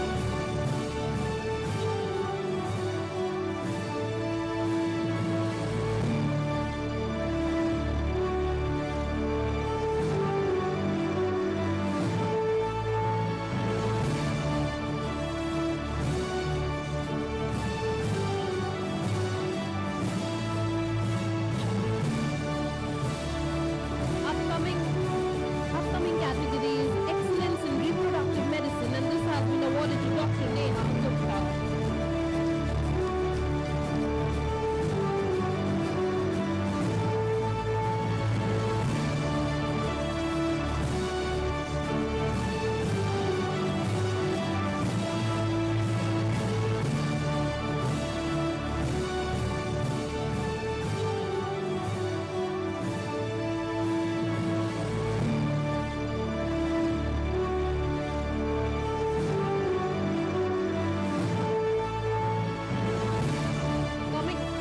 Upcoming next is the category of Pharma Excellence in Fertility, and this has been awarded to UPIC Biosciences.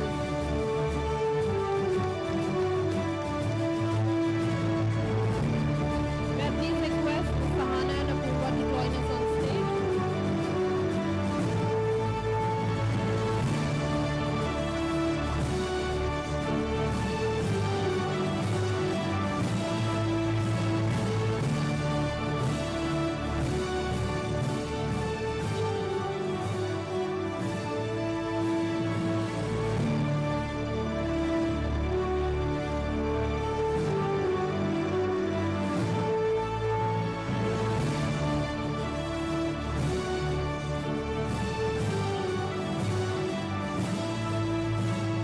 The next category of awards is the Best Standalone IVF Center, and this has been awarded to the Bliss IVF.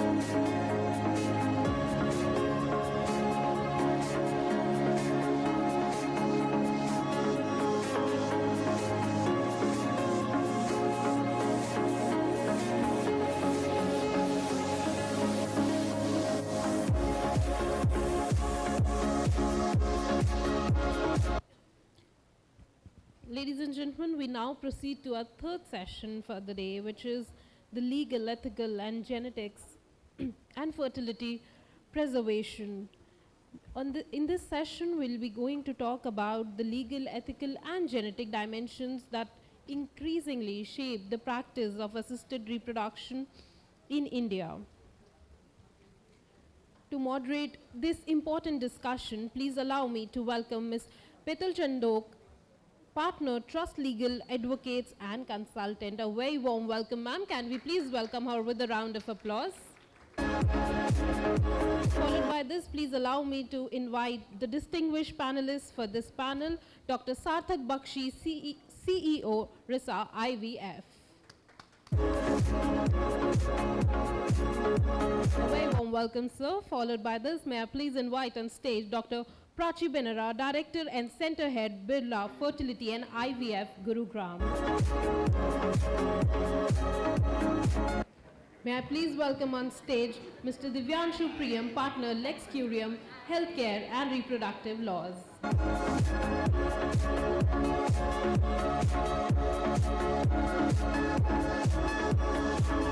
Followed by this, it is my distinguished pleasure to welcome another panelist, Dr. Sonali Gupta, Founder, Director and Chief IVF Consultant, the Bliss IVF and Gynaecare.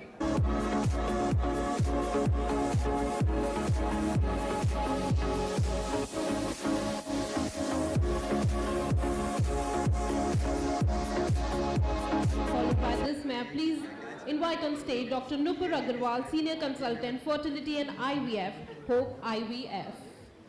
A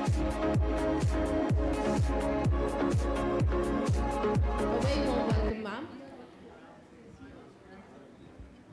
And the last panelist for this session, may I please invite on stage Dr. Aishwarya Mathiket, who is the lead fertility and IVF consultant, Tamara Fertility and IVF Center.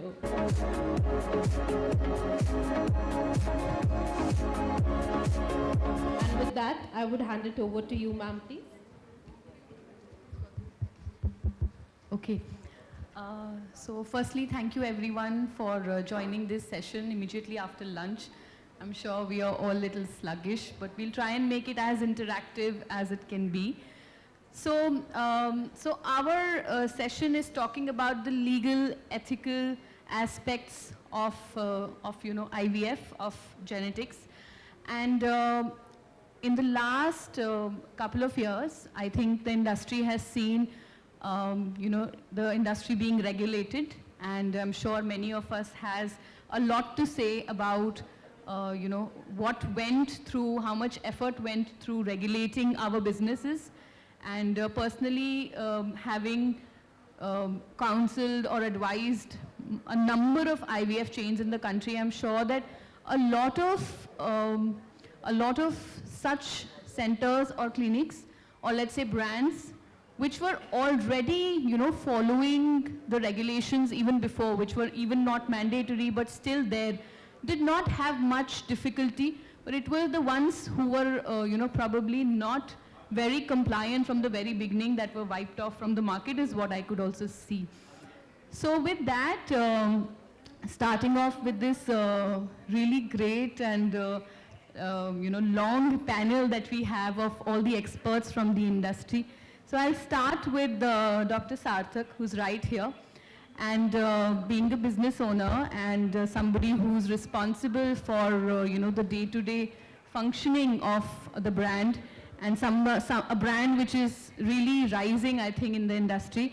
So with the laws coming into force and the couple of years that we have seen, what has been the biggest challenge for you to sort of ensure that the compliances were, being done? And also at the same time, it was smoothened for the patients also. They did not have a difficulty following all the documentation that were required. So with the ART law that came in 2021 and got enacted in 2022, I believe it's always for the benefit that there is some sort of compliance or a law in place for everyone, As they say that one bad or one rotten fish spoils the whole river or sea. So there have been instances in our industry. But with the law being in place, I still feel that it is not from a patient-centric or a doctor-centric. It's from a government-centric perspective that the government has given bylaws. They have consulted clinicians, they have consulted everyone, but it is still very rudimentary in a sense that I actually don't believe that any form error, any clinical error should be punishable to the extent of jail to a doctor or to the owner, which is completely negligent, even if I did not want to make the mistake, if there was a small clerical error, or if our people who are on ground who got to, who missed to fill that form, the penalty is jail, which is very stupid and idiotic in a sense that it should never be there. Compliance is, yes, necessary. Regulation is very good. Following patient transparency and centricity is, all of those are very necessary, and I'm all up for it that yes, it gives the power to the people, to the system, and makes everybody more compliant. But beforehand, what does all this compliance get into? We have so many, like for example, I'll give you UP, which is the biggest state and has the most number of IVF centers. The law was enacted in 2022, but only last month, or say this month itself, the registration of ART centers have started. Till now, there has been no transparency. People have been asking which is the state board, which is the national board, which is the district board, and people are going up and down and left and right with no form of regulation. So the government, from a ballpark figure, comes out with a massive law thinking that everything has been streamlined. But down the line, to the people who are actually working, it's a mess, and it's still, our centers in UP are still facing, where do we deposit the check? Does it have to go to Lucknow, or does it actually have to go to the local CMO? Is there an ART body within that district? It is still unclear, and I am facing this issue, I'm telling you practically from first hand. So saying that yes, there has to be compliance, there has to be regulation, we are all up for it, but India is such a big country, and deciding the law from a district board to a state board to a national board everything going in coherence has not been an easy job and has not been smoothly gelled out. States like Rajasthan still does not have the board ready. There is still not registration. Any new clinic which opened up within the last year is still not ready to do any IVF cycle.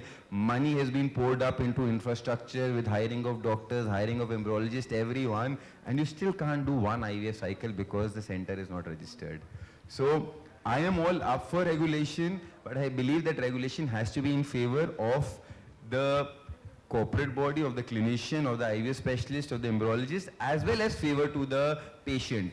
Just in silo looking that the patient should not suffer while the rest of the whole fraternity suffers, that's not the right thought process, and I think there has to be a little better planning and implementation from the government side. Right, right. And I partially agree to that. There has been an on-ground lapse insofar as, implementation of all the regulations or let's say provisions are concerned. And yes, a lot of loopholes and definitely, brands and clinics don't know where to, move forward.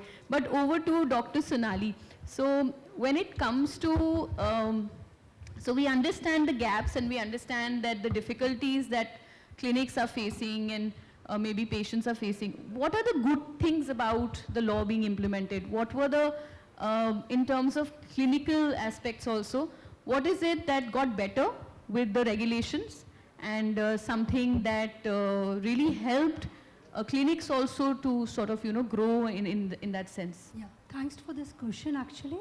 This is a very relevant question because we as a clinicians are having a lot of hue and cry regarding what all difficulties we are facing. But end of the day, any law is coming, it is for the purpose that something was lapsed. Some gaps were there as far as the regulations are concerned. So we never had a clear-cut guidelines. We always customizing our treatment, our protocols and safety measures as well. So as far as the safety measures and the quality controls are concerned, now we have got a legit guidelines. We know that we are doing good is good enough. We are following the laws, we know what is good, what is not good, what is adequate, what need to be implemented. So even if we are doing the ethical and the good practices, we were not even aware that whatever we are practicing is good enough or we need to implement something else more. So that gives a more clarity for the patient's care. And patients also have got a right to understand that what actually they need to go for a clinic or a center to have that facility. Reason, a lot of marketing gimmicks are going on. So they don't even know what is ethical, what is right, what is not right. And nothing was there on papers. So once we have something on paper, as I would agree by Mr. Sarthak ji, that it is at a very primitive level, a lot of work need to be done on this. It needs a lot of mental mind work into it. Yes. And we need to sit across with a lot of clinicians and legalities and the administrators to make it more streamlined and feasible and safety. Because if the clinicians are not comfortable, how can the patient be comfortable? End of the day, the whole treatment brunt and the costing and the brunt of the every step has to be borne by the patient themselves. Absolutely. So we got some regulations by which we know what is there, which has to be followed, at least as far as some quality indicators are concerned, and the ethics and the guidelines to follow for the patient safety.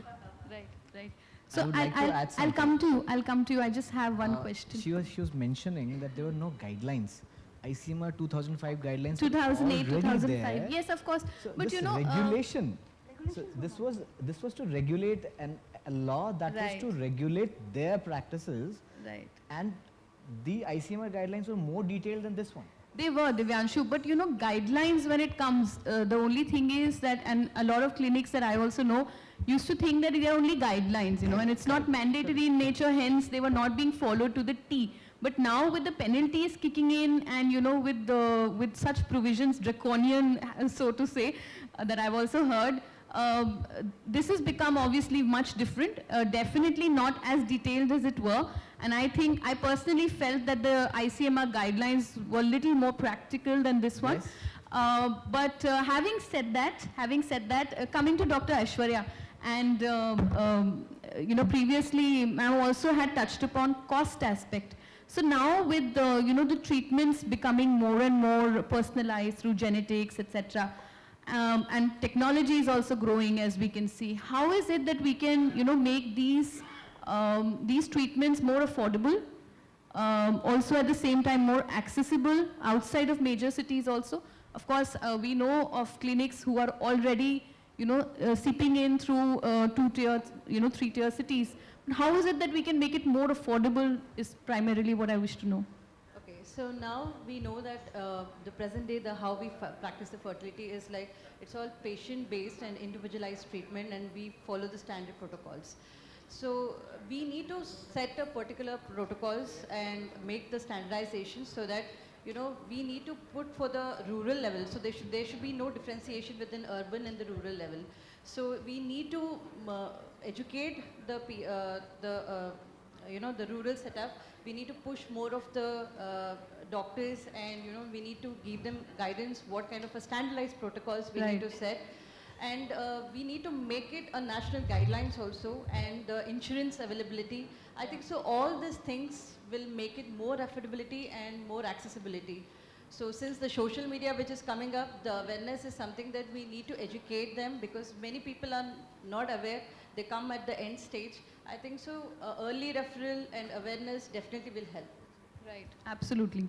So with that, Dr. Prachi, when we talk about, or let's say when we deal with patients on a day-to-day basis, they've all done their research, they know everything, probably they've gone to other clinics also, so they have a lot of background and a lot of understanding. How is it that, and especially in view of the regulations that have come in, how is it that you ensure and your clinic ensures, and how is it that industry as a whole should ensure that they are given correct, sound, ethical, legal advice, counseling, so that they can take the right decision? So I think a few years back, we used to say, don't confuse our medical degree with Google. Today we say, don't confuse our medical degree with AI. So AI is there, but AI sends a generic answer to the problems they face. So if a patient comes to the clinic, it is very important to first understand what is the trouble the patient is facing. Is it actually conception, or it is actually continuation of a pregnancy, and understand what treatment is he or she looking for. There are various new techniques that have come upon, but not every patient requires it. Of course, they would inquire about it, they've read it. It's important to ethically and legally counsel them what is right for them. I see many of my dear colleagues doing different genetic testing in every case scenario, which is of course not right. So we have to legally explain which case requires, and also back it up by scientific knowledge. So I feel it's very important that all of us, and now with regulations, we can say that there are steps written which, if we follow, I feel we can take this country to the next level. Absolutely, absolutely. And now with that, Divyanshu, so understanding that there is data being received from the patients, and there's sensitive data, and now of course with the regulation things have changed. There's an IVF clinic at more places than before. Earlier there used to be a taboo, of how patients used to come, not tell their families. Now everything has become much more open, I would say. But there's a lot of data still being accumulated, collected, stored by the clinics. What is it? And of course we have the Digital Protection Act, etc. being into place, and there are compliances that clinics needs to do. What are those 3 major things that every clinic needs to ensure to be compliant insofar as protecting a patient's data is concerned? First of all, every clinic has to have given the informed consent to its patient on every procedure that they are going to. There should be clarity in that. There should be very much clear that how their data is being used, who will be the one, where it will be stored, and how they are going to use the data, their clinical data as well as their personal data. then comes, when it comes to the personal data, so now when DPDP has been kicked in now, and then they also need to make sure that they take consent for the child as well as for the parents.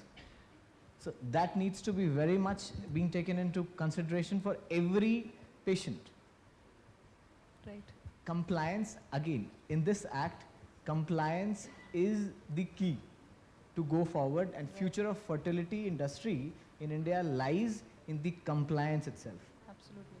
Because the more compliant you are, the more risk-free it is for you to practice in India, and the more forward you'll be going. Absolutely. And you know, with that, I also remember it's been, of course, 10 years that I have been advising clinics, and we used to notice a lot of times when we used to audit clinics, we used to notice that while the consent form is signed, but there's no date, or the details are not filled in, you know, so there used to be gaps, and we used to, of course, one has to tell, explain, because these are mostly filled by the staff in the clinic, and they are not mostly looked into, you know, in a very detailed manner. So these are very smaller nuances that you've rightly pointed out, that when these aspects of your, you know, your files and your internal documentation are clear, you are definitely well protected in so far as courts are concerned. So definitely. So Dr. Nupur, coming to you, from a, so before, you know, recommendations of treatments are done, and let's say if it's freezing, embryo freezing, or donor programs or genetic testing, what are the most important conversations that, you know, as doctors, one should have with the patient to ensure that the consent aspect that Divyanshu is saying should be there? So of course, we understood from him also that you need to clearly tell them, you know, what is being done, but that is more from a data perspective. What I want to understand from you is from a clinical perspective. Thank you so much. I think this is one of the very important points we need to discuss and highlight. When I was doing my IVF training, I think the most difficult part which I faced was counseling. I could do the procedure, I could tell, but when it came to result, I was like, really, I felt difficulty in facing the patients. How to tell that you have been negative and you have to try again. Yes. So from there and then I started focusing on counseling. I understood that if patient is well informed, he or she, the couple knows what they are doing, so they can, like, they know what can be the result, and it is very easy to face the patient. So initially, I feel first we should assess the patient, and before starting any treatment, we should spend some time with the patient counseling. What is the indication? Why we are going for that procedure? Is it really necessary, or is it optional? Whether you need to go for it, and are there any alternatives to it? Like suppose we are counseling for donor, we have to tell them, like, is it really necessary, or you can try self also, and you can go for donor also. So we have to tell them how important it is. Then individualized we have to tailor-made it. Like we cannot counsel all the couple with the same things.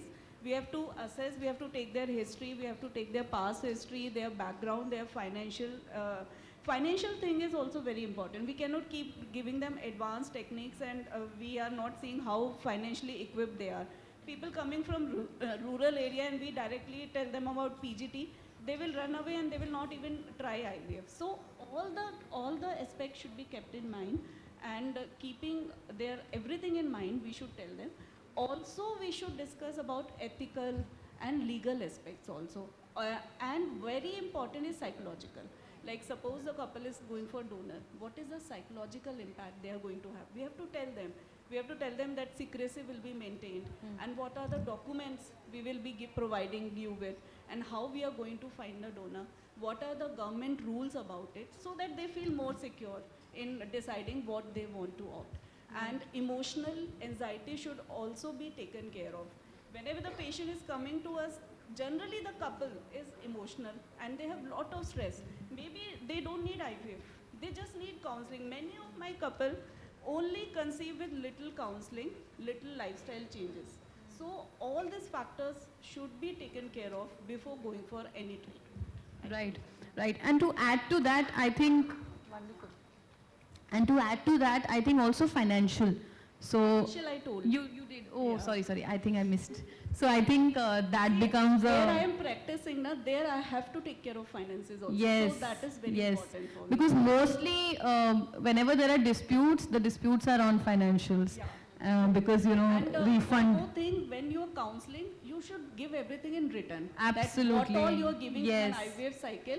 Because earlier, what I faced, patient used to come and tell, ma'am, I think this was included, this was not included. So give a proper written document that what we are going to do for you. Yes. That's something that we also advise, that you should always do your counseling in writing and have it in the file, so that later they can't claim that, this was not added. Okay, so Dr. Prachi, so with the fertility preservation now that we are seeing, it's really increasing and there's a lot of demand for that. It's becoming a lifestyle, requirement.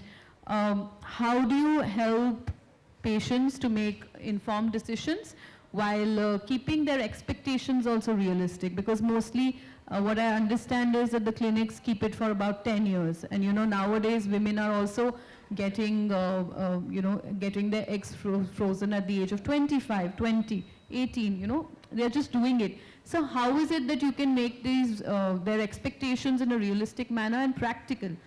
What is it that you suggest? So thankfully, egg freezing is also now social egg freezing. If one is not married, not planning a pregnancy, not found out the right partner or not settled with the partner, we can plan egg freezing. But it's very important to actually tell them what they actually want in future when they are actually planning to start their family.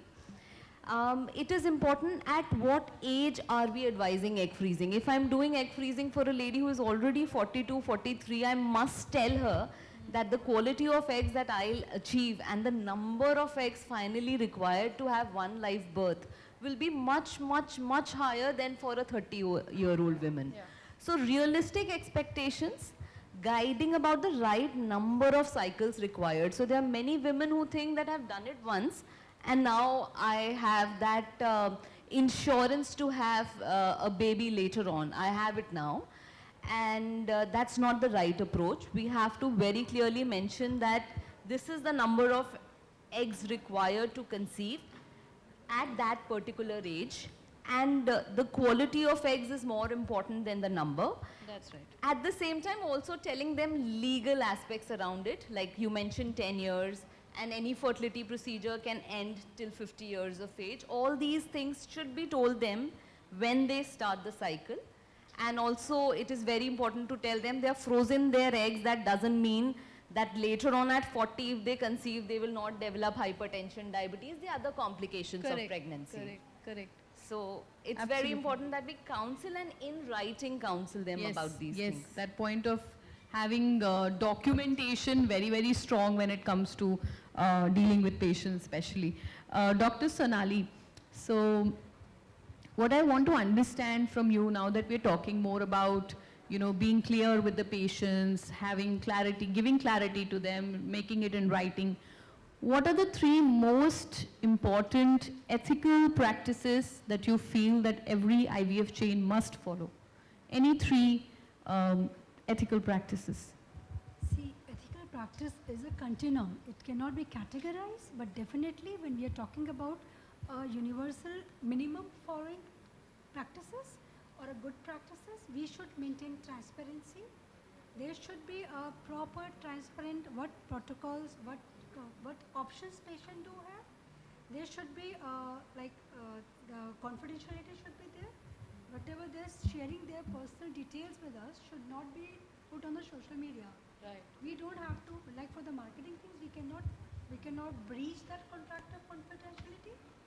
And most importantly, the protocols and ethics while making proper decisions. We are no one to take decisions on the behalf of patients. We have to educate them, spending time with them so that they have a legit, adequate knowledge. I would somewhere say that we are like Dr. Nupur, Dr. Prachi recently said that we are fighting with the AI, doctors versus AI. I would say don't make them your pally. Give the proper keywords to the patient. That was the practice I do. I give them a keywords, open ChatGPT, learn about this, know what should you know about this protocol. You should be knowing what actually you're going across when you're going for this thing. So that they become more learned, and to my extent I would say IVF practices on the gross level is such a simplified thing. If we can make them very simple for our patients to understand, their confidence on our treatment makes the results go very high. So if you are talking about the confidence of the patients, their comfort level, their mental peace, their healing property, because when they are going across a treatment for fertility, it's a big taboo even today. And there are a lot of traumas which they are facing, and they are hiding from their even very close family members. So in all these things, when we educate the patient as a clinician, my role would be more than a treating doctor. Because we are not here to make pregnancies, we are here to build trust. Whatever the result may be, at times I say I don't know what is going to be the end result. But as we know, we should work on the process. You should know what all things will be going across. And you are the one person who will be guiding me about it. Most of the time, my patient guide me, ma'am, lining ठीक बनी अब तो transfer कर सकते हैं. That makes me feel more elated. That now they are so confident to know what is a triple lining, what problems we were facing earlier, why we were not going for an early transfer. Now, what has really made their cycles should be working for them, so that whatever be the result, their trust is not breached. Absolutely. The building a trust, practicing ethical practice, taking their concerns, and of course making transparency. As far as their clinical part is concerned, and of course we cannot go away with the finances, because even for today, the IVF is not funded by the government. Very few corporates of late started giving some peanut kind of coverage for the infertility treatment, which is not adequate as far as the quality which we really want to give to our patients. Right. So when we are talking about the finances, we have to make a standpoint that beyond this level, if I go down, I might be compromising the quality. So let's not do that. Correct. Because we are really looking forward for the fertility thing, for the newborn, for the next level of family. So in that levels, I think that clarity You of can't the cut corners. Yes, transparency, yes. education and ethics, they play a pivotal role in any treatment, more so in IVF. Wonderful. Yes, correct. So, so with that, Divyanshu, when it comes to pre-2021 and post-2021, 2022, and as we started off with the fact that there is an on-ground, gap, etc. What are the three things that you feel that needs an amendment insofar as our regulations are concerned, and how is it that can also help the industry grow even better from now on? I would not say amendment. I would say the heart of the act is in the right place. The industry is evolving around it now, and everything would fall into place. Again, the compliance is the key here, and as ma'am was stating, and everyone is talking about the informed consent, I always say that there is a judgment called Prabha Manchanda versus Samira Kohli. Every doctor should read it once. And the consent, the informed consent, is what it has been prescribed, that what should be done while you are counseling the patient. So Prabha Manchanda versus Samira Kohli is the key for consent. Yes, correct. So, but I also feel that because there are certain provisions in the acts that needs a relook, I feel as a industry that is something that may be raised as a representation to get more clarity on those aspects. So, so nonetheless, Dr. Nupur, coming to you, and very quickly, if you could throw some light on the aspect that, how is it that one can ensure that while one is, complying with the provisions, the law, ensuring that, costs are also not so high, being transparent and ethical with the patients. What is it that you, as a, as someone who's leading, or let's say leading the brand, leading the clinic, is someone who can ensure that patients are someone who really, has that respect and not respect but trust in the clinic. So how is it that one can really achieve that? See, again, I'll start with the counseling part, counseling the patient properly, informed written consents. Whatever we are doing, we need to take sign of the couple, and we have to train our staff. I cannot do it all alone. My Correct. staff should be trained, my staff should be transparent, and they should be polite with the patient while taking the consent, and they should not breach the confidentiality. Yeah. That is very important. What is there in the clinic should be there in the clinic, nothing outside. And I can have some cameras also, so Yes. that I can show patient their embryos and their sperms, so they can be more confident, like gradings. So that really helps. Patient Right. know what they have, what embryos have been transferred to them, and giving them the proper summary of what we have done, like Right. how many eggs were there, what was the quality, how many embryos we could finally freeze, and what were the gradings. So everything should be proper. And we should always try to go for some trainings, like we should attend conferences, and we can Yes, get some yes. new things, like Yes. maybe I'll take some 2 or 3 take-home messages, which I can go and imply in my clinic. So that is also very important to update my knowledge. And there is a book called that ART book, the rule book, that everyone should have read, and Correct. not only me. I think my staff should be knowing. I can give it to my patients also. See, these are the rules I am following.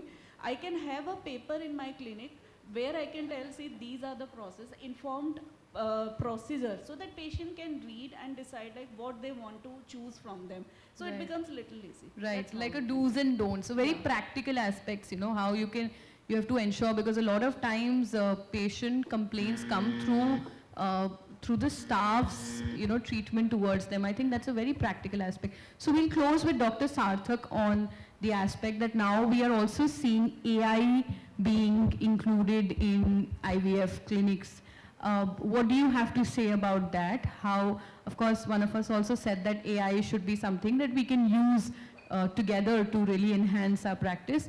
But how do you see one negative aspect of being the AI programmed lab or a programmed clinic, and one positive aspect of it? So I think all the doctors were AI specialists, I mean artificial insemination specialists before artificial intelligence came over. So as AI specialists before the actual advent of AI, I'm a non-medico, and I would say technology is only an enabler. It's an enabler to do better. It cannot replace the clinician or the embryologist, or the AI can actually help you say probably the granulation in this embryo is less, or the morphology of this sperm is better, but you cannot overrule or cannot say that 10 years of hard work or 15 years of hard work or the plethora of knowledge or experience that any clinician or any doctor or any embryologist has can be overlooked.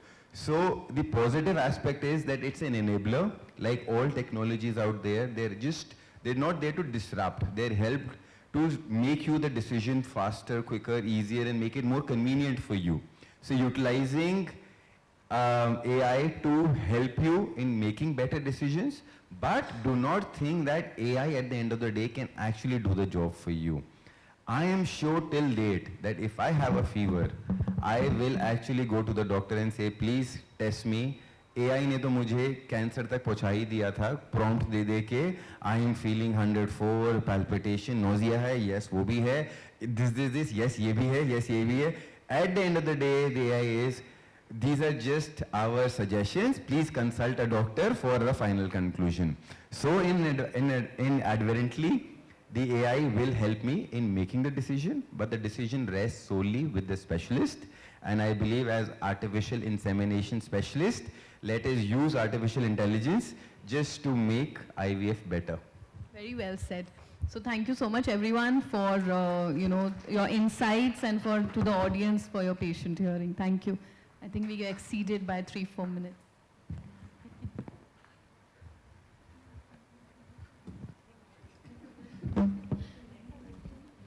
May I please request the panelists to stay with us on the stage for the felicitation.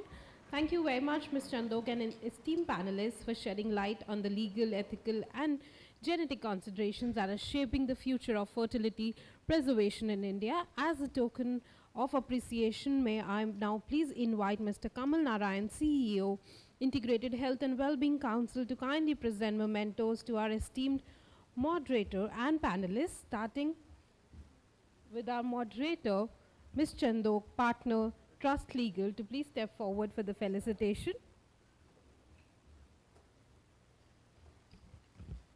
Can we have a round of applause, please? Thank you very much.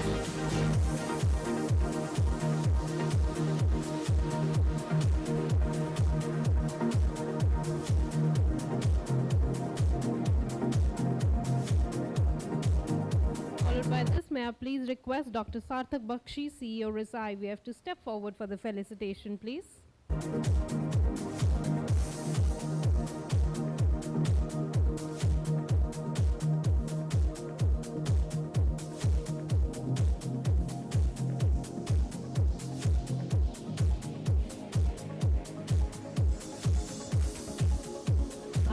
That we felicitate Dr. Prachi Benara, Director and Center Head, Birla Fertility and IVF, Gurugram.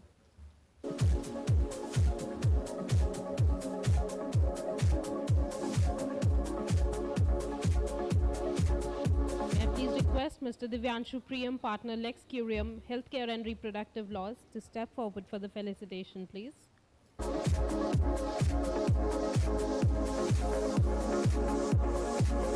it's time that we felicitate Dr. Sonali Gupta, Founder, Director and Chief IVF Consultant, The Bliss IVF and Gynaecare.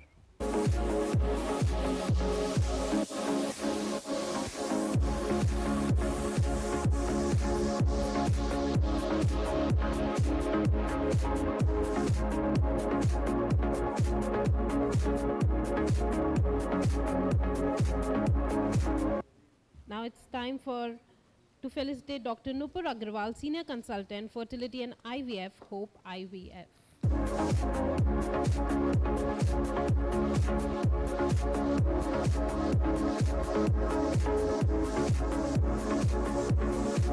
Now may I please request Dr. Aishwarya, Lead Fertility and IVF Consultant, Tamara Fertility and IVF Center, to step forward for the felicitation, please. May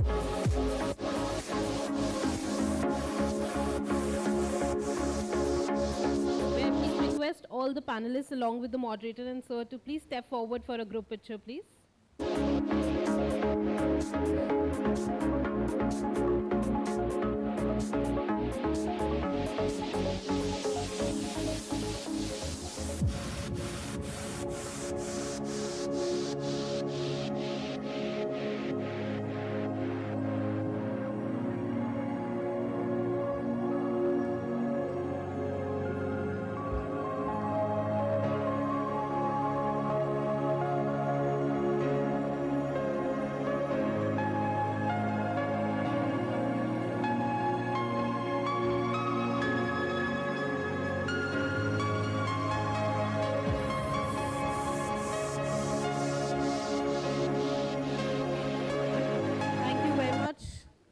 To all our dear panelists and our moderator for this session, for steering this conversation beautifully. Thank you very much.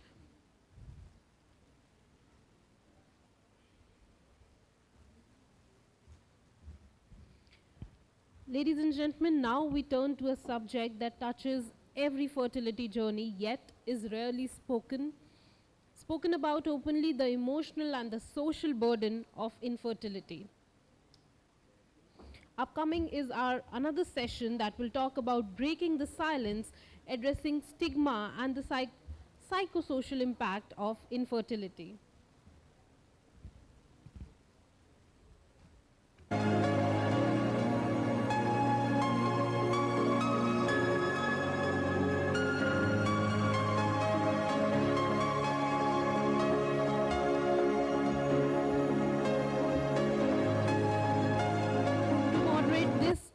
deeply important conversation, please allow me to welcome Ms. Aanchal Sharma, founder, Can Heal.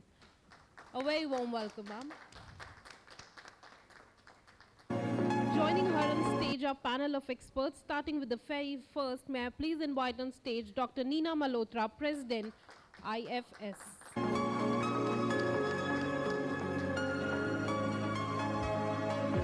May I please invite on stage Dr. Neeta Singh, Professor, Department of Obstetrics and Gynecology, AIMS, Delhi. May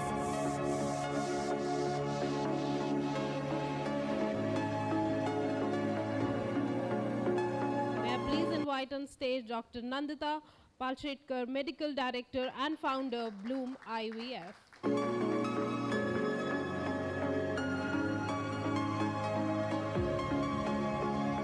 Followed by this, may I please invite on stage Dr. Puneet Rana Arora, Senior Consultant, Gynecologist, Reproductive Medicine Specialist, CIFAR. Now may I please invite Dr. Indrani Lodh, Director, Urvara IVF, Kolkata.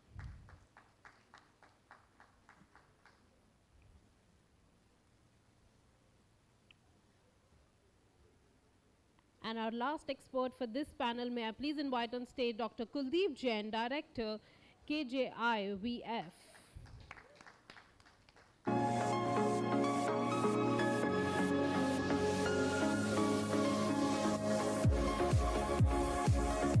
with that, I would like to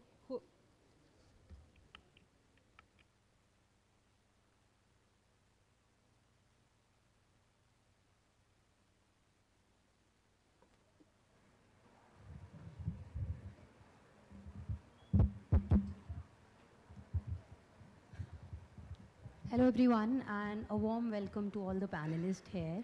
So पहले तो मैं एक चीज़ बोल देती हूँ, please do not judge me because मेरे सा और शाह में थोड़ी सी प्रॉब्लम है. आप सब ने वो मूवी देखी होगी, तेरे शहर में शहर नहीं था शहर था. So अगर आपको मेरा शाह सुनाई दे, so please laugh but don't judge. And yes, here we begin. So ma'am. So it is a very important panel for me because being a cancer survivor and working for the community where lots of young people who just got married and diagnosed with cancer and they don't know, sometimes they are not even, told or guided that, okay, this is the procedure you have to go through, or even have a simple guidance like this can be done. And because most of the people, don't know and they come to us, I was like, हमें तो बताया ही नहीं कि egg freezing जैसा कुछ होता है. In fact, not just a female, but male also. The male young cancer survivors, they don't know that after cancer, they are going to produce a child or not. So this panel actually become a very personal for me.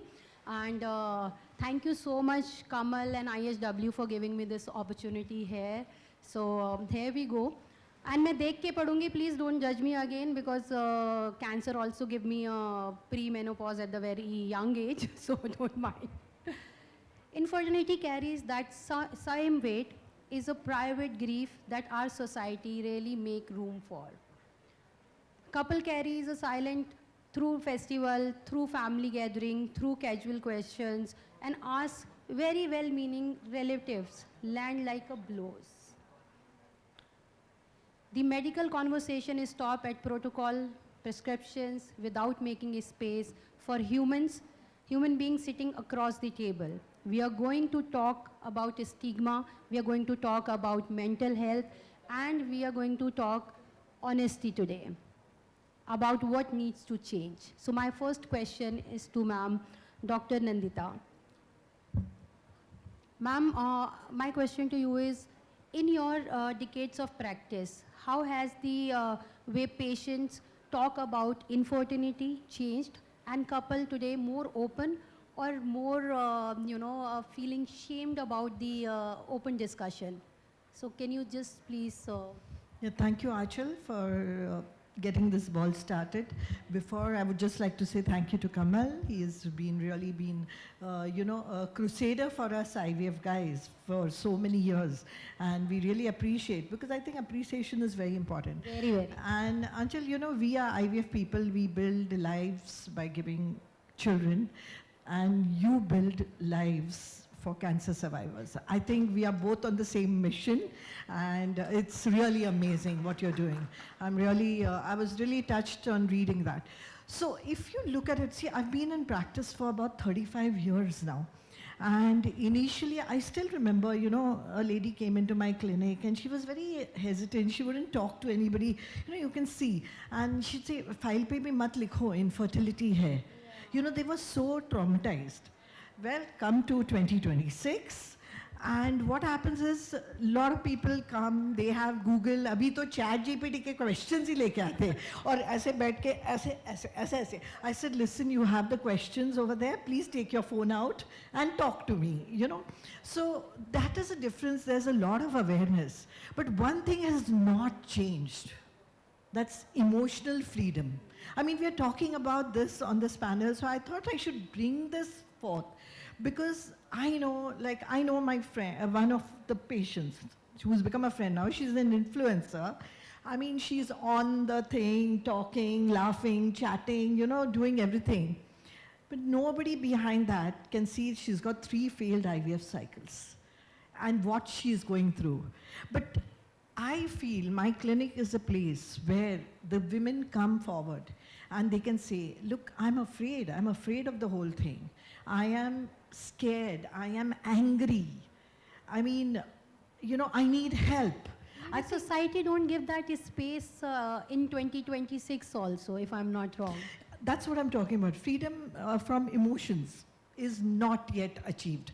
And this is where we doctors need to, like, you know, really take a step forward and look at it. Can we achieve this in our clinics? And I think it has to be very empathetic, very humane, and a kind of a atmosphere where she feels at home. And and the law is very correctly said that counseling is very important. But I don't want that counseling only for the paper.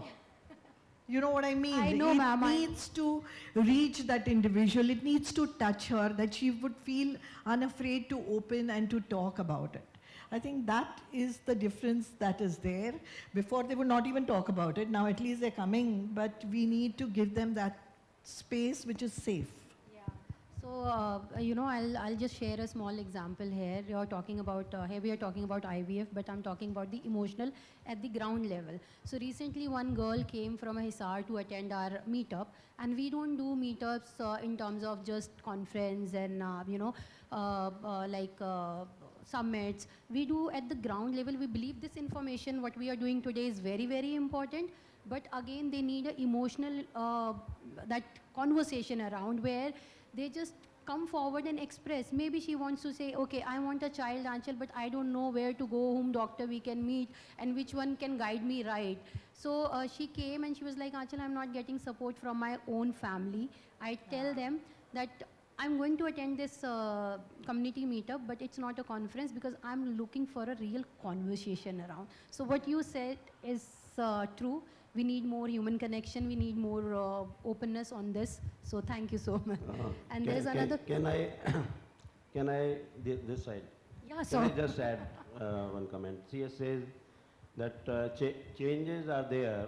If we compare 20 years back, what was the psychology of society, thinking of the society regarding infertility. But over the period, there is a lot of change. But still, there are a lot of people are there who have gone through IVF. They got the pregnancy, but they are not able to declare it. Right. Like there are many patients, they will say, should I show, can I keep these papers out? You don't write that I am going through IVF. So change is there, but it is not up to the mark. We need to, as a medical fraternity, we have changed a lot. But I think the change requires at the society level more and more. So it is accepted a procedure. We know that IVF is a procedure which helps in getting the parenthood to people who could not get the parenthood by any other means. But it is not accepted the way it should have been accepted even after 40 years. Because, sir, there is a shame, I believe. Still people think that if others get to know that we can't produce a child, and then it comes to our, male ego, and it's a taboo. So it's not society, but I believe personally, I have been very vocal about women's sexual health. You'll be surprised in MEX and Apollo, I was the first one who conducted a women's sexual health with the experts, and it took me 3 months to get that approval कि यार यहाँ पे कौन इस बारे में बात करेगा, and we are talking about city like Delhi. Trust me, it was so difficult. And then I began with my own story because I feel, come from the same journey. I also have same challenges with other females are going through. So I think we are follower also, and we really need to accept ourselves then the society. So that is true, sir. Ma'am, I have a question for you, Anita ma'am.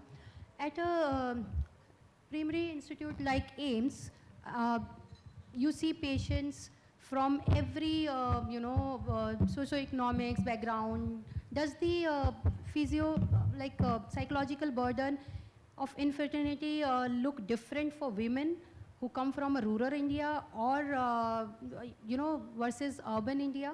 And are also support system built to recognize that difference? Is that? Wonderful question, Achal. Through my experience of 35 years and more than 25 years being at AIMS, the psychosocial impact of infertility is paramount, may it be rural or urban, but the challenges are different. A woman who comes from a rural area, for her, she faces a very different challenge because the marriage in a rural area is perceived as a social identity and a family lineage. And childlessness is perceived as a social stigma. She faces social orchestration. She may be facing a domestic violence, abandonment, and her husband may be willing for a remarriage, and sometimes polygamy in some societies. So it's a very different challenge she faces. And then there is a question of access, awareness, and finances. She doesn't work. She doesn't have the decision to, right to take a decision. So treatment decisions are family oriented. She cannot decide because a lady who comes from a rural area, from an outreach center, from a small city, she will bring her mother-in-law or her father-in-law or her husband. Who's going to decide on her behalf whether she should undergo treatment or not? She cannot take a decision that even if I tell her that you have to undergo IVF, she would take, inform her family and bring her entire family along with her, and then I need to talk to the entire family and counsel them and convince them this is the treatment. And secondly, as Dr. Kuldeep pointed out, it's still a big taboo. A bigger taboo in rural areas because of lack of awareness still.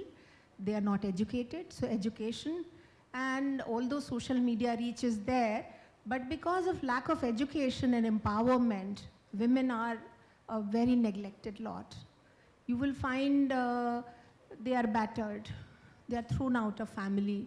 Even if you find that the husband is infertile, the major brunt of infertility a woman bears in the rural area. Now the challenge for an urban woman or a couple is entirely different. Now she faces career aspiration because of higher education. There is delayed marriage and delayed childbearing. She has to keep pace with her expectations at the workplace and finances and cutthroat competition. She's also socially isolated because I've seen couples in urban areas who do not have children don't like to mix with the families or the couples who have children. They do not want to share. They would keep saying that, okay, we are not planning right now. We are not in the right phase.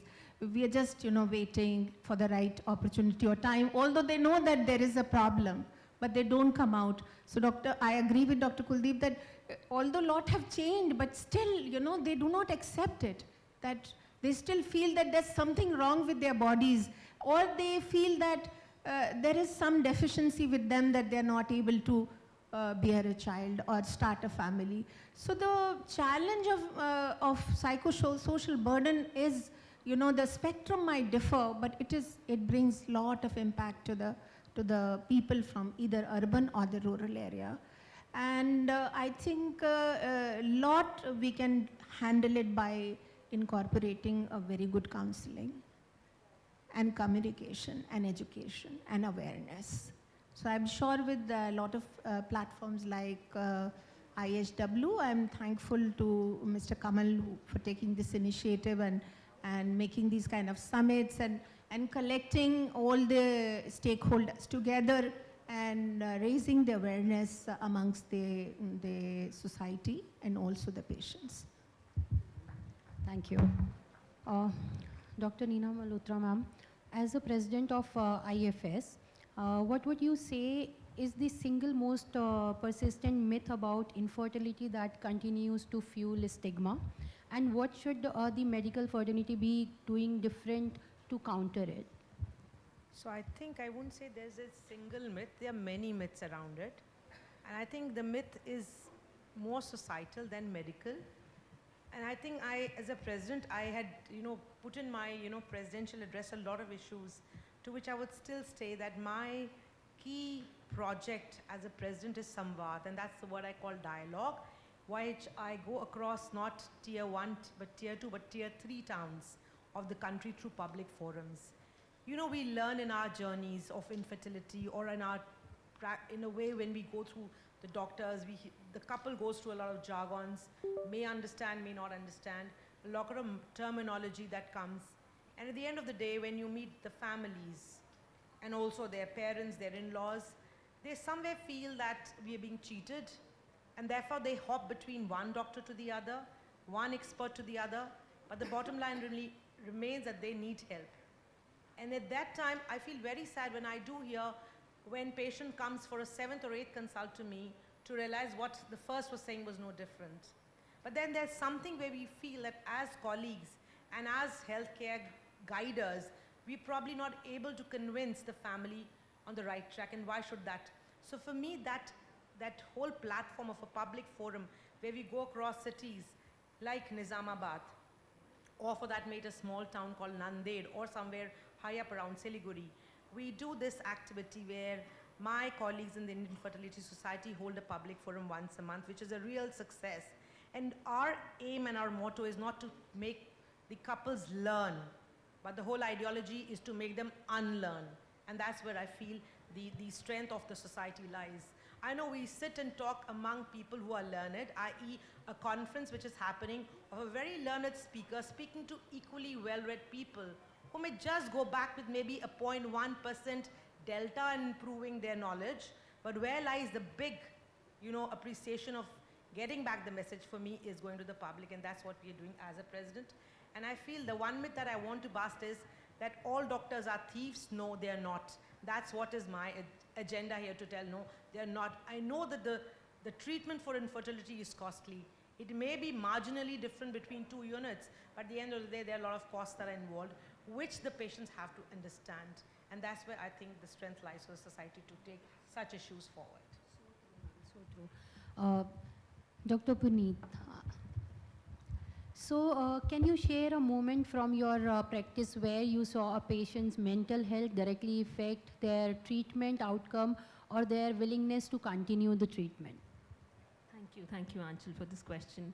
So I think we all agree here that infertility diagnosis per se offers a lot of mental burden to the patient, to our patients. And above that, if we offer them IVF as a part of the treatment, that puts an extra burden. Some of these patients take very nicely, and I've seen that those patients who take IVF treatment very happily, they sail through in first attempt. But the patients who think about it a lot and consider it as a failure in fertility and going for IVF, they struggle a lot. So I think it's important that those red markers should be kept in our clinic. Who is going to have a more chance of having a mental exhaustion in case the treatment doesn't work? So I remember this patient who came to us in a first visit after 4 unsuccessful IVF cycles. And her heavy words which came into me, which really touched me, was that, "Ma'am, I'm done. I can't take it anymore." So, those words were very, very mentally kind of, it went through me as well. I could see that she needs a baby, But yes, offering her a 5th cycle, would that be something I may do? Or I should do something else? So, so I just kind of, we focused on a little different aspect in the 5th cycle. We introduced her to a psychologist, a particular dedicated psychologist who spoke to her, spent time with her, and I could see that her burden of treatment, which she was carrying for her 5th cycle, that I could see in every subsequent month, which was coming down. So after 4 months, she herself came and told me, ma'am, I think I'm ready for the 5th one. Can you offer me this cycle? Because initially when she came that I want to have come for a genuine opinion. Is it I'm going to have a baby or not? But then she felt, I'm going to have a baby here, ma'am, just go for it. And she was successful.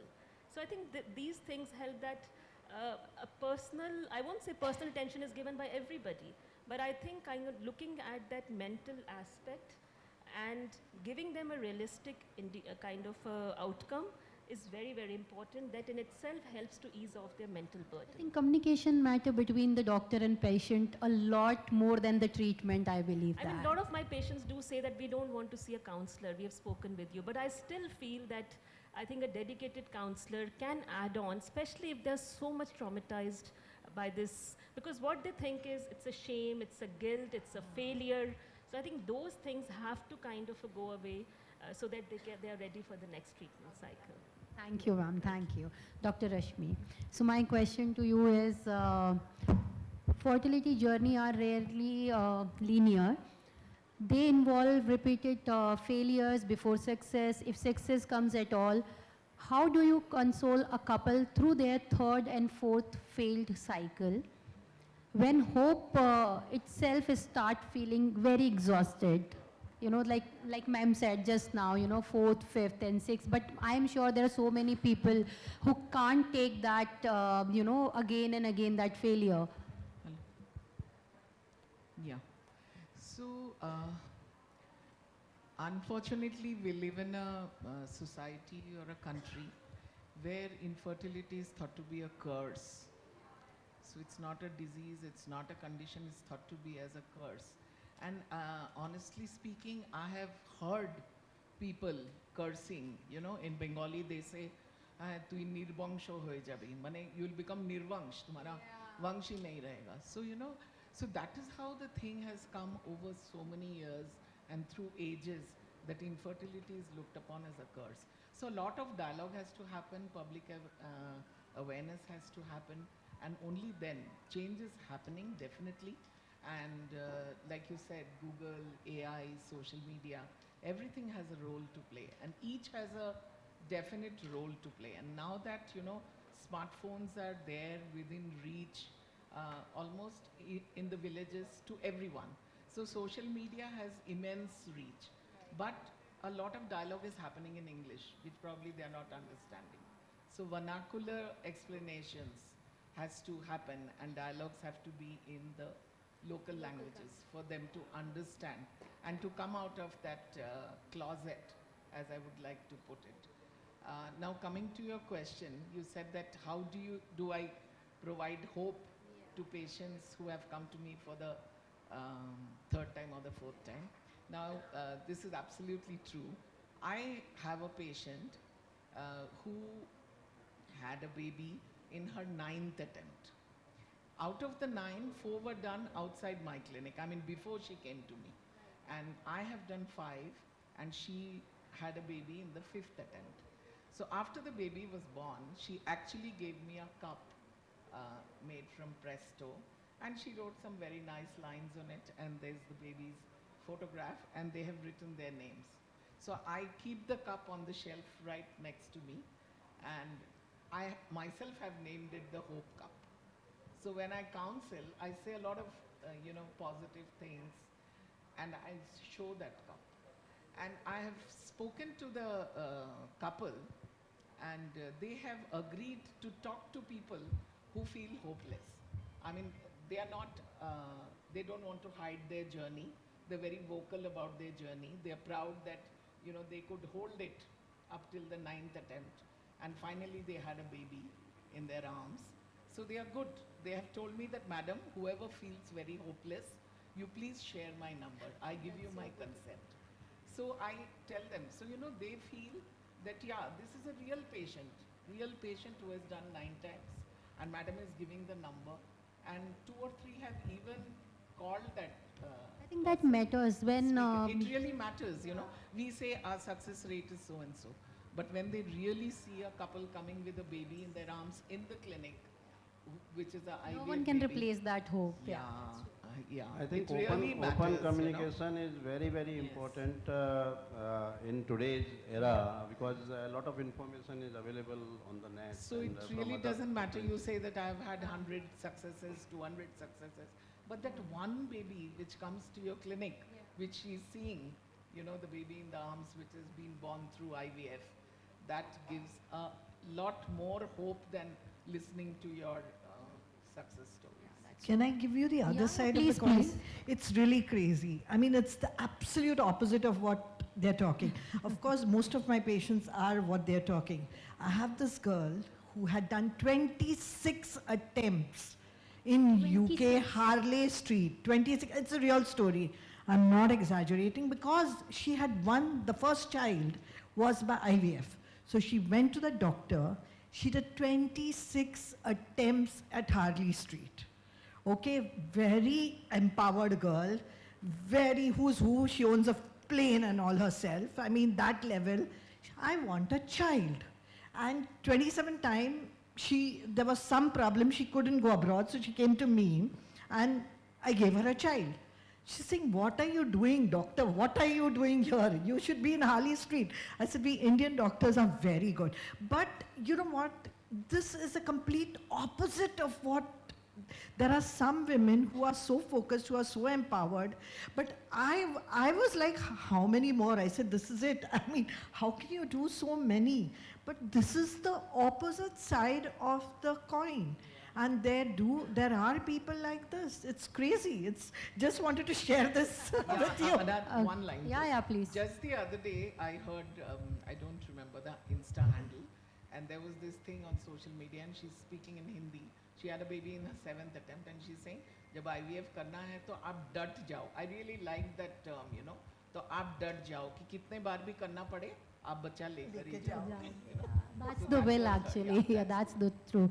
So moving forward, Dr. Indrani, my question to you. She just answered. Oh, she just. No, there is another question. Oh, that should be. Okay. Dr. Kuldeep, there is another question for you. You are long advocated for the ethical, accessible, and patient-centric fertility care. For couples who cannot afford multiple IVF cycle, the emotional burden is often compounded by financial stress and guilt. How can fertility specialists ensure that compassion and realistic counseling remain as integral at treatment as clinical excellence? See, the clinical excellence is one thing which comes through the over the period. But when you are opting for this stream, you have to have an idea that the clinical excellence and the compassion care, they are not separate, they are not competitive, but they are complementary. So if you understand that, I think 50% of your thoughts will move in that direction. We know that infertility is an emotional disease, and that is attached to any infertile couple. It is not selective, that the one person will be having a different emotion, other person will be having a different. The frequency and intensity may be different, but it is an emotional involvement. And when you are striving for the excellence, you have to start with understanding. If my first consultation is always understanding, not starting the treatment. I think if you can focus on that line, patient will have trust in you because you are listening to your patient. Now, apart from that, there are many things which, as a clinician, over the period we have learned that the patient want to listen. They come with two things. Whatever you are saying, that this is the problem, that is the problem, they keep on hearing, and this goes from this ear and out from that ear. They want to hear whether they will get pregnancy or not. Right. And second thing, when you are advising IVF, it is the cost. They don't want to listen any other thing, what is the cost involved and whether they will get pregnant or not. But sir, how many are there who can afford multiple attempt of IVF in terms of financial, when financials are involved? See, unfortunately, we cannot just overlook the finances. Okay, because in India especially, most of the patients, they are spending from their own pocket. Right. There is no insurance, there is no support. We have been advocating and inviting insurance people for almost 15 years that they have to start thinking something. Right. So these patients can have at least some escape route, because we know that they are failures. Right. And that is known that the failure will be there. So at least some burden should be, either it could be insurance or government sector, so that remains there. Now only thing is, apart from financial burden, emotional stress is there, family pressure is there, and society pressure is there. So it is not only financial is there, and Can be managed, yeah. yeah, so they are managing, but the other things are more important. They want transparency. If you give transparency to your patient, a realistic hope, it is not hope only, it is a realistic hope. Yeah. We know that failure will be there. So you have to explain in simple language that why the failure is there. Means we usually talk, that is happening, success rate. Right, sir. You have to include in your counseling the failure. Right, after he finishes, I just want to add something what we were discussing about. Can we borrow 5 minutes from you, because we so- have some question from all of the panelists. I just quickly add, like we as a doctors also learn to say when to stop. So I can share a story. We keep on having patients who come with multiple IVF failures, and they come as a final word that you want to meet a doctor who's going to tell you what next. So I had a doctor couple from USA. The husband was a cardiologist, wife was a anesthesiologist or a critical care specialist. They underwent 16 IVF cycles. They had 10 IVF cycles in US. Husband was 44, wife was 42. They had taken long sabbatical, came back to India because they were Indians. They went to multiple IVF centers in India, underwent 7-8 cycles in India as well, and then finally came to me. I went through their all papers, and then they said the wife was having only 2 ventral follicles, 42-year-old, although she was menstruating. Very, very poor reserve as per her age. And I told them that I will not offer you any treatment now. I think everything has been tried. Your destiny has written something else, and I want you to offer adoption. And we as a clinician have to learn. I said, you are a doctor. You understand 16 IVF cycles. You are at a risk, although the data does not but we all know multiple stimulation cycles, multiple egg collections. I said, I understand that you want to have a child. It's maybe not your biological, but you can support a child. You are educated, you can adopt a baby.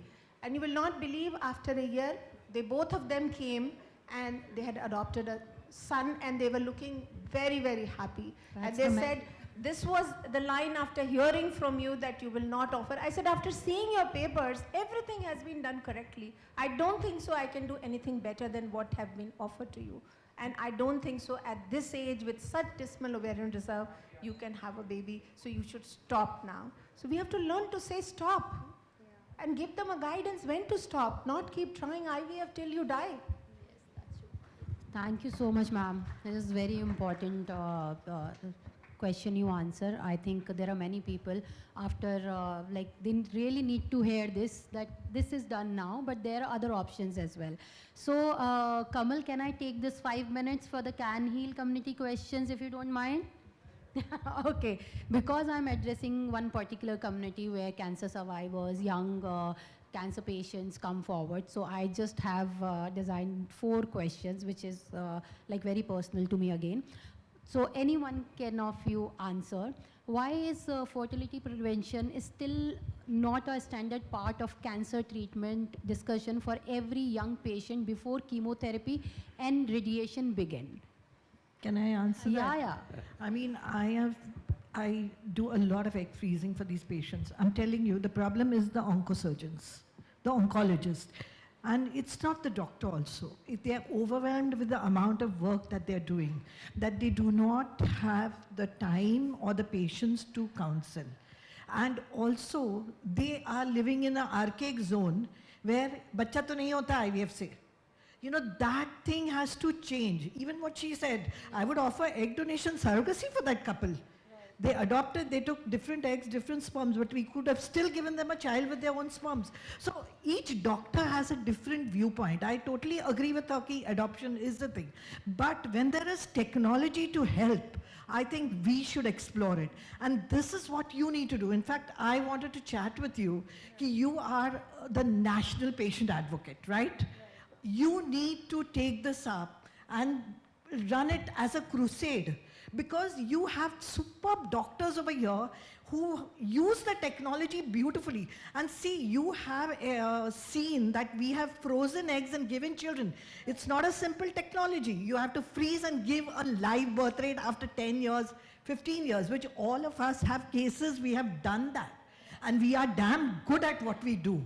So I think the awareness is what is lacking today that they don't have. So you really need to, I think you are the one who will probably be able to promote it, because we have talked, but even we are busy. That is why I don't want to miss this opportunity. Actually, problem is coordination. There is no coordination between two streams. I would just... They know their field, we know our field, but there is no, the bridging, actually that is required. An expense. We are willing to give it at a lower cost. Just send them to us. We will work out a package. So I will just share, we have already published data like this. There's not lack of awareness amongst the patient. Obviously, she's naive.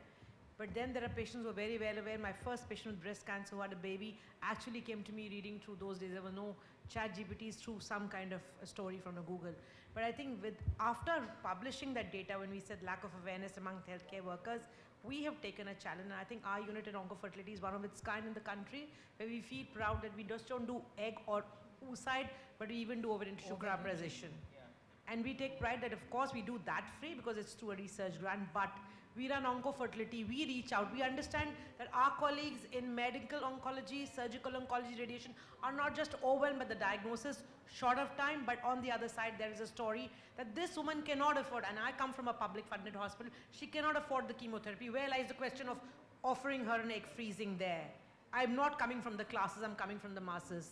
And that's exactly where my colleagues actually do a bridging. We sit with the National Cancer Institute, we do a regular clinic, and I think they wait for us to come rather than we wait for them. So I think that's the way we have to. So if there are gaps, there are ways to kind of bridge up these gaps. Instead of sort of saying we work in silos, we can work in sync, and that's how I think we can start a joint clinic as we are running at Thames very successful. There is one more question.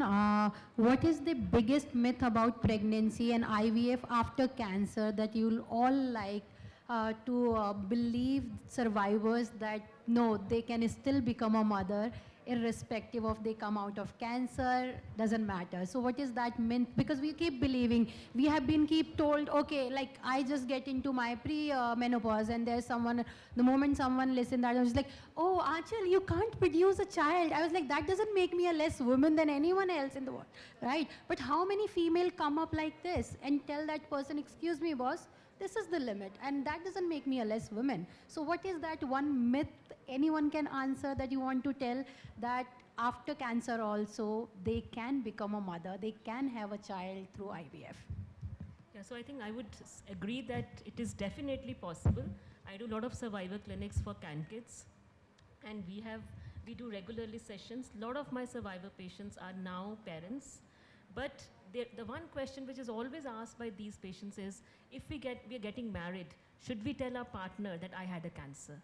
That's where I think the main stigma, it's kind of, there is a comma or a full stop or exclamation mark. And I always encourage them, to tell your partner. But so I think, be honest. I always tell my survivors, tell your partner so that you get full support when you are in your pregnancy. But yes, they can get pregnant. Yes, done. Yeah. Actually, one point only 1 point. Yes, See, yes. the cancer people, they feel, they are devastated at the news, especially the young girls. I think that point, that counseling, that point, that emotional support is very important. They say, what child? Here we are fighting to survive. So I think this is also there. And another point is anytime after you've been diagnosed with cancer, either before, after one radiotherapy, after one chemotherapy, you can still freeze eggs. Yes. So I think that is the, message I want to really give Thank you, everyone. Thank you so much. And thank you so much, IHW. Sure, ma'am. Let's take one picture. If you want, let's take one picture. I can come with you. Thank you so much. Thank you very much, Ms. Sharma and panelists. As a token of appreciation, may I please invite Mr. Kamal Narayan, CEO, Integrated Health and Wellbeing Council, to kindly join us on stage and present mementos.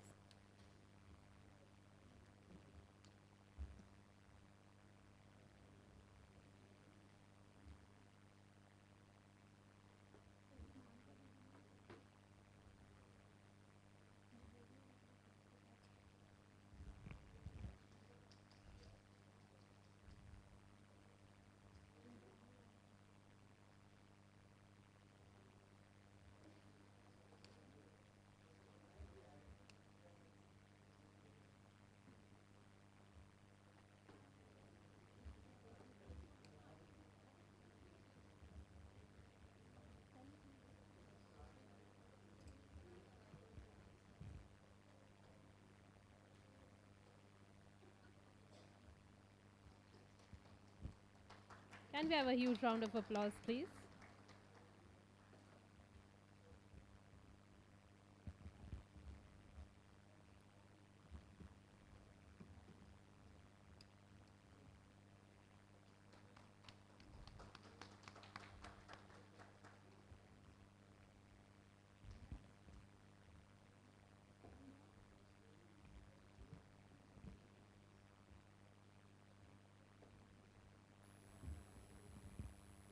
May I please request Dr. Neena Malhotra, President, Indian Fertility Society, to please step forward for the felicitation, please.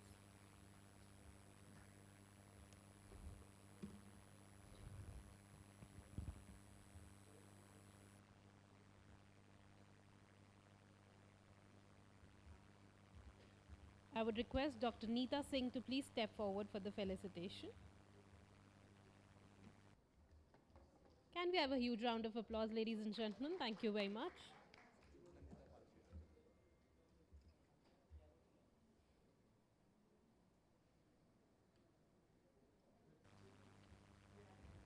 May I please request Dr. Nandita to step forward for the felicitation, please.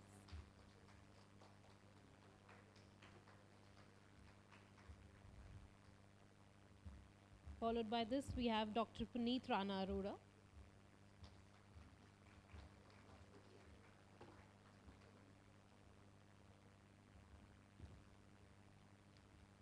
Now we have Dr. Kuldeep Jain.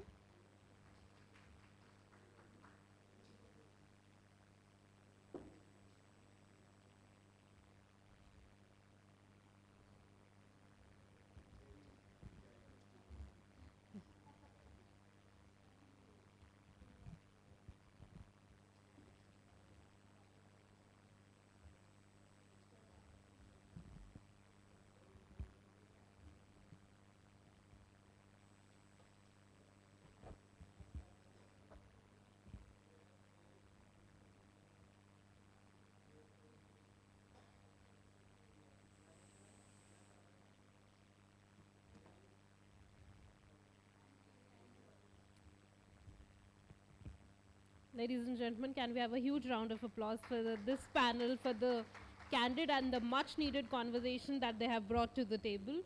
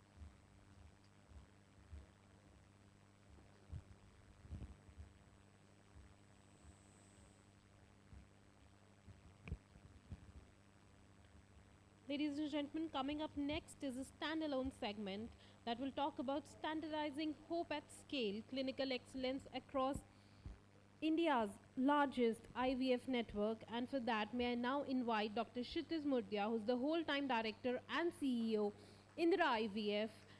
Dr. Murdia leads India's largest IVF network and has been at the forefront of scaling standardized, high-quality fertility care across the country.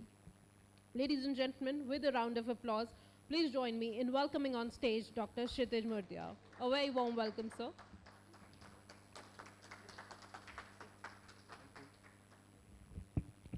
Thank you so much for the kind introduction, and good evening, everyone.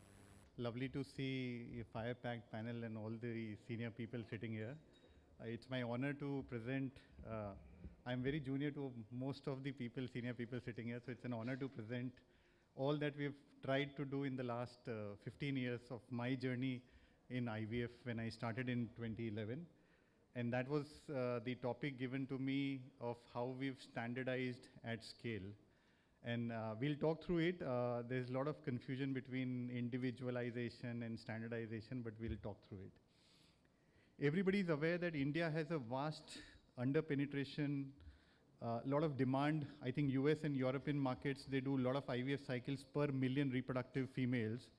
And India does very less, and 10 to 15% population suffers from infertility, and that's the huge opportunity in India for expansion, going to underserved tier 2, tier 3 towns.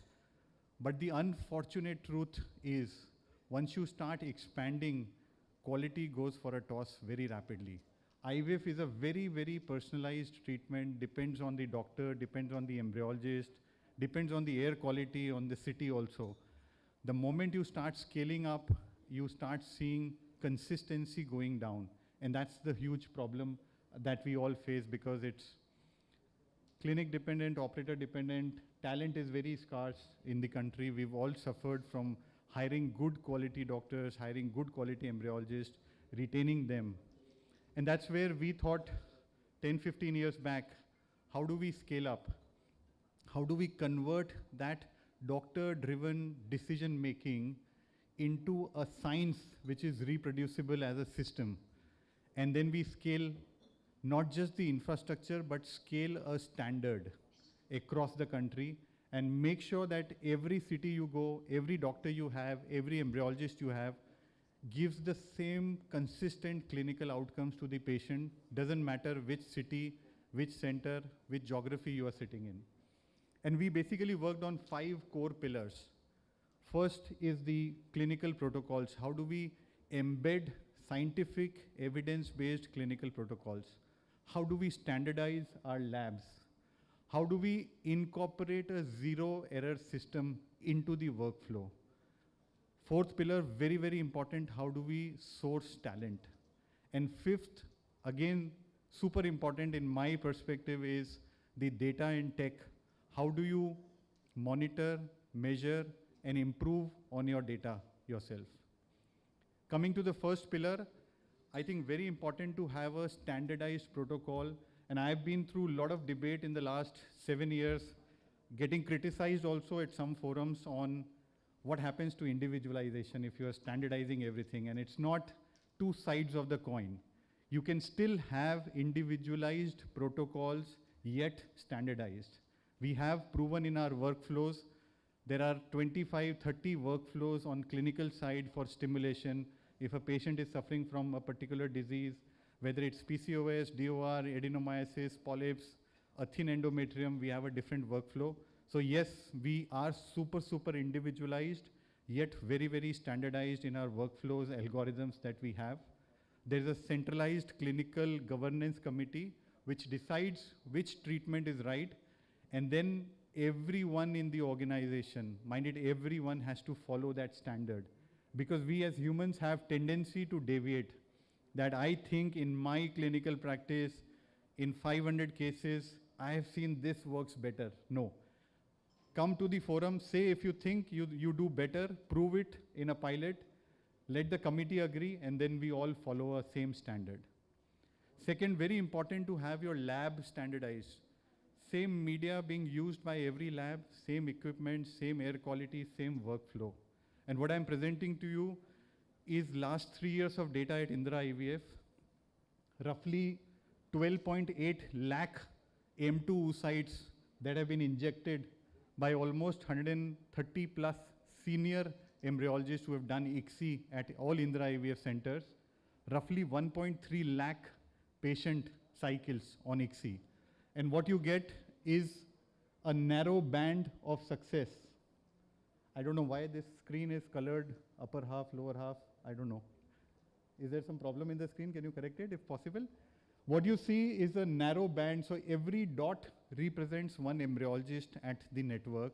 And if you see the mean blastulation rate is approximately 53.3% over these 12.5 lakh oocytes that we've injected with all these embryologists. Very low standard deviation.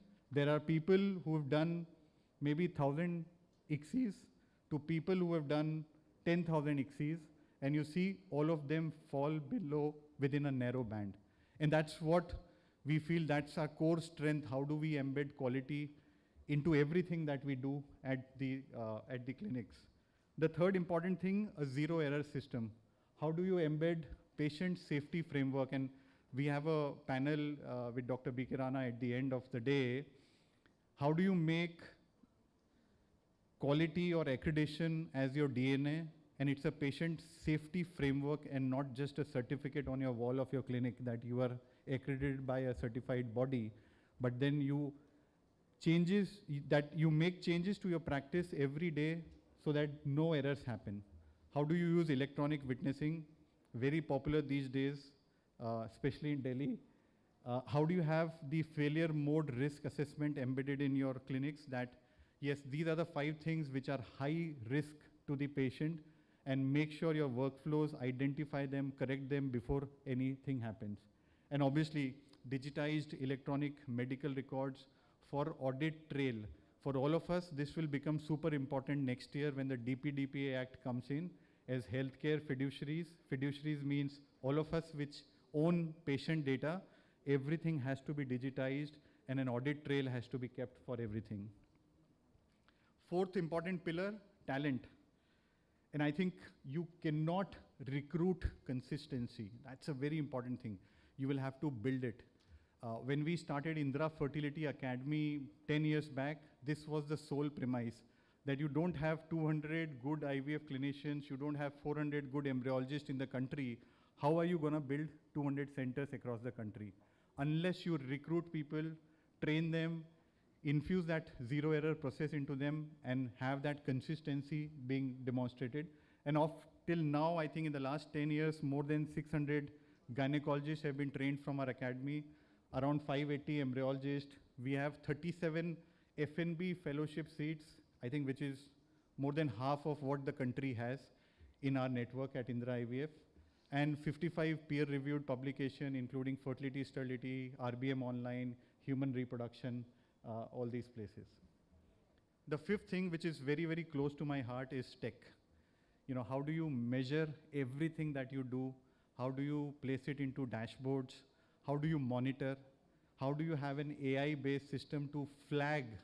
Because 200 centers, 2 lakh cycles, you will never be able to catch the integrities of the whole data. How can AI help you predict that this center is going down, this doctor is not doing well, this embryologist is not doing well?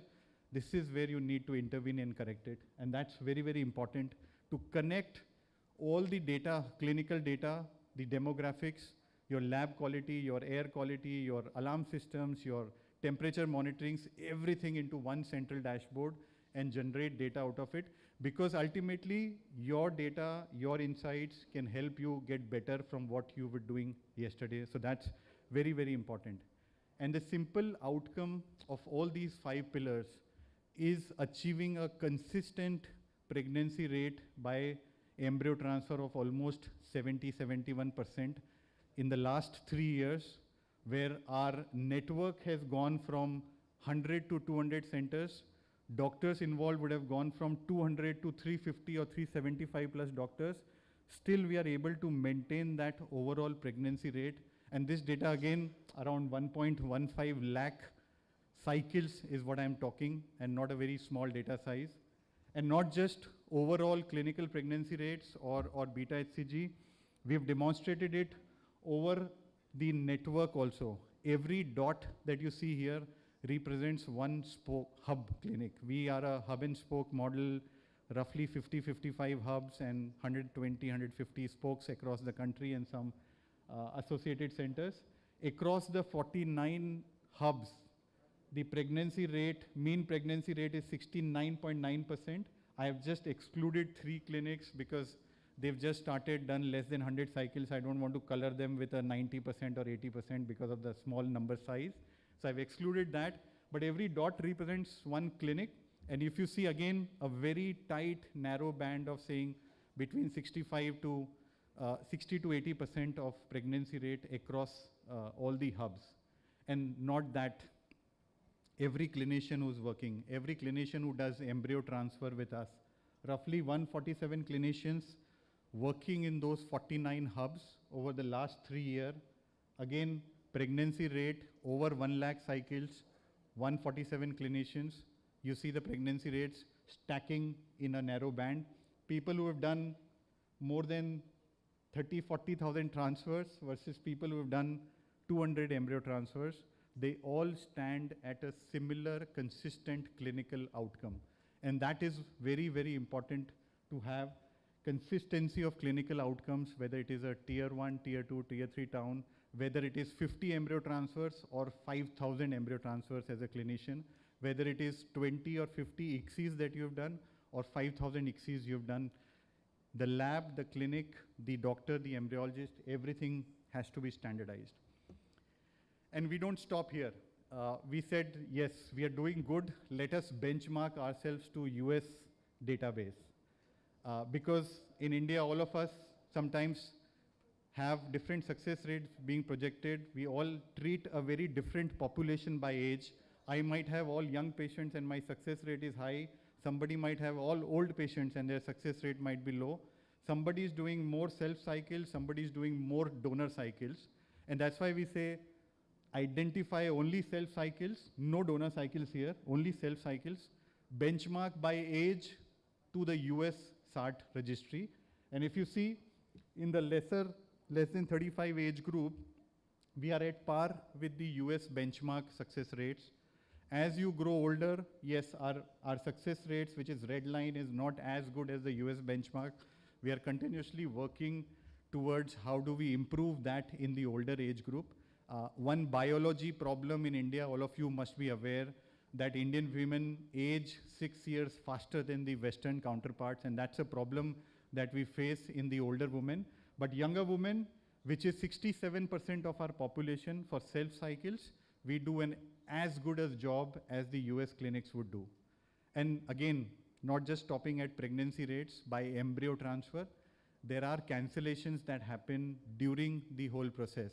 You've started stimulation for one female, they don't reach the pickup stage. You've done the pickup, done the ICSI, they don't reach the embryo transfer stage. We have to calculate all those cancellations. Again, benchmark by age group to the US counterparts. If you see cycle cancellation before retrieval on the left side, cycle cancellation with no usable embryos on the right side. I think areas for us we noticed for improvement is in the less than 35 age group, where we are not able to produce as many embryos as the US clinics would do. But we are surely getting to it. But most of the age groups, you won't find a huge difference between what we do and what the US standards prescribe to. And that is the outcome of all the hard work that we have done in the last 5 years. When we started on this quality journey in 2021, if you see our infection control audit, internal audits, we did, external audits we were 48% compliant. To now, we are 99% compliance. And whether it is pharmacy, it is tracer audits, it is nursing, everywhere now we've scaled the bar to say from a 40, 50, 60% compliance, how do we reach to 99% compliance? And it is this hard work of multiple audits in the clinic, roughly 300 audits in the lab. Our lab audit checklist runs around 452 points that we check every lab, every quarter. That is the system which is driving the consistency that I showed in the earlier slides. And that is the benefit that we get. And it is not something that I want to come here and present from my own mouth. We are very well peer reviewed also. QAI certification across all the clinics. We are the only ones in the country having RTAC accreditation, which is one of the toughest from Australia and New Zealand.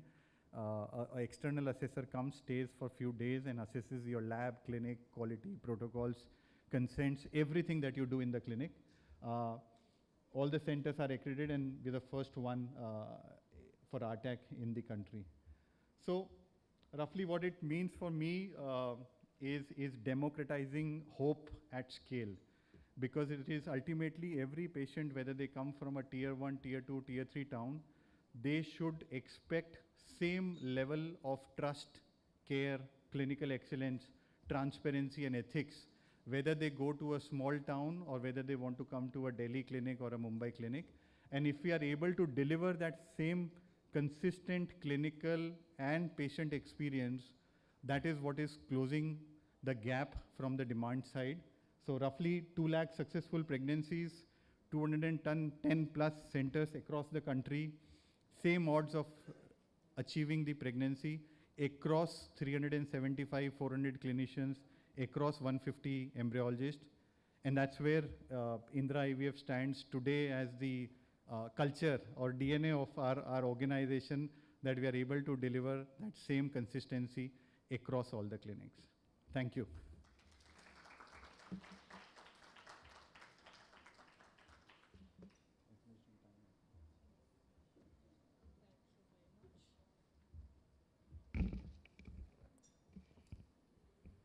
Thank you, Dr. Kshitij, for these insights into building clinical excellence at scale.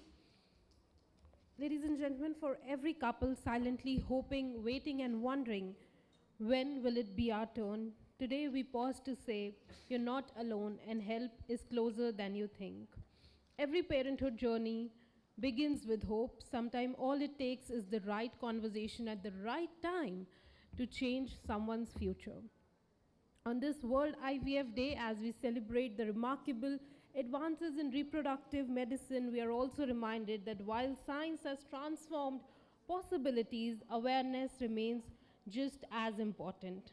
In that spirit, BSV, Mankind, was proud to present this morning Find Your Missing Joy, a patient awareness initiative that encourages couples to seek timely guidance from qualified fertility experts and take the first step towards informed fertility care. Now we are going to show you a video. Ladies and gentlemen, I would request for your attention onto the screen, please.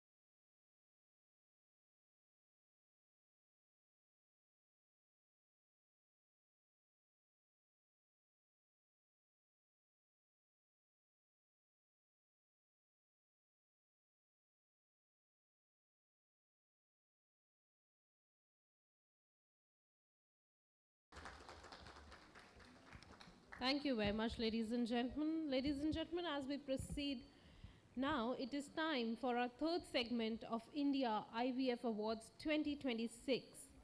And to give away the awards and to felicitate of the awards, may I please invite on stage Ms. Sujaya Krishnan, former Joint Secretary, Ministry of Health and Family Welfare, Government of India. A very warm welcome, ma'am, once again. Ladies and gentlemen, can we have a round of applause? Along with that, may I please invite on stage Dr. Neena Malhotra, President, IFS. A very warm welcome, ma'am.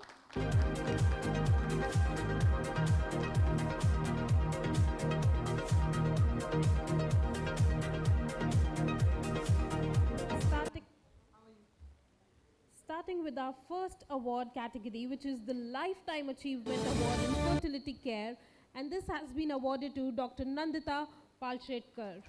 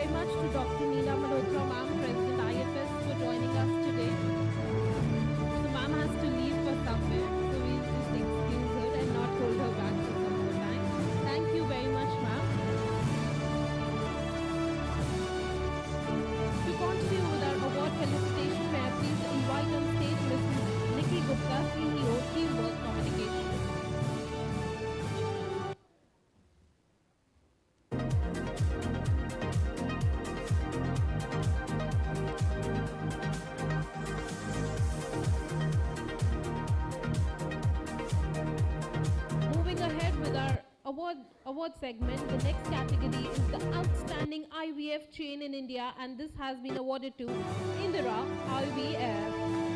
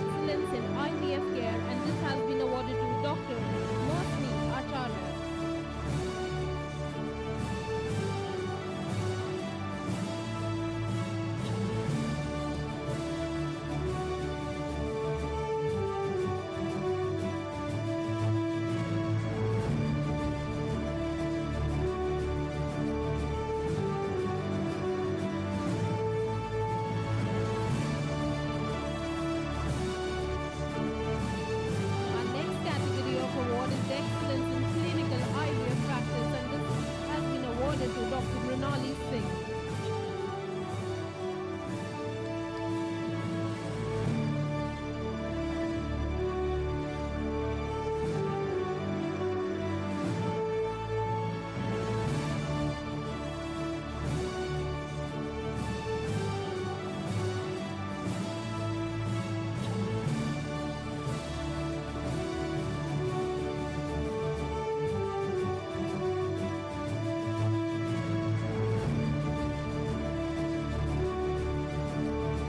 Our upcoming next award is the Breakthrough Fertility Research, and this has been awarded to Dr. Puneet Rana Aroda.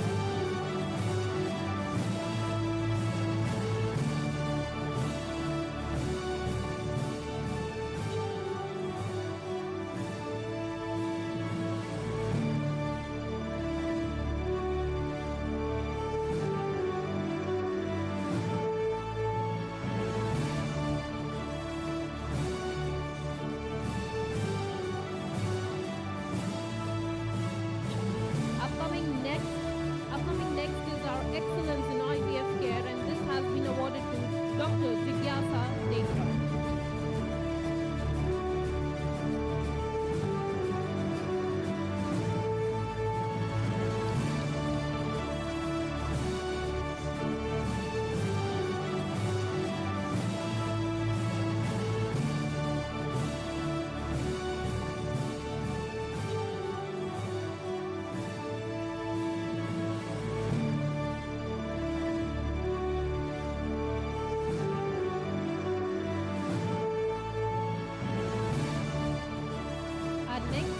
Our next category is the Outstanding IVF Clinic Standalone, and this has been awarded to Elixir Fertility Center.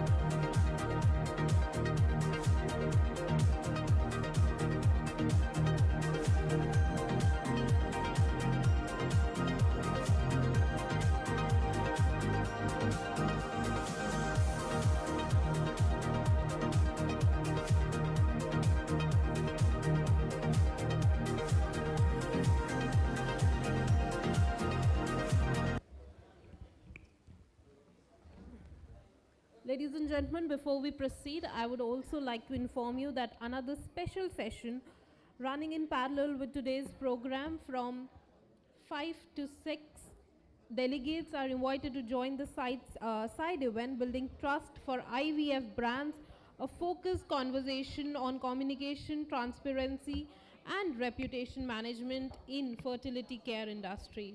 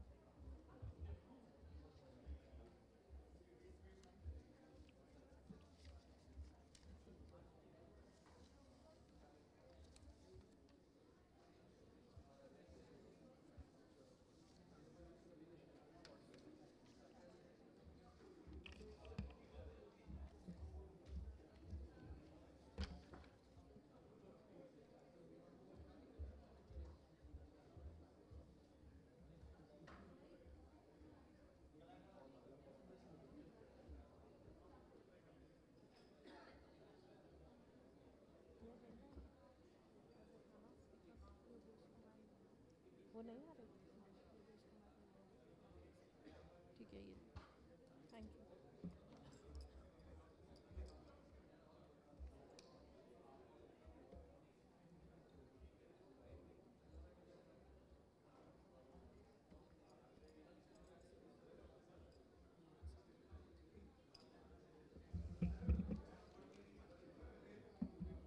Glass ऐसे गिर जाए sir को use करना होगा तो कर लेंगे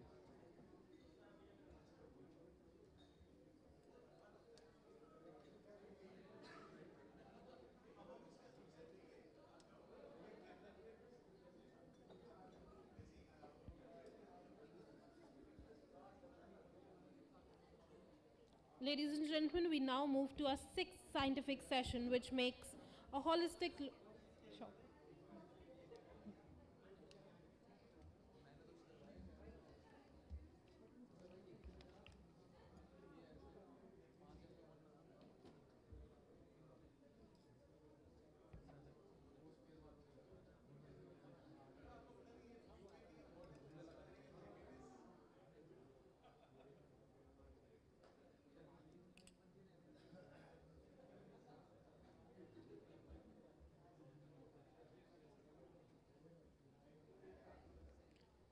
Ladies and gentlemen, now we are moving on to our very scientific session, which takes a holistic look at the future of assisted reproductive technology in India.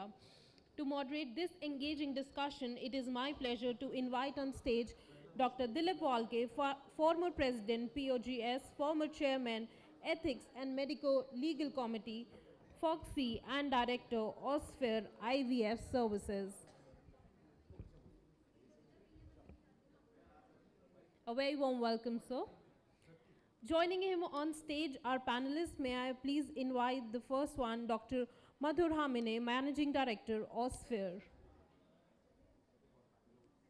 A very warm welcome, sir. Thank you very much for joining us. Followed by this, may I please invite Dr. Kundan Ingle, Senior ART Consultant, Managing Committee Member, ISAR.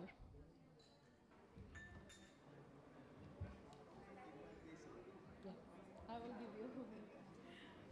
Followed by this, may I please invite on stage Mr. Vikas Anand, co-founder and CEO, SafeTree. A very warm welcome, sir. Thank you very much for joining us. And our last expert for this session, may I please invite on stage Advocate Vikas Kumar Verma, Supreme Court lawyer, ART Act and Surrogacy Act expert.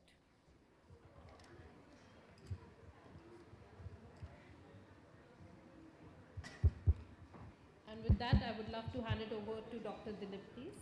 Thank you. Can I have my slides? So thank you very much. I welcome all my panelists here. There is a healthcare MBA, there is an IVF expert, there is a senior embryologist, insurance expert. lawyer expert in ART and surrogacy, and I am here. I basically am a mentor to many of the young gynecologists to start their IVF centers. So first of all, since it is a panel discussion, I want all of you to swear by your first crush, because if I were to tell you to swear by your wife, हो सकता है आप झूठ बोलोगे. So swear by your first crush and say that जो भी कहेंगे सच के सिवा कुछ नहीं कहेंगे. Right, Advocate Sarji? I do. So with this promise that they have given to us, let's have a look at this panel where first of all, let's have an introductory poll by all of you. Just download this number 9943383966 and put him on the WhatsApp and give me an opening poll, or you can give it as a raise of hands. What are you? Are you an IVF expert? You're a gynecologist, an IVF expert in the making, you're an embryologist, you're not a clinician, either a lawyer, entrepreneur, or a business manager, or any one of this and planning to start your own IVF center. So can we have somebody who wants to start an IVF center? I think there are very less number of people to even raise their hands. More chairs. More chairs than people, but let's go. We are going to have this in form of 6 segments. We'll go on in one segment, one after the other, and the organizers have told me to wrap it up in 30 minutes, so I request all my panelists to be very crisp in the answer, because one of my panelists is a lawyer, and if you ask any question to the lawyer, he can go on and on. So I request you all to be crisp and let us all together finish it in 30 minutes. So India's fertility challenge, I want to ask Kundan, is fertility rate really falling, and if it is falling, what is the reason why it is falling? Yeah, definitely if you look at the records over last 3 decades, okay, definitely it is falling. Initially the infertility rate was around 10 to 12%, now it is almost 20%. And I think the biggest challenge which we are facing right now, it's not only the cause of infertility, but also increasing number of failures, cause for failures. I think that is one. And the lifestyle, which is most important responsible, because now we are facing a new enemy, and that is a gamete quality. Correct. Because that is what is initially, in initial years of IVF, we had good embryos, but now we are struggling with getting good embryos because we don't get good gamete quality. I think that is something which is really troubling us, and it's not the quality. Again, we are losing on the gametes quickly at a very early young age. I think that's another contribution why the fertility rate is getting down. There is a challenge, right? And another challenge, because since you are an insurance person, you have must have done all this research. Is affordability of a couple seeking infertility really a big problem when it comes to IVF treatment? 100%. I'll give you 2-3 data points which clearly articulates why I say with so confidence it's yes. Recently there was a study undertaken where they said if we were to reduce the price of IVF by 50%, the number of cycles will go by 2.5 times. Wonderful. So definitely that gives me an indication that affordability is a challenge. And secondly, if I look at our overall ecosystem, it's estimated India would have nearly 50 million, 5 crores couples with fertility challenges, and number of IVF cycles is hovering around 2.5 to 3 lakh cycles at most. So if with less than 1% of population undergoing this kind of a treatment, I definitely believe the affordability is a challenge. We have had undertaken various seminars where affordability has come up, one of the reasons why couples are not able to undertake this treatment. Right. So we have identified 2 basic issues. One is the falling fertility rate and the affordability issue. If this is the fact, then don't you think, Advocate Vikas, Advocate Verma, that it should be taken up as a public health issue? Yes, has the time come, not just the maternal and child being a public health issue, but even infertility now in our country, should it become a public health issue and government should take some action about it? See, in ART and Surrogacy Act, it is one of the mandate to collect the data from the public health side. What kind of infertility rate is rising, what are the problems are rising. So therefore they are taking quarterly data from all the state bodies, authorities, that what is the percentage of infertility and what kind of issues presently government, public is facing right now with respect to the fertility. So that data is just to design new policies and new infrastructure to take care of the infertility issue. That is the reason some government hospitals are now taking care of infertility issues into them. So the government is aware that it is becoming a public health issue. Institutions are also coming up with their own resolving mechanism. But then I want to ask you, Madhur, if this is really something which is a public health issue, the public health issue is not restricted to the metro cities, why is it that quality IVF centers are available only in the metro cities? Is it that in tier 2 or tier 3 cities there is a shortage of demand as against a demand in the metro city, or is it because the sustainable ecosystem is not there in the tier 2, tier 3 or even tier 4 cities? See, I think I will answer in one line first. The question you asked to the Advocate Verma. Time has come that government should recognize infertility as a condition, health condition. It is not something which is cosmetic. Okay. So that is one thing. Public health issue should be considered.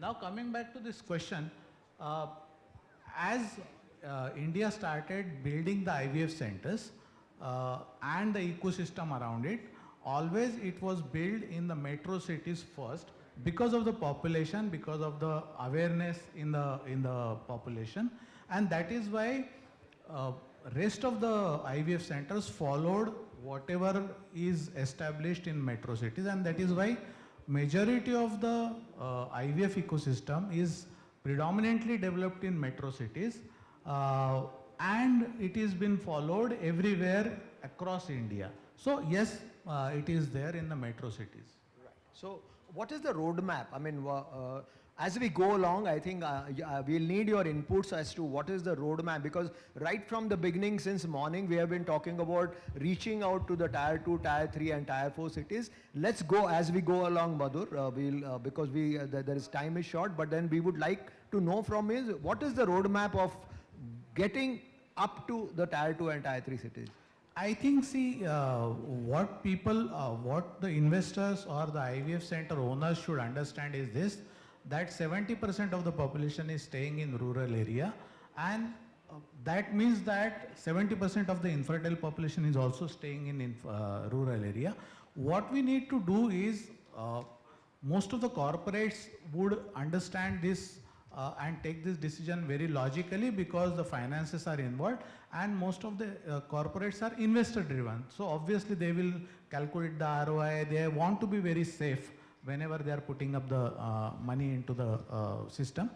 But then what we should develop to reach to the tier 2, tier 3 city is the IVF ecosystem, which is required for giving best results at tier 3, tier 4 cities. So there is somebody has to take that onus of reaching out to the tier 2 and tier 3 cities. The corporates are not doing it. If the corporates are not doing it, somebody, some company should be there to take up the onus. I think we should encourage private practitioners that it is possible that we can have same system at their place under expertise guidance. So I think we should do that to reach out to that population, because as you said, the incidence is same. Yeah. You say it if the urban or rural. corporates are not doing it, somebody should raise their hand and say that I will go to the tier 2 and tier 3 and tier 4 cities, and I'll develop that ecosystem there. We'll come to Madhur later on to tell us what we are doing to exactly address that problem, because the corporates are not doing it. Building up a sustainable IVF center, let's start with some mistakes that we do when we start an IVF center. What are the mistakes we do? What are the financial mistakes made by investors? Just very crisp, what are the financial mistakes do you see, Vikas, that we do? I think, reflecting on the earlier question, affordability, and also what I do believe is the cost of acquisition of a new customer is very, very expensive. People are trying various means. They have tried digital means.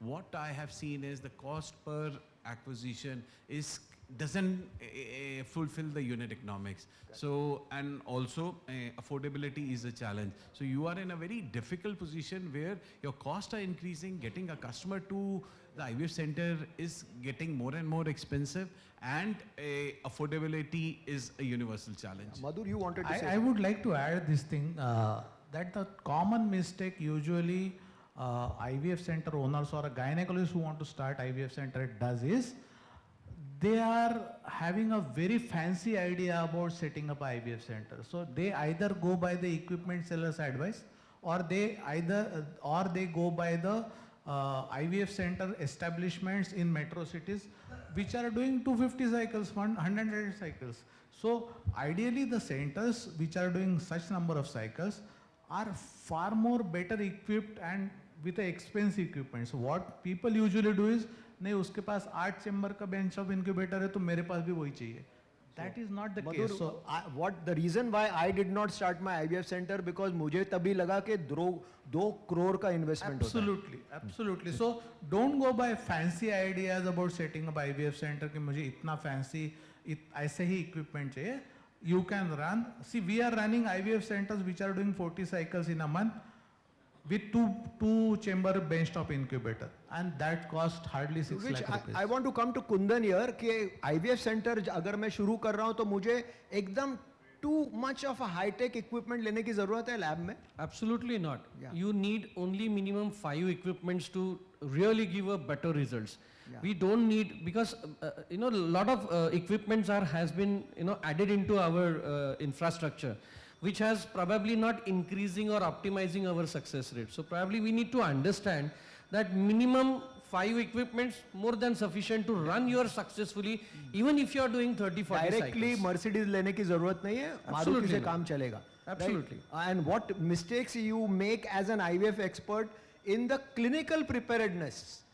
Yeah, I think the most important is that you need to understand that the clinical evaluation part of the patient, or your ovulation induction protocols, or your probably pre-IVF workup, all those things probably we just want to, IVF is a technology, okay, which you just cannot copy paste and you will always come out with a 60-70% of success rate. So what you need is a micromanagement there.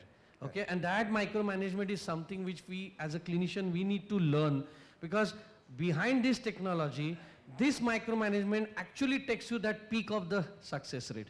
So I think all these parameters are important, that as an IVF consultant, I must know the 6 महीने का fellowship मैं करूँ तो काम हो गया? I don't think so. That 6 months will teach you everything. Even the ART Act says that you have to be working in a level 2 ART center for 3 years. अभी मैं एक गांव में प्रैक्टिस कर रहा हूँ, मेरा बहुत अच्छा प्रैक्टिस है, मैं मेरा काम छोड़ के जाऊँ कहीं पे 3 years के लिए एक्सपीरियंस लेने के लिए? It is very easy for somebody to write in the ART Act you need to have a 3 years of experience. ART center कौन शुरू करेगा जिसके पास पैसा है? और जिसके पास पैसा किसके पास होगा? जिसके पास प्रैक्टिस है. अगर प्रैक्टिस है तो वो अपना 3 साल कहीं और जाके करने वाला है क्या? Mother, do you have any answer and can you mitigate this problem? Absolutely, it is not required. It is highly impossible for a practicing doctor or a gynecologist to leave her practice and go to some IVF center for getting the experience. And if she is getting it, she is doing it some malpractices, because there are some IVF centers in which you can just, for the namesake, you can go and just give the attendance kind of thing. That is not the way you gain the knowledge. So it is ideal that you can start your own IVF center, and in your IVF center you get the experience. So you need someone like me starts an IVF, मुझे IVF का कुछ भी नहीं आता. I become an owner of an IVF center and you come to my center and do the worm pickup and transfer. तू मुझे धीरे 3 साल में सिखा सकता है ना? Absolutely, and that's what I am in that favor, saying that you need a hand holding. Correct. Okay, you need a hand holding for a minimum required time period. Say ART has compels us that 3 years on-site training is must before you license yourself or register yourself as a clinician. So you can't leave 3 years practice. Okay? Got this answer. Somebody can come, handhold your practice, teach you properly, and 3 years, at the end of 3 years, you can certify that person and walk out. Coming back to a little bit of business, why do some IVF centers are doing very well, 40 cycles, and others are struggling to even do 5 cycles in a month? So वो ऐसा क्या mistake करते हैं in terms of business management that they fail? Madhur, can you just give us some pointers on that? Yeah. See, ideally for any business to be successful, you need to study the market very well. So ideally before putting 1 rupee into the business, I would do a complete planning for that नहीं, business. लेकिन मेरा gut feeling है कि मेरा यहाँ IVF चलेगा. People, businesses don't work on gut feeling. I mean, 95% of the time gut feeling will always fail in the business because it is capital intensive. There has to be some assumptions that these many patients will come. There has to be proper feasibility study which needs to be done. And after doing feasibility study also, you need to develop a business model which will support your IVF center to be successful. So that is what is important. All the doctors who feel that I can start a healthcare facility on my gut feeling, मुझे लगता है ये area में मेरा चलेगा, वैसे होता नहीं, because you on your gut feeling you started a hospital and suddenly a corporate comes near your hospital, you're struggling to do 10 deliveries per month and suddenly you find with same facilities the corporate starts doing 50 deliveries per month in your own setup. So all this is because of a proper market study. So doctors should also understand that it is not just about your clinical knowledge, it is about your business acumen also. You already answered the question on why corporates are not interested in going into tier 2 and if you wanted to say I would like to ask Advocate Verma that what should be the preparedness in terms of licensing, compliance for starting missed IVF out that center? question, the compliance part. See, different states have different list of compliances. Like in Delhi, the Clinic Establishment Act doesn't apply here. थोड़ा ऊपर पकड़िए sir. So they in Delhi, the Clinical Establishment Act is not applied here in Delhi. So you need not to have that license in Clinic Establishment Act before we apply for surrogacy and ART license. Yes. The second is we have then it is about the height of the building also in order for fire compliances. There is a Supreme Court judgment which says that if the height is so much and so, though, you have to have a fire compliances. So there are some basics are there. So like PCP, NDT, PCP and DT is there. That is a basic, some basic 5-6 requirements are there. But after that, all those compliances are based on state to state regulations. Yes. So all appropriate authorities has framework their own guidelines and requirements. So I can answer more precisely once we are talking on a specific state. Correct. But while we are asking that, एक uncomfortable question पूछता हूँ. Usually DISE पे ये question पूछने से लोग कतराते हैं. ये सारे compliances में इतना corruption है सर, इतना corruption है, इससे कोई रास्ता निकाल सकता है क्या आप? क्योंकि मैं appropriate authorities are also doctors. I think he is getting uncomfortable. No. See, we always advise our clients not to confront with appropriate authorities directly because they are also working under the mandate, but with a certain unclarity and certain degree of confusion, they are preparing their own guidelines. So for that, we required interpretation from the judicial side, because if you want a clarity on a particular line of the law, that judicial interpretation can take place when we are into the Supreme Court. I can understand, sir. Then things can be made easy without corruption. Correct. I can understand you're also a little uncomfortable answering that question. But I thought that we have to raise such issues also from this dais, because only when such issues are raised here will it reach to the appropriate authority and they will know that doctors here are not very comfortable with the corruption that is involved in licensing. If I made a mistake, then it's okay. But in licensing, I've got all the documents ready. I've got everything as per the compliance requirement. Then why is it that I have to pay? So I just wanted to bring that point We out. are also facing problems, not because authorities are not, expect something against it, but also the interpretation of law by the appropriate authorities is something which is that is what I was trying to say. That's where I think people like Advocate Verma can come in, and we have to have more forums wherein the appropriate authorities are also there sitting, and we need to tell them each nuances of the act and how to interpret that. So that will take time because the act is also maturing. The embryologist is not there, but Kundan, you will take that. What is important? The technology, the system, or the man behind the technology? And who, man यानी कौन है वो? तू तो बोलेगा IVF expert, but No, the no, man is IVF expert or an embryologist? No, I think overall, if you look at it, I think clinician, though I'm a clinician, but that doesn't mean that I'm in that favor. But I think clinician is also important. I mean, the most important, because finally a clinician knows this part also about embryology as well as the clinical part. But if you look at the embryology part, embryologists only know the embryologist part, not the clinical part. So really speaking, a backbone of the center is a clinician. That's point number one. But I mean, I will disagree that only man behind the machine is important. No, your systems are important, your equipment's important, your protocols, SOPs are important. Expensive, so this is all expensive equipments? You answered that question. I but said actually, we don't need it. I mean, the minimum requirement equipments you can sustain and give a average 60% pregnancy rate very well. I just wanted everybody to know what is that one game changer in technology that is going to make a huge difference in sustainability of IVF centers in our country in the years to come. Okay. You mean to say In probably terms of technology. I think AI is one something which may add into our technology, because that is going to be a constant, because here a clinician or an embryologist knowledge may vary from individual to engineer.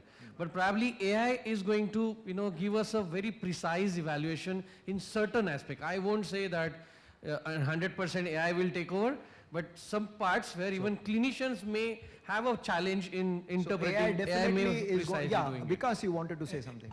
The way I see is it will be a combination of technology and man. Wonderful.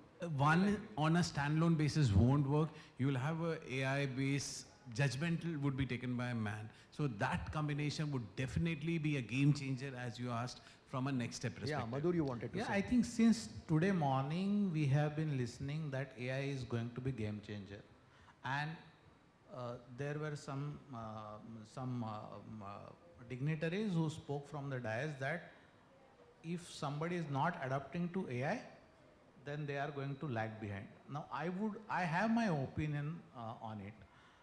I feel that I have been in talks with a very big person who is a technical expert in AI, and his opinion is this, that in every sector where AI is working, it should be taken as an advice. Yeah. It cannot be taken as a mandate. So AI can give you a conclusion, but that should be taken as an advice and interpreted by the expert. So AI will be a good friend. That's what his point is. That a man he will be and a AI. correct. So like we are developing a AI based software, and he says that, okay, you give me the demography of the patient, I'll give the protocol. But the protocol needs to be validated by the expert. Absolutely. So that is what AI is not going to be replacing the people, it is going to helping the people. I just wanted to touch upon two things now here, because since morning we have been talking about counseling. Now when usually doctors counsel, they counsel about the success. Boast, मेरा इतना percent, 70 to 80% beta HCG positive है मेरे पास. They don't say that 70 to 80% beta HCG positive means only 35% carry home baby rate. Patient को क्या फर्क पड़ता है beta HCG positive हुआ तो उसको बच्चा चाहिए, right? Exactly. So, and I have seen Kundan, you counseling about failures, and that's the reason why I thought it was important for you to talk about counseling of failure versus boasting of success. No, I think it really starts even before actual IVF cycle happens.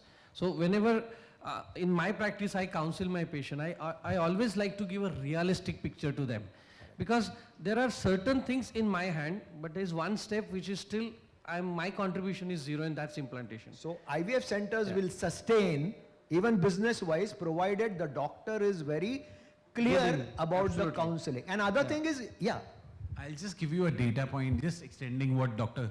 Kundan mentioned. I was reading one article recently which said that there's a chain in America which has 24% success rate higher as compared to normal average US standards. And what they said was, we start preparing for the couple at least 1 year before the cycle starts.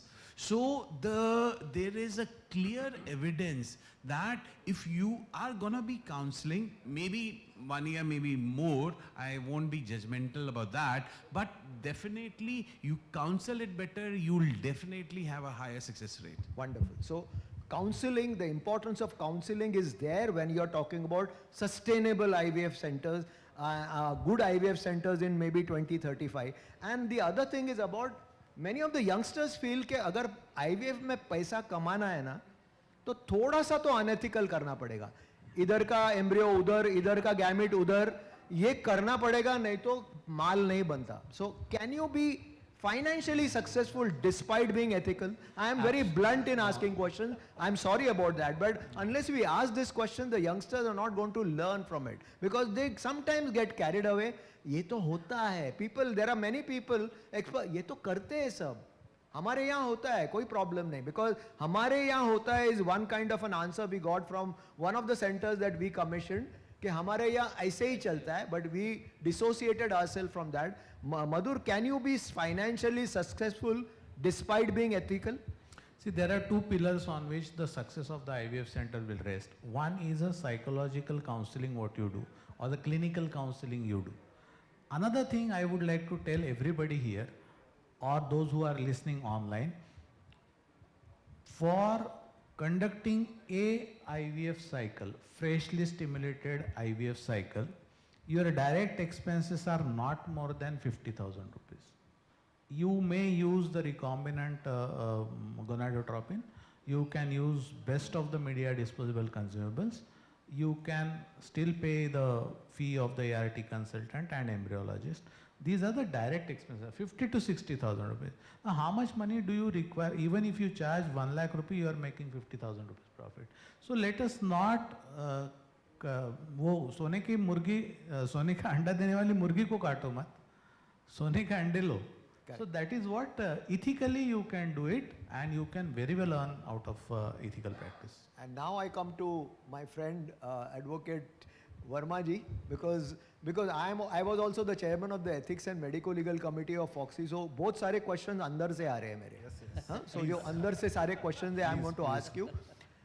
Has ACT organized IVF practice, or is it causing more pain for the IVF expert? अभी altruism आ रहा है, अभी OD once in a lifetime, surrogate is supposed to be altruistic, agent नहीं मिल रहा है अभी surrogacy के लिए. So all this, you cannot do gamete swapping, you cannot use embryo of this patient into some other patient. So has this act made IVF practice more organized or more painful? In my view, it is more painful than more organized. It was earlier also organized when ICMR guidelines being followed. It is only the painfulness which has increased in terms of the patient side as well as on the clinic side.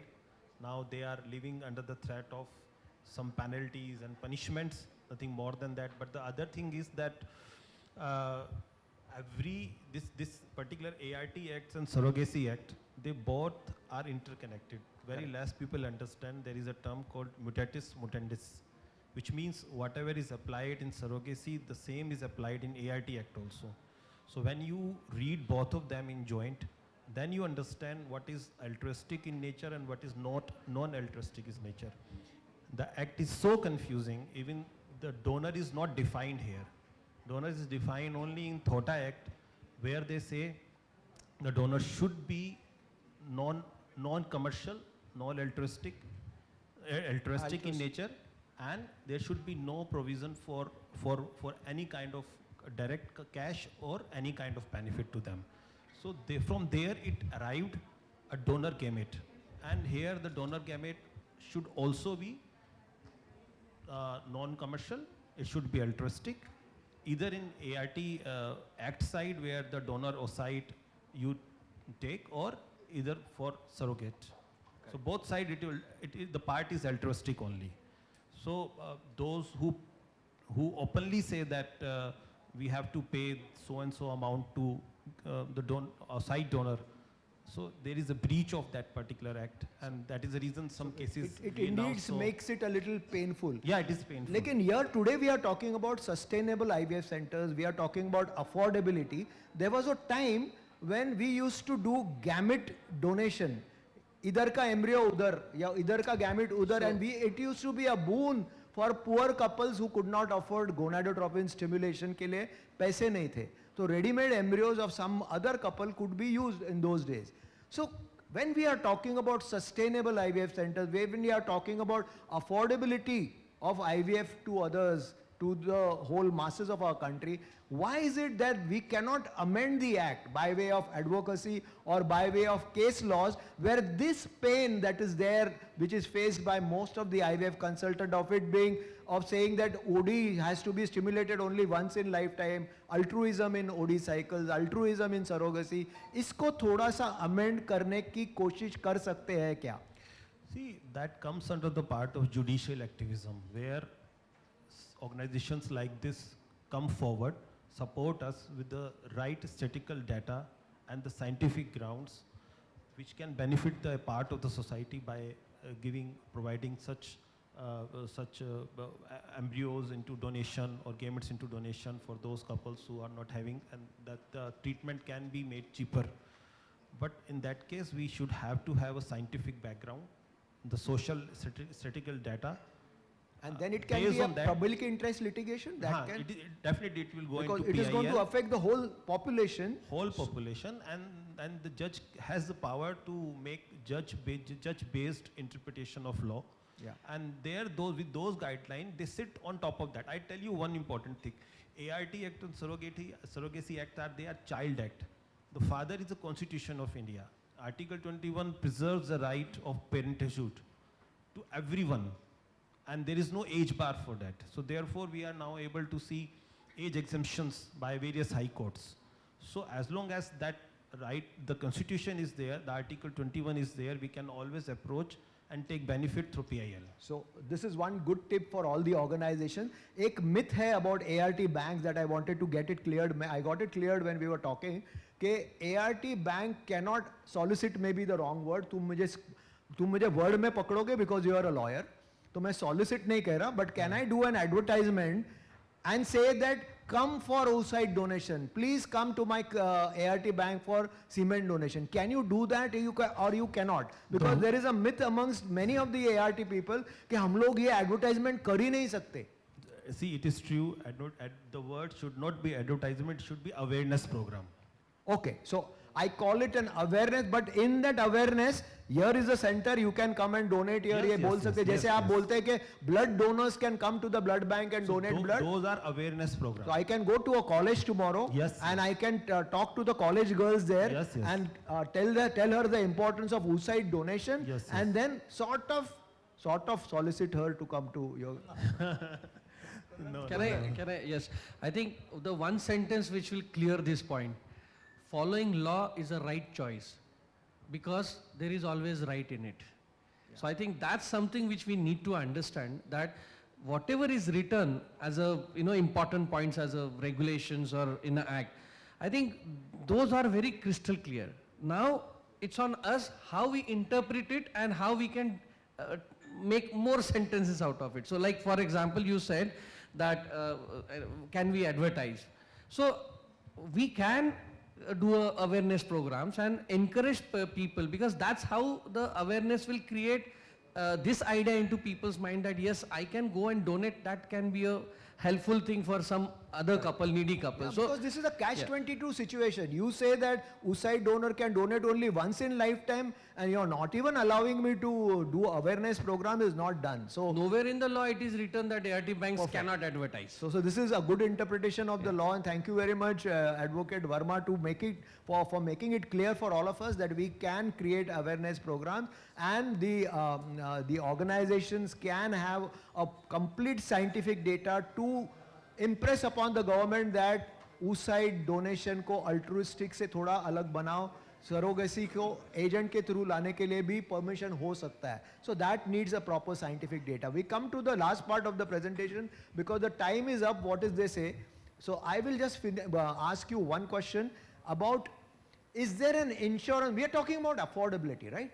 So is there an insurance? Is this medical condition insurable? Number one, IVF. क्योंकि है ना बहुत बार ये लोग बोलते हैं कि something which is planned cannot be insured. So number one, I want to ask you whether this is an insurable medical condition, and secondly, what is a practical insurance model that you can devise for us so that today we leave this panel discussion with some positive frame of mind. अरे बाबा, मेरे को patient ज़्यादा मिलने वाले हैं क्योंकि insurance हो सकता है. So the answer to the first is yes, we can have insurance for these treatment. In fact, as we speak, there are at least 10 health insurance products which offers a fertility treatment. But the challenge would be they would come with a waiting period, or they will have some insured restrictions, maybe 50,000, 1 lakh. So definitely it is insurable. But before we make it, this statement won't be correct, because I need to talk about one concept of insurance which is fundamental to all insurance products. Insurance can be given to someone when they don't have a health condition. I.e., if I have a health problem, any health problem, maybe heart or existing disease, then insurance will come with the restriction. They'll offer you a product with a capping or with a waiting period. So can I have an insurance product for a walk-in customers to my IVF clinic? The answer is no, because insurance fundamentally is based on large volumes. The idea is that if you have high level 100 people coming in, you provide only to those. It's a pooling of money. Insurance companies are commercial organization where the society at large pool the money so that for the people who currently don't have a problem can be paid for those medical treatment. I have a daughter who is 30-year-old. She is not married. मैं सोच रहा हूँ वो marriage हो जाएगा उसका, हो सकता है वो इनफर्टाइल हो सकती है, तो उसका इंश्योरेंस आज ही कर सकता हूँ आपके साथ? You have asked a very good question. इसका answer है yes. We have come up with a product which is called Fertility SIP. This is meant for unmarried, married girls who want to protect. And this is one of the things we are trying to make. And the product very interestingly has been named Fertility SIP. So as we invest for my future career, my holidays or home, this is one of the unique things where at a very affordable price, I can afford for any future fertility problem. So this can be bought by your daughter. Yeah. So you have one client after this panel discussion. So मेरा insurance ले रहा है. So we will end up on that positive note. Rapid fire है. और एक sentence में लोग answer करेंगे. इससे ज़्यादा नहीं होने वाला है. Just each one suggest one. Madhur, one business reform. Fatafat. Yeah. Kundan, one clinical philosophy. For any success, good planning in all the aspects of IVF. That's all. And again, you take this also. One lab standard that should never be compromised. For you only. One lab standard that should never be compromised. I think very difficult, but standard equipments and the best of the air quality. I think these are the two things. Advocate Saab, one legal myth that every stakeholder should stop believing. This act provides complete protection to all practitioners. Police has no authority to come and do surprise inspection, seizures or search. Only ART authorities are having such thing. So the protection are there. So you are completely safe. Any patient cannot do anything. Everything has to be done by appropriate authority. First class. So that is one myth. Because you already answered my question, you made me very comfortable. So one promise that you can give to all of us, that now our patients cannot be called not affording for an IVF treatment. So yeah, affordability should not be coming in your journey of parenthood. So I just leave all the audience with 2035. Can this be our, वो जो बोलते हैं ना, headline of 2035? India achieves universal fertility insurance coverage. Can this be done in 2035? After listening to Vikas, yes, it can be. IVF success rate crosses 80% with AI and precision embryology. Kundan, can it be done? 80% का target रखो, 60 तक तो जाओगे with the help of AI. 2035. So, I will always say optimistic, yes. तो अगर 2035 में नहीं हुआ तो बोल मुझे और 5 साल दो, और 15 साल चाहिए. हाँ और 15 साल दो, right? Sustainable IVF centers become the new healthcare benchmark. ART and surrogacy law emerges as a global model for ethics and patient rights from India. Yeah, Possible. yeah, quite Every district possible. in India now has an access to advanced fertility care. No couple denied parenthood due to cost. Can this be achieved is what I want to ask the panel, and the panel has given us all the hopes that all these headlines we are definitely going to see. See, I may not be there. I am 66-year-old. I may not be there in 2035. You all are going to be there. I want you all to read these headlines in 2035. Thank you very much for a patient listening.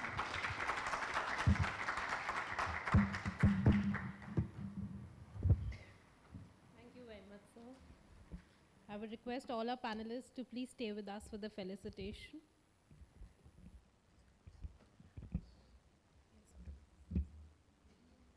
You need a glass?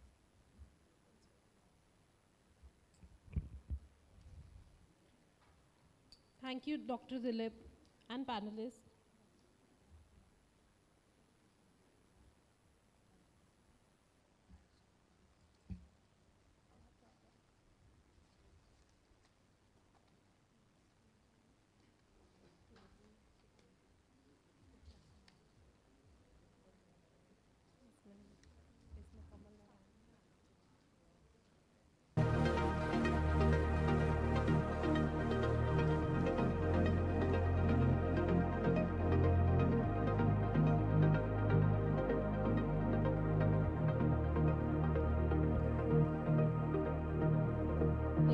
Ladies and gentlemen, with that, may I please invite a senior leader from IHW Council to please felicitate all our panelists. Please stay with us. Starting with the very first, may I please request to felicitate our moderator, Dr. Dilip. So request you to please step a little forward.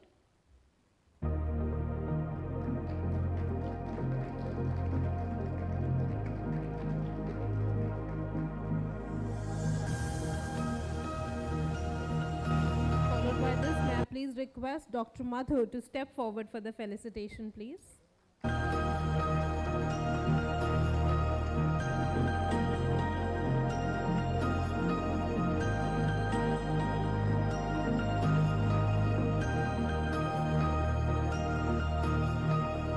I would kindly request Dr. Kundan to step forward for the felicitation, please.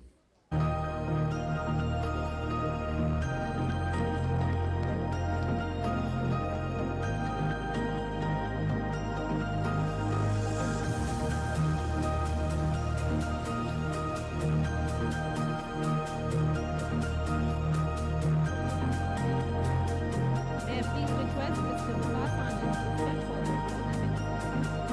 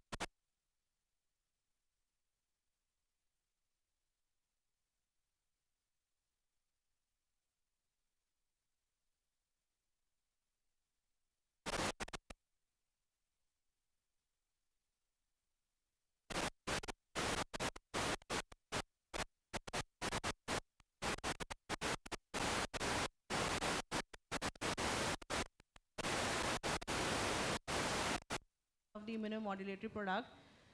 Though if when we do the test and the patient turns out to be positive, it is a big achievement, but then with the limited data and the level of evidence we have for any immunomodulators or like IV immunoglobulins or any other products, and also thymosin alpha is limited. That is the only reason that we are a little hesitant in using such products also or doing tests for them. So that is the only thing.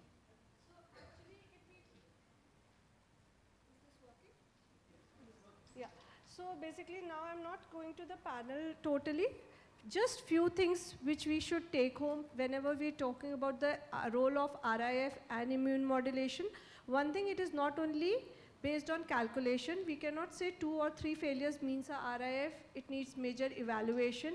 It also is related to what is the chances of fertility which is there naturally in that patient. So that is very important whenever we are talking about role of RIF. Then comes, it is a heterogeneous and a multifactorial condition. Can I have somebody just flipping the slides? Yeah. Just flip all of them and bring it to the video there. So basically all I will say, just flip all the slides and just bring it to the video of thymosin alpha. So basically what we have to remember is that it is a heterogeneous condition. You have to evaluate the endometrium, the embryo, and also the immune response. So it is an interplay of all these things. Whenever we are doing the investigation of a patient of RIF, one thing we have to be sure is whether it is true RIF or it is false RIF. So we should not overjudge a patient has recurrent implantation failure. This is very, very important.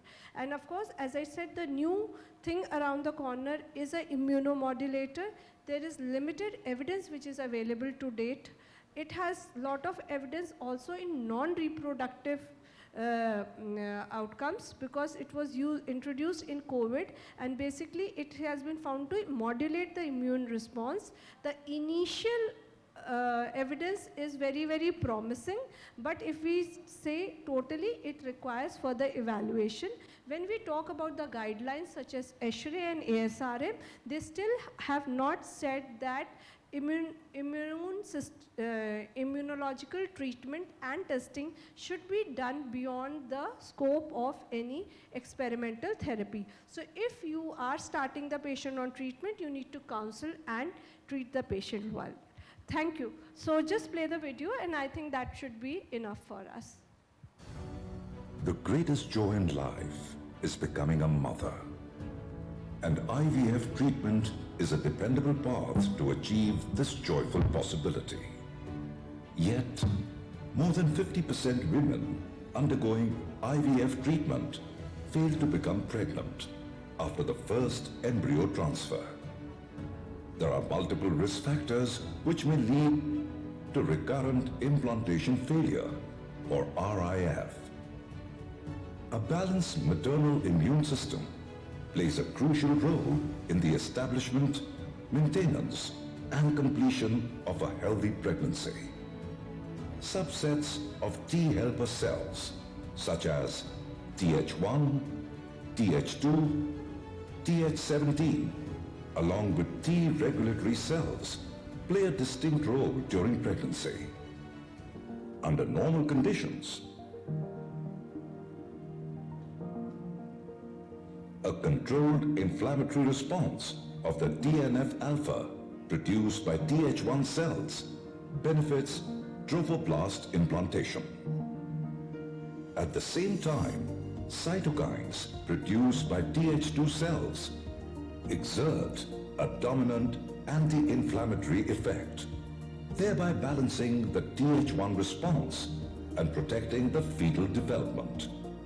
The Th17 cells induce protective immunity against extracellular microbes during pregnancy. Simultaneously, the Treg cells regulate the local inflammatory immune responses, potentially detrimental to the fetus. However, in aberrant conditions, elevated levels of Th1 cells in the peripheral blood results in increased production of pro-inflammatory cytokine, TNF-alpha, creating an imbalance in Th1 Th2 immune response, which may result in implantation failure. An increased proportion of Th17 cells and related cytokines, and depleted levels of Treg cells and its cytokines in the peripheral blood may result in RIF. Hence, a balance between Th17 and Treg cell immunity may also determine the pregnancy outcome. Studies suggest that thymosin alpha-1, a peptide secreted by the thymus glands, plays a vital role in regulating the desired concentrations of Th1, Th2, Th17 and Treg cells in the peripheral blood, which may eventually result in a successful pregnancy outcome. However, depleted levels of thymosin alpha in maternal serum may lead to immune disturbances in periconceptional endocrine, leading to RIF. To improve the implantation rate and clinical outcome in RIF patients, Fertimax, a division of Gufic Biosciences, brings to you Guficin Alpha Injection, modulates immunity effectively. Thymosin alpha-1 in Guficin alpha is a synthetic peptidomimetic hormone of thymosin containing 28 amino acids. Guficin alpha is a safe, well-tried, time-tested and widely approved by regulatory bodies like US FDA, DCGI, and recognized in 35 different countries. Thymosin alpha-1 in Guficin alpha reduces Th1 cells and elevates Th2 cytokines to a balanced ratio, reduces the secretion of Th17, and increases the levels of Treg cells, leading to improved pregnancy outcomes. Adhering to this dosage protocol of Guficin alpha during pre-ET phase may improve implantation rates in RIF patients. Doctor, spread the joy of motherhood with Guficin alpha. Modulates immunity effectively.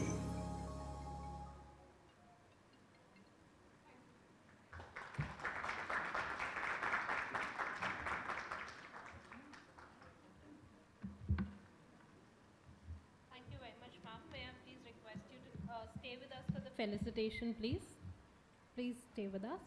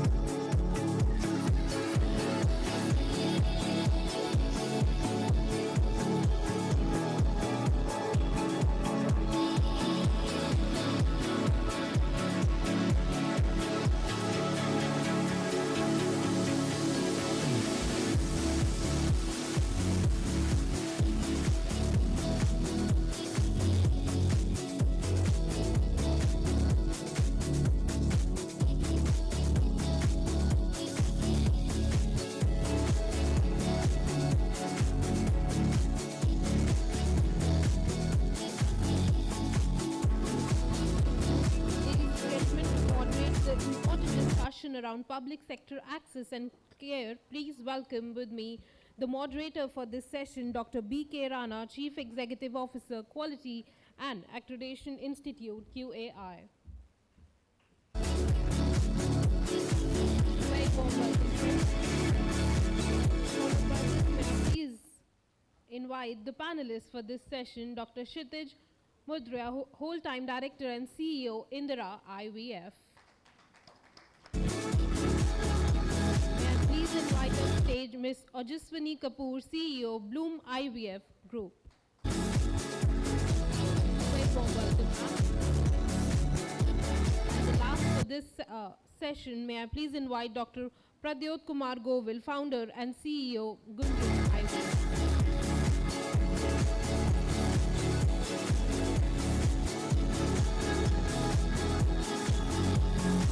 I would love to hand it over back to Dr. Rana, please.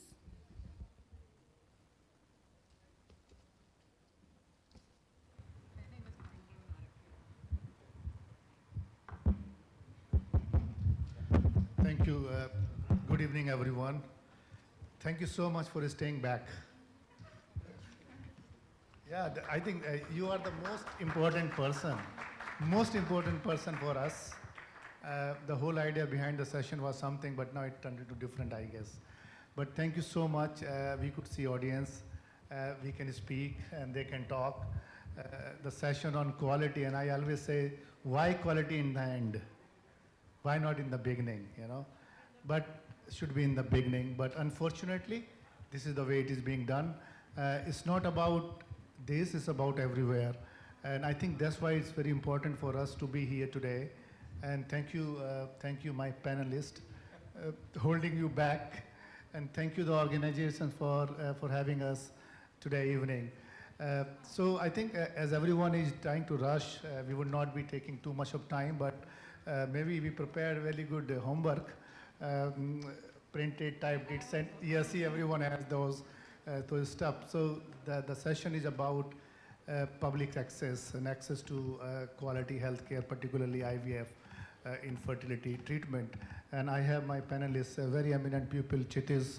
As you heard him after lunch, fantastic. Congratulations, Kshitij, for making so crisp presentation, making very clear what does it mean and what the system put in place. And I have Ms. Ojaswini Kapoor, the CEO, Bloom IVF.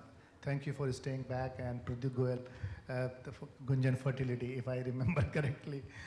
So many fertility center I was hearing since 11 o'clock in the morning till now. So pardon me if I do it wrongly name, but I think I guess it right, Indra and Bloom and Gunjan IVF. So I think let's start with, I'm not going to read it now, let me start with Kshitij. Kshitij, congratulations for building an empire of IVF infertility treatment. I'm sure kudos to you and all people at the management and staff level for making this happen. What would you like to suggest to upcoming entrepreneurs, to set things up? What actually I would say, what you have learned from your journey so far in one sentence? Thank you. I think very important point. Thank you, first of all, everyone for staying. I think that really shows your passion for quality, that all of you are here at this time to listen to the talk. But I think very important one line you said, why not quality first and why at the end? That's the hard lesson we've learned, I think.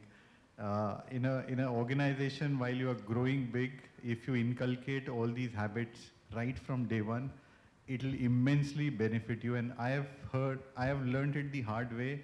When we started our quality journey 4-5 years back, we were already 2,000 people in the organization, 100 centers across the country, 200 plus doctors. And for us to modulate, turn around the whole ecosystem that time was a tough job. And mind it, while we were scaling up, what we realized is infertility is not just a metro phenomenon. You all are aware it's across tier 2, tier 3 towns. The main problem is creating good clinical access across the country. Patients don't need luxury. They don't need a 5-star hotel when they come to you. They need transparency. They need to feel that they are not exploited. They need to feel that they are given the right medical choice or treatment that you're offering. That is what their need is, right? If we can make sure that we provide that quality of treatment irrespective of city, doctor, geography, and provide that comfort, ethics, transparency to the patient, which a quality accreditation system brings, and hardwires that into your DNA, I think that's the biggest challenge I would see while scaling up. Thank you, Shidhi. I think you well said. I think inculcating the best practices, whether it's clinical or administrative, at all levels. And I think that's something which I learned from last several years when people talk about at the leadership level and then forget about down the line. But it should be at all the level. And best example I can give is the person who is cleaning your floor. If that person is not doing the job, you can't control the infection in your organization. So I think empowering that type of work and the person at that level is important. Thank you so much.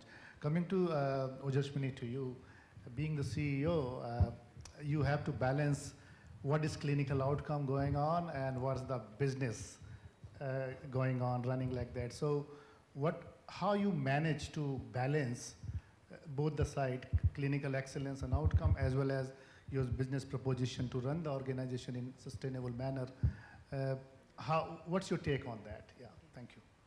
See, initially, since I'm not a doctor myself, so initially, obviously, I felt that there was a resistance among doctors to listen to me, because they would be like, aap to management se ho, you are always thinking of management point of view. But slowly when, I got into the system, then people started believing in me. And mainly, it is all about the balance between not entering the clinical part, because you are from the management and you have to take care of both the things. They should not feel that I'm trying to interfere in anything. But at the same time, you have to ensure that ethical practices are happening. There is, the patient satisfaction is there, because sometimes patients do not say some things in front of doctors, which they are able to share with the management. So that is how we create the balance. But now, since the ART Act has come into the picture, most of the things are already streamlined. So before that, there might have been some issues, but now everything is streamlined. Now even accreditations are coming up. So all these things are now being taken care of. Thank you, and I'm happy to see that you're saying after ART Act being in place, things are streamlined. I think it's a very good statement. I wish that happens because the federal government, the central government makes law, but it's the responsibility of state in healthcare to implement. And as we heard, that couple of states has not yet adopted even ART and not started the process. But I think things have started rolling on, and I think there have been a filtration of, I would say, not hundreds, thousands of fertility clinic already. In fact, when the ICMR guidelines were made, yes, since that time we have been following when it. We were waiting for the ART Act to come, which came after so many years, almost 10 years. So that's good that you started thinking on that. Coming to Pradyot, being a founder of Gunjan IVF Finding, so it's like, what do you think in terms of a policy change from government to provide opportunities for IVF clinics to run their system ethically, transparent, and also affordable? Thank you, Dr. Rana, for asking me this question. Actually, it's very easy to scale up the centers, but the most difficult part of scaling is to scale the trust. So how can you scale the trust? And especially in the tier 2, tier 3 cities, where the resources are limited. So the most important policy change, which I thought, is to make a national accreditation academy with a mentorship kind of a program. So once you standardize everything, all the SOPs, the results, how can you, how you project your results? There should be a standardization in clinical outcomes also. Thank you. Because these things are not clear. So that's why. Okay. So my important part is to have a national accreditation program. And the second thing is, I would like, personally speaking, I would like to put my money on training the skilled resources, because development of skilled resources. Because in tier 2, tier 3 cities, there is a huge demand of skilled resources. Okay, good. So it brings back to me, my own organization, QAI, where we run accreditation program for 23 types of healthcare facilities, starting from a single doctor clinic to a tertiary care hospital, and then highly specialized accreditation like IVF, Art Center, Stroke Center, dialysis, hair transplant, bone marrow transplant, and name it, we have it. Ambulance services, so you name it, we have it. But unfortunate part is, like you mentioned, there need to be this national accreditation academy. Where are people who really want to read the standards? We have made a policy from board that we won't charge any penny for standard. You send a request, we'll send you a free copy of standards. And my provocation is just you read it and use it. Don't go for accreditation. Maybe in sometime you feel, oh, I have everything, why don't you apply and get a certificate? And then literally put system in place. But who are reading? So having national, international academies, organizations, agencies, what is the purpose, if we are not interested even to read? Forget about accreditation process. So that brings me back to Kshitij, because I'm very proud to say, I think, Indira IVF is one of our proud partner. More than 50 centers accredited by QAI, India, Nepal, and maybe possibly in Bangladesh, which is under process. So Kshitij, you being the early adopters of accreditation standards, what you have gained? And I'm asking this because there are new audiences, we were not there during your talk when you have presented. And I was really happy to see that statistics and bringing back to training skill, and you mentioned about their embryologists and their clinicians fall within this range because of skill building across the organization, not just one center. So this is what leads you to becoming, the early adopter and benefits of that. See, most of us would be doctors here, and if not doctors, you would be in some shape or form in a healthcare company, and that's why we are sitting here. Doctors, because I am a doctor, I know, doctors have a feeling that we are superheroes and Superman. With one hand, I can do everything, right? And that's how we keep getting involved, not just into medicine, but try our hands into HR, into finance, into marketing, into quality and everything. But I think the day we realize, I realized when we were 25 center plus, and this is 2016 or so, till 25 centers, I used to manage everything on my own on WhatsApp, even the medicine orders, supply chain, everything. Beyond that, it became like I was becoming the bottleneck for the entire organization, that everything gets stuck because I am not free. And that's when we realized how important it is to have good people in your team who understand that function better than you. As the leader of the organization, my responsibility is to get people who are smarter than me at that particular job. And if I can keep those people happy in my organization, my job is done, right? So identifying those people smarter and then setting up the function of quality, medical excellence is very, very important. Sorry, I digressed a little bit from the question, No, but it's okay. but that's how we learned it the hard way. And I think beyond 15, 20 centers or 5 centers or 10 centers, it becomes increasingly difficult to monitor outcomes, monitor behavior. And as humans, we are all designed or wired to deviate every 3 months. Unless there's a danda on your top that this is how you need to work. We all have a tendency to deviate. So to have that accreditation, that policy, that framework, and I sorry, have not read all the emails that you would have sent, but broadly I know 12 chapters, some 400, 500 plus standards, some 800 points that our clinical excellence team checks for QA accreditation. There's a mock exam before they come, then they come and did the final exam and then grant accreditation. But what it helps actually is your team gets so updated on patient safety, their routine processes, the way they behave. And he made a very important point. I was not aware as a doctor what is hazmat. Was it hazardous material? How your housekeeping staff should be cleaning if something spills on the floor, which is a very important thing. We were never taught in our medical curriculum about this, which is an important part of safety. And there are thousands of such small things that you learn when you go for an accreditation and somebody comes from outside and checks whether your staff knows. So Their assessor will come, take our staff in one corner side and ask questions on code blue, code red, hazmat, and 20 other things, and assess that whether they really know or they've been just prepped for an examination or an assessment or an audit कि कल sir आएंगे, कल sir के सामने ये 4 question पूछेंगे, ये 4 जवाब देना है. Please, that is not accreditation. We are not running after any certificate.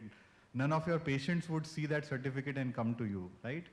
But if you inculcate all those habits in your routine workflow, your complication rate goes down, your success rate goes up. All of your staff, irrespective of their experience, qualification, they start behaving in a standard way, your outcomes are getting standardized. And that's what we've learned. Our outcomes were good 10 years back also, but very few doctors who were exceptionally good would give good outcomes. People who are little lazy will not give good outcomes. What that QA Chabi has done to everyone is get everyone started and get to that same level. And that's how you manage quality, consistency across 200 centers. Having one good doctor, all of us would be good doctors. There are many good doctors in the country, is great. But how do you replicate that goodness across the country to help serve millions of people who are suffering? That's the whole game all about. Thanks, Sidis. I think another point, I think very well said. One other point I would like to add is when you're a chain of centers, another advantage is when your staff is trained in the same fashion. Let them go anywhere they want to go, from Delhi to Lucknow, to Lucknow to Patna, to Patna to Moradabad. Any center they are moving, they know what to do. So you need not to put your efforts, and that things are streamlined. So coming back to Ojaswini, we talk about universal health coverage, USC, accessibility, affordability, and quality of care. So to achieve that in the area infertility we are talking about, to seeking the infertility care by people who are looking for, is affordability or accessibility a challenge or something beyond which prevent people to approach places to seek care? See, I feel that accessibility and affordability both are, different sides of the same coin. So as far as access, awareness goes, so if a person is aware about the treatment, only then he's going to come and seek the treatment. But affordability is a big barrier for the patient, where they are not able to, take the treatment just because they cannot afford it. So that is why, tackling both the things is very important. Like having a public forum like this is, helping eventually in creating awareness, because patients take too much time to reach the IVF doctor. Firstly, because they don't know, they are, stuck in evaluating the female because there is no acceptance for male infertility. Then, things like they will, stick to home remedies, they will stick to informal opinions, and they will not eventually reach the correct IVF center or fertility center for that matter. Not everyone needs IVF. So for people to know this is very important. At the same time, making it affordable for them is equally important, because if they have even come to the center, if they cannot afford the IVF treatment, even if it is a budget IVF center, or so in that way, the topic of the panel was that public, we can expect public-private partnership to help here, where they can go to the government hospitals for simpler treatments, and for IVF, even government can, partner with private hospitals or private IVF centers. Either they can partner directly, or they can, give subsidies or, grants like that, where people can, IVF centers can be developed in underserved areas. Yeah, thank you. I think that's government has started doing is that in the medical college hospital, they started setting up fertility centers and also getting into the PPP, where they bring private partners to set up things and manage in their premises. And I think that's one thing which really lead to, and as part of the national agenda for national NCDs, non-communicable diseases, still it was hypertension, diabetes, and stroke, but I think these new areas are now being added up, and I think building on that, I come to Pradyoti yourself, how PPP can be leveraged in terms of setting up clinics or even growing up the clinics, but not compromising on credibility of the services which they are offering. I think a hub and spoke model kind of a thing works the best in this. I mean, the smaller players can open their clinics, and they should know at what extent they can do their work. And for any, say advanced treatment, they can refer their patients to the hubs. So just intersecting in that is, you mean hub and spoke by two arrangements, like Chiti's Yes. runs hub and Yes. spoke within Indira Yes. Group, right? So but, there but should you're be saying maybe beyond. Yeah. So there should be a collaborative model from Yeah. which there should be a knowledge sharing or a knowledge transfer. So it reminds me, a very good example is like we run a program for stroke excellence. So there is two programs, which is advanced stroke center and basic primary stroke centers. That's we trying to build in hub or spoke when there is a advanced stroke center and task given to them, and you actually recruit 5 or 6 basic, primary stroke center where people come, get trained, and then refer to. And then post-op, they need not to be coming back to advanced, they can be the patient of the primary stroke center. And I think, and that's started, and in that sense, ICMR actually started making a registry where we have created around 35 hospitals, and all are going to be listed on ICMR registry, which they just started. So I think this is something which also bring for public and accredited partners to showcase and also bring them up. Okay, that's nice, and I think being a quality guy, we need to be in time as well. So coming to, I think maybe the last question I can take from each one of you is the first from Chit, and maybe different answers expecting. What is the key benefit of accreditation? We have been talking, but let's say in a very straightforward language, in sort of a statement, for you, what is the benefit accreditation bring to any clinic? I think in the evening I've spent 15 minutes explaining the same question as to Absolutely. what accreditation brings. I think for us it's democratizing hope or trust at scale is what the benefit we've received from accreditation. Fantastic, fantastic. And I think benefits are enormous. It depends on who is thinking about those. So well said. What about you, Tejashwini? I think Oh, I would Jaswini, like I'm to. sorry. Oh, Jaswini. That's okay. I'm used to people changing my name all the time. So I think I would like to touch upon the ethical part. Okay. Like I feel that there are a lot of ethics involved in IVF where people are, the doctors are supposed to counsel the patients about the success rates, counsel them about, everything in detail, and of course giving them the right treatment. Not just prescribe IVF for the sake of it, but see and ensure that they get the correct treatment. So all this is monitored by accreditation, where every treatment, every doctor's decision can also be checked, so that the unethical practices can be stopped. Yeah, I think there's ethics and transparency is one of the things. Every day, everyone, and not only me, in the newspaper or social media reads, my success rate is more than 70%. That's all. Full stop and full stop. What is that rational saying? Is clinical pregnancy, chemical pregnancy, live birth? Nobody says. More than 70% and finish. So how the patient actually takes it. So maybe if you, I saw your slide, within bracket beta SCG. I am wishing that if all centers started doing that, beta SCG or whatever, maybe live birth.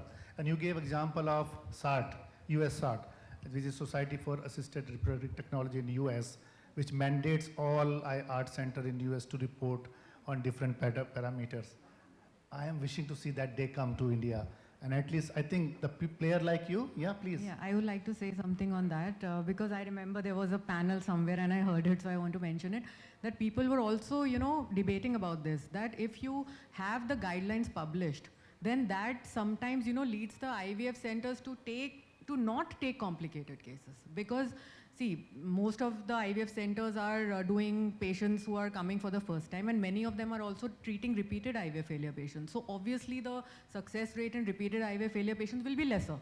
But if you create a system where you want to show the success rate of the center, either you go into the complete detail, that what was the, how many cycles were failed, and then what was the success rate. But if you just keep it an overall picture, then it's not fair, because then maybe, IVF centers will feel So absolutely, you're right. That's why we've just submitted the data to QAI for our centers of the last 2 years, by age group, by previous IVF failures, first cycle embryo transfers, what is the success, so that There is enough transparency. If patients see that data, there is enough transparency to say, I fall in this bracket and these are my realistic chances to get pregnant at this center.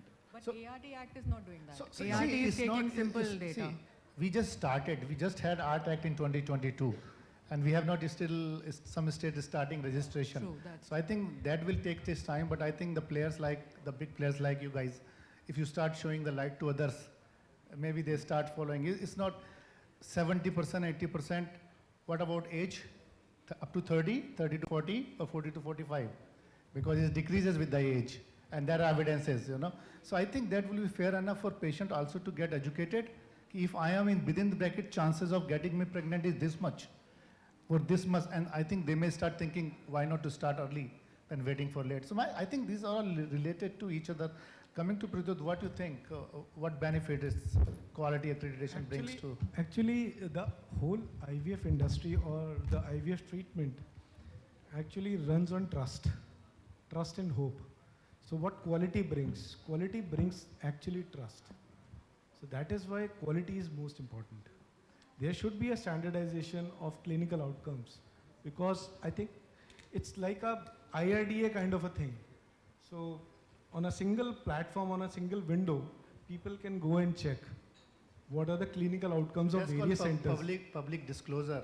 Yeah. Unfortunately, that is not happening. You should have the guts and courage And to we do say, that. when we ask data, say we ask say 50 hospitals, and we say you give us data, it will be with us. When we publish the outcomes, it will be automatically, you know, coded. Nobody would know which hospital it is. You will know. I will tell you your code is 10. So you read it where you are, and you can compare. That's what called benchmarking. Today we don't have a benchmarking. We always give USFDA, CCDC Atlanta, or something like that.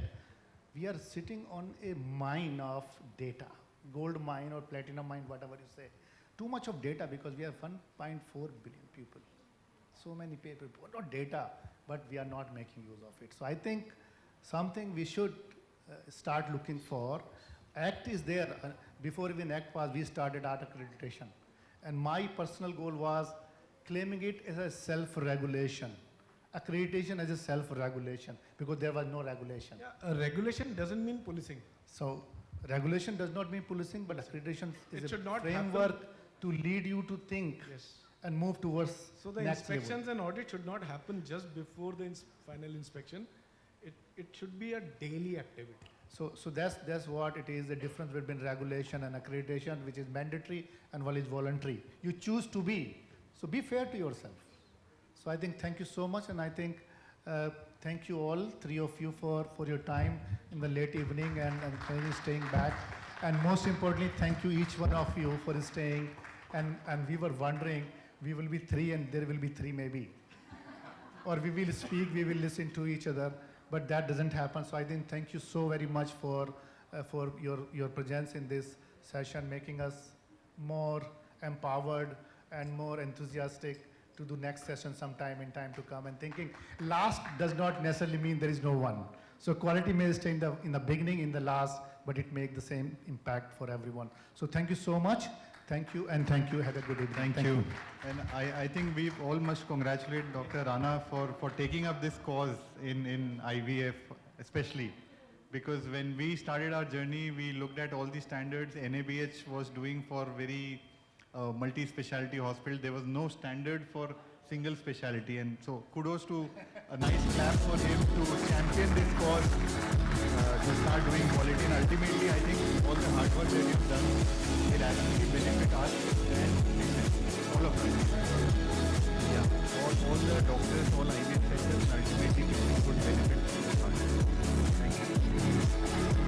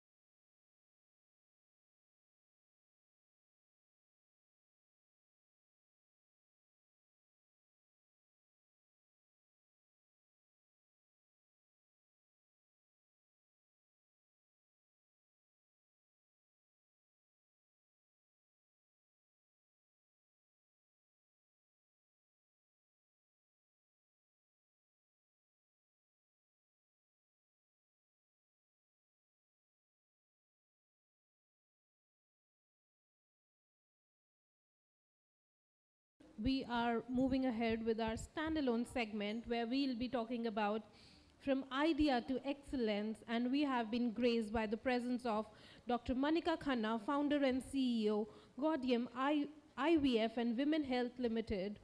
Dr. Khanna is a fertility entrepreneur whose journey reflects the evolution of independent fertility practice in India.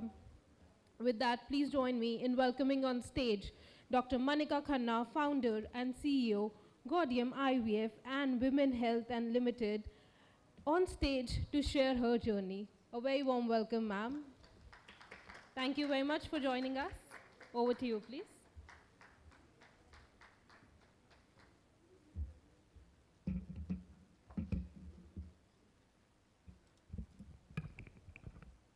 Okay. Very good evening, ladies and a few gentlemen. Okay. I am really humbled and honored to be here. And my association with this platform goes way back, near its inception, right? So, yeah, it is great to be back here and share my views and ideas. Well, you've named it Ideas to Excellence.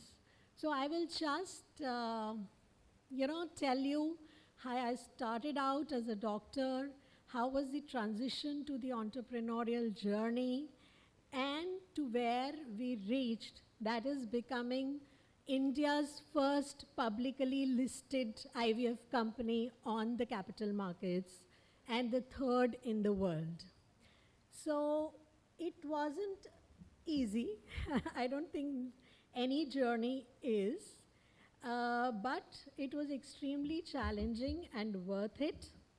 At the outset, I will wish a very happy World IVF Day to everyone present here. So, I started with an 800 square feet facility. I was a qualified gynecologist who had been into early clinical practice for 4-5 years, and that's when I had done the toughest laparoscopic surgeries and was looking for a fresh challenge. And treating infertile couples during my private practice, I realized that infertility is probably the most challenging because, there is no set single line of treatment that gets you the result. Every couple is a new challenge because they have a new, unique set of problems. That kind of instigated me and made me so interested in the field that in 2009 of April, Gaudium IVF was born in a smallish 800 square feet facility, though I do belong to wealthy doctor families on either side, but I was hell-bent that I will do it only with my little savings. And the first center was created with that. It was small, but it was equipped to the highest standards of German and Australian equipment because my training had happened at University of Kiel, Germany and at Melbourne IVF. There's where their journey started. Very soon, in a couple of years, we were able to buy a 4,000 square feet land of our own. We took one floor. Couple of years later, we took another floor. And then a couple of years later, sab kuch choda pad gaya, and we decided that we need to build a building ground up, and what today stands at a dedicated 14,000 square feet high-tech, one of probably the country's highest tech, biggest dedicated IVF facility, is the head office of Gaudium today. So, 2009 to 2018, I would say I call it the journey of a doctor who was seeking excellence. I started keeping more colleagues, more doctors with me right from the second year. And I will tell you one very interesting thing, that sometimes as IVF specialists, we are very scared of sharing our skill with the younger ones. But I think, to me, it helped that I was never scared. I taught a lot of girls, I taught a lot of embryologists because I had trained both on the clinical and the embryology side. And it never stopped my growth. In fact, it enhanced it. Because if I had run it as a sole figure, today Gaudium IVF would not have been a pan-India brand. So gradually, it is in 2018-19, then we had achieved high clinical success rate, and Gaudium became synonymous with clinical excellence, because we started being known for treating multiple failed IVF cases. We started getting patients from 30 countries across the world, and this was all word of mouth generated. That's when I decided that, okay, we have now reached a stage where we are a completely SOP-driven organization. So for all young people who want to do it today, SOPs are important if you want to build a big organization. So we kind of put the whole complex IVF process into an assembly line structure. And 2015-16, we completely built SOPs, and right from the clinical, embryology, nursing, down to housekeeping was SOP driven. Even the mop to be used was defined in the SOPs. So that is when we thought that, okay, we have reached the cut, copy, paste stage, and we started opening centers in 2019 in different parts of the country. We went to Ludhiana in Punjab, Patna in Bihar, Srinagar in Kashmir. Then 22, we went to Mumbai and Maharashtra. And 24, we went to Bangalore in Karnataka. So we had a northeast, west, south experience. We did it all on our own. There were a lot of PE offers along the journey, which we resisted. Why? Because, sometimes when private equity comes, they come with their own pressures, and your vision of becoming, our ultimate goal is to become a beacon of global excellence, and Gaudium is now set to open global centers and be the first chain. We are really fond of doing first things. First to be listed on the stock exchange, first to receive the European Society of Quality and Research Award. All these firsts, we really love doing them, so we want to be the first chain which has a significant global footprint. So, in order to achieve that, we decided to raise an IPO. And believe me, I must have done like 200 or 300 interviews during my road shows and post the IPO release.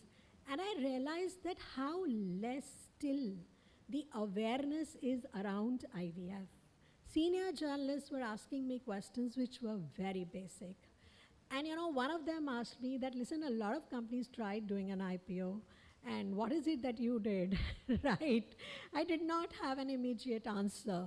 But what I would say is that when you have clinical excellence, you do the right ethical practices, and you're transparent and compliant with the law, nobody can stop you from becoming a public company.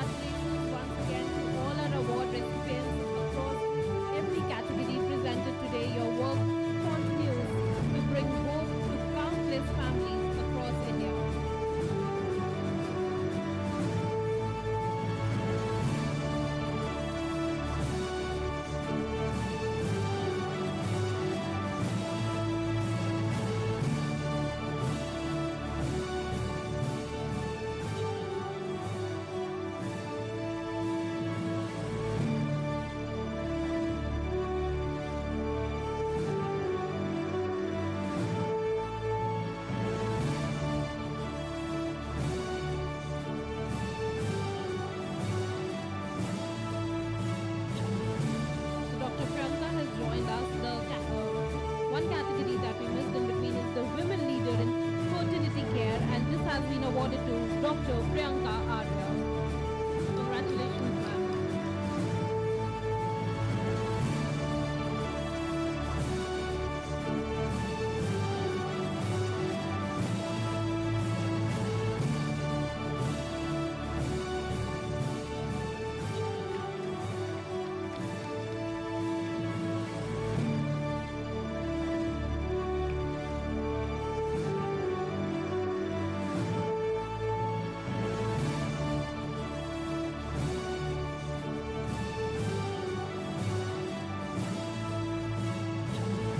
Thank you, ma'am. Congratulations once again to all our award recipients across every category presented today. Your work continues to bring hope to countless families across India.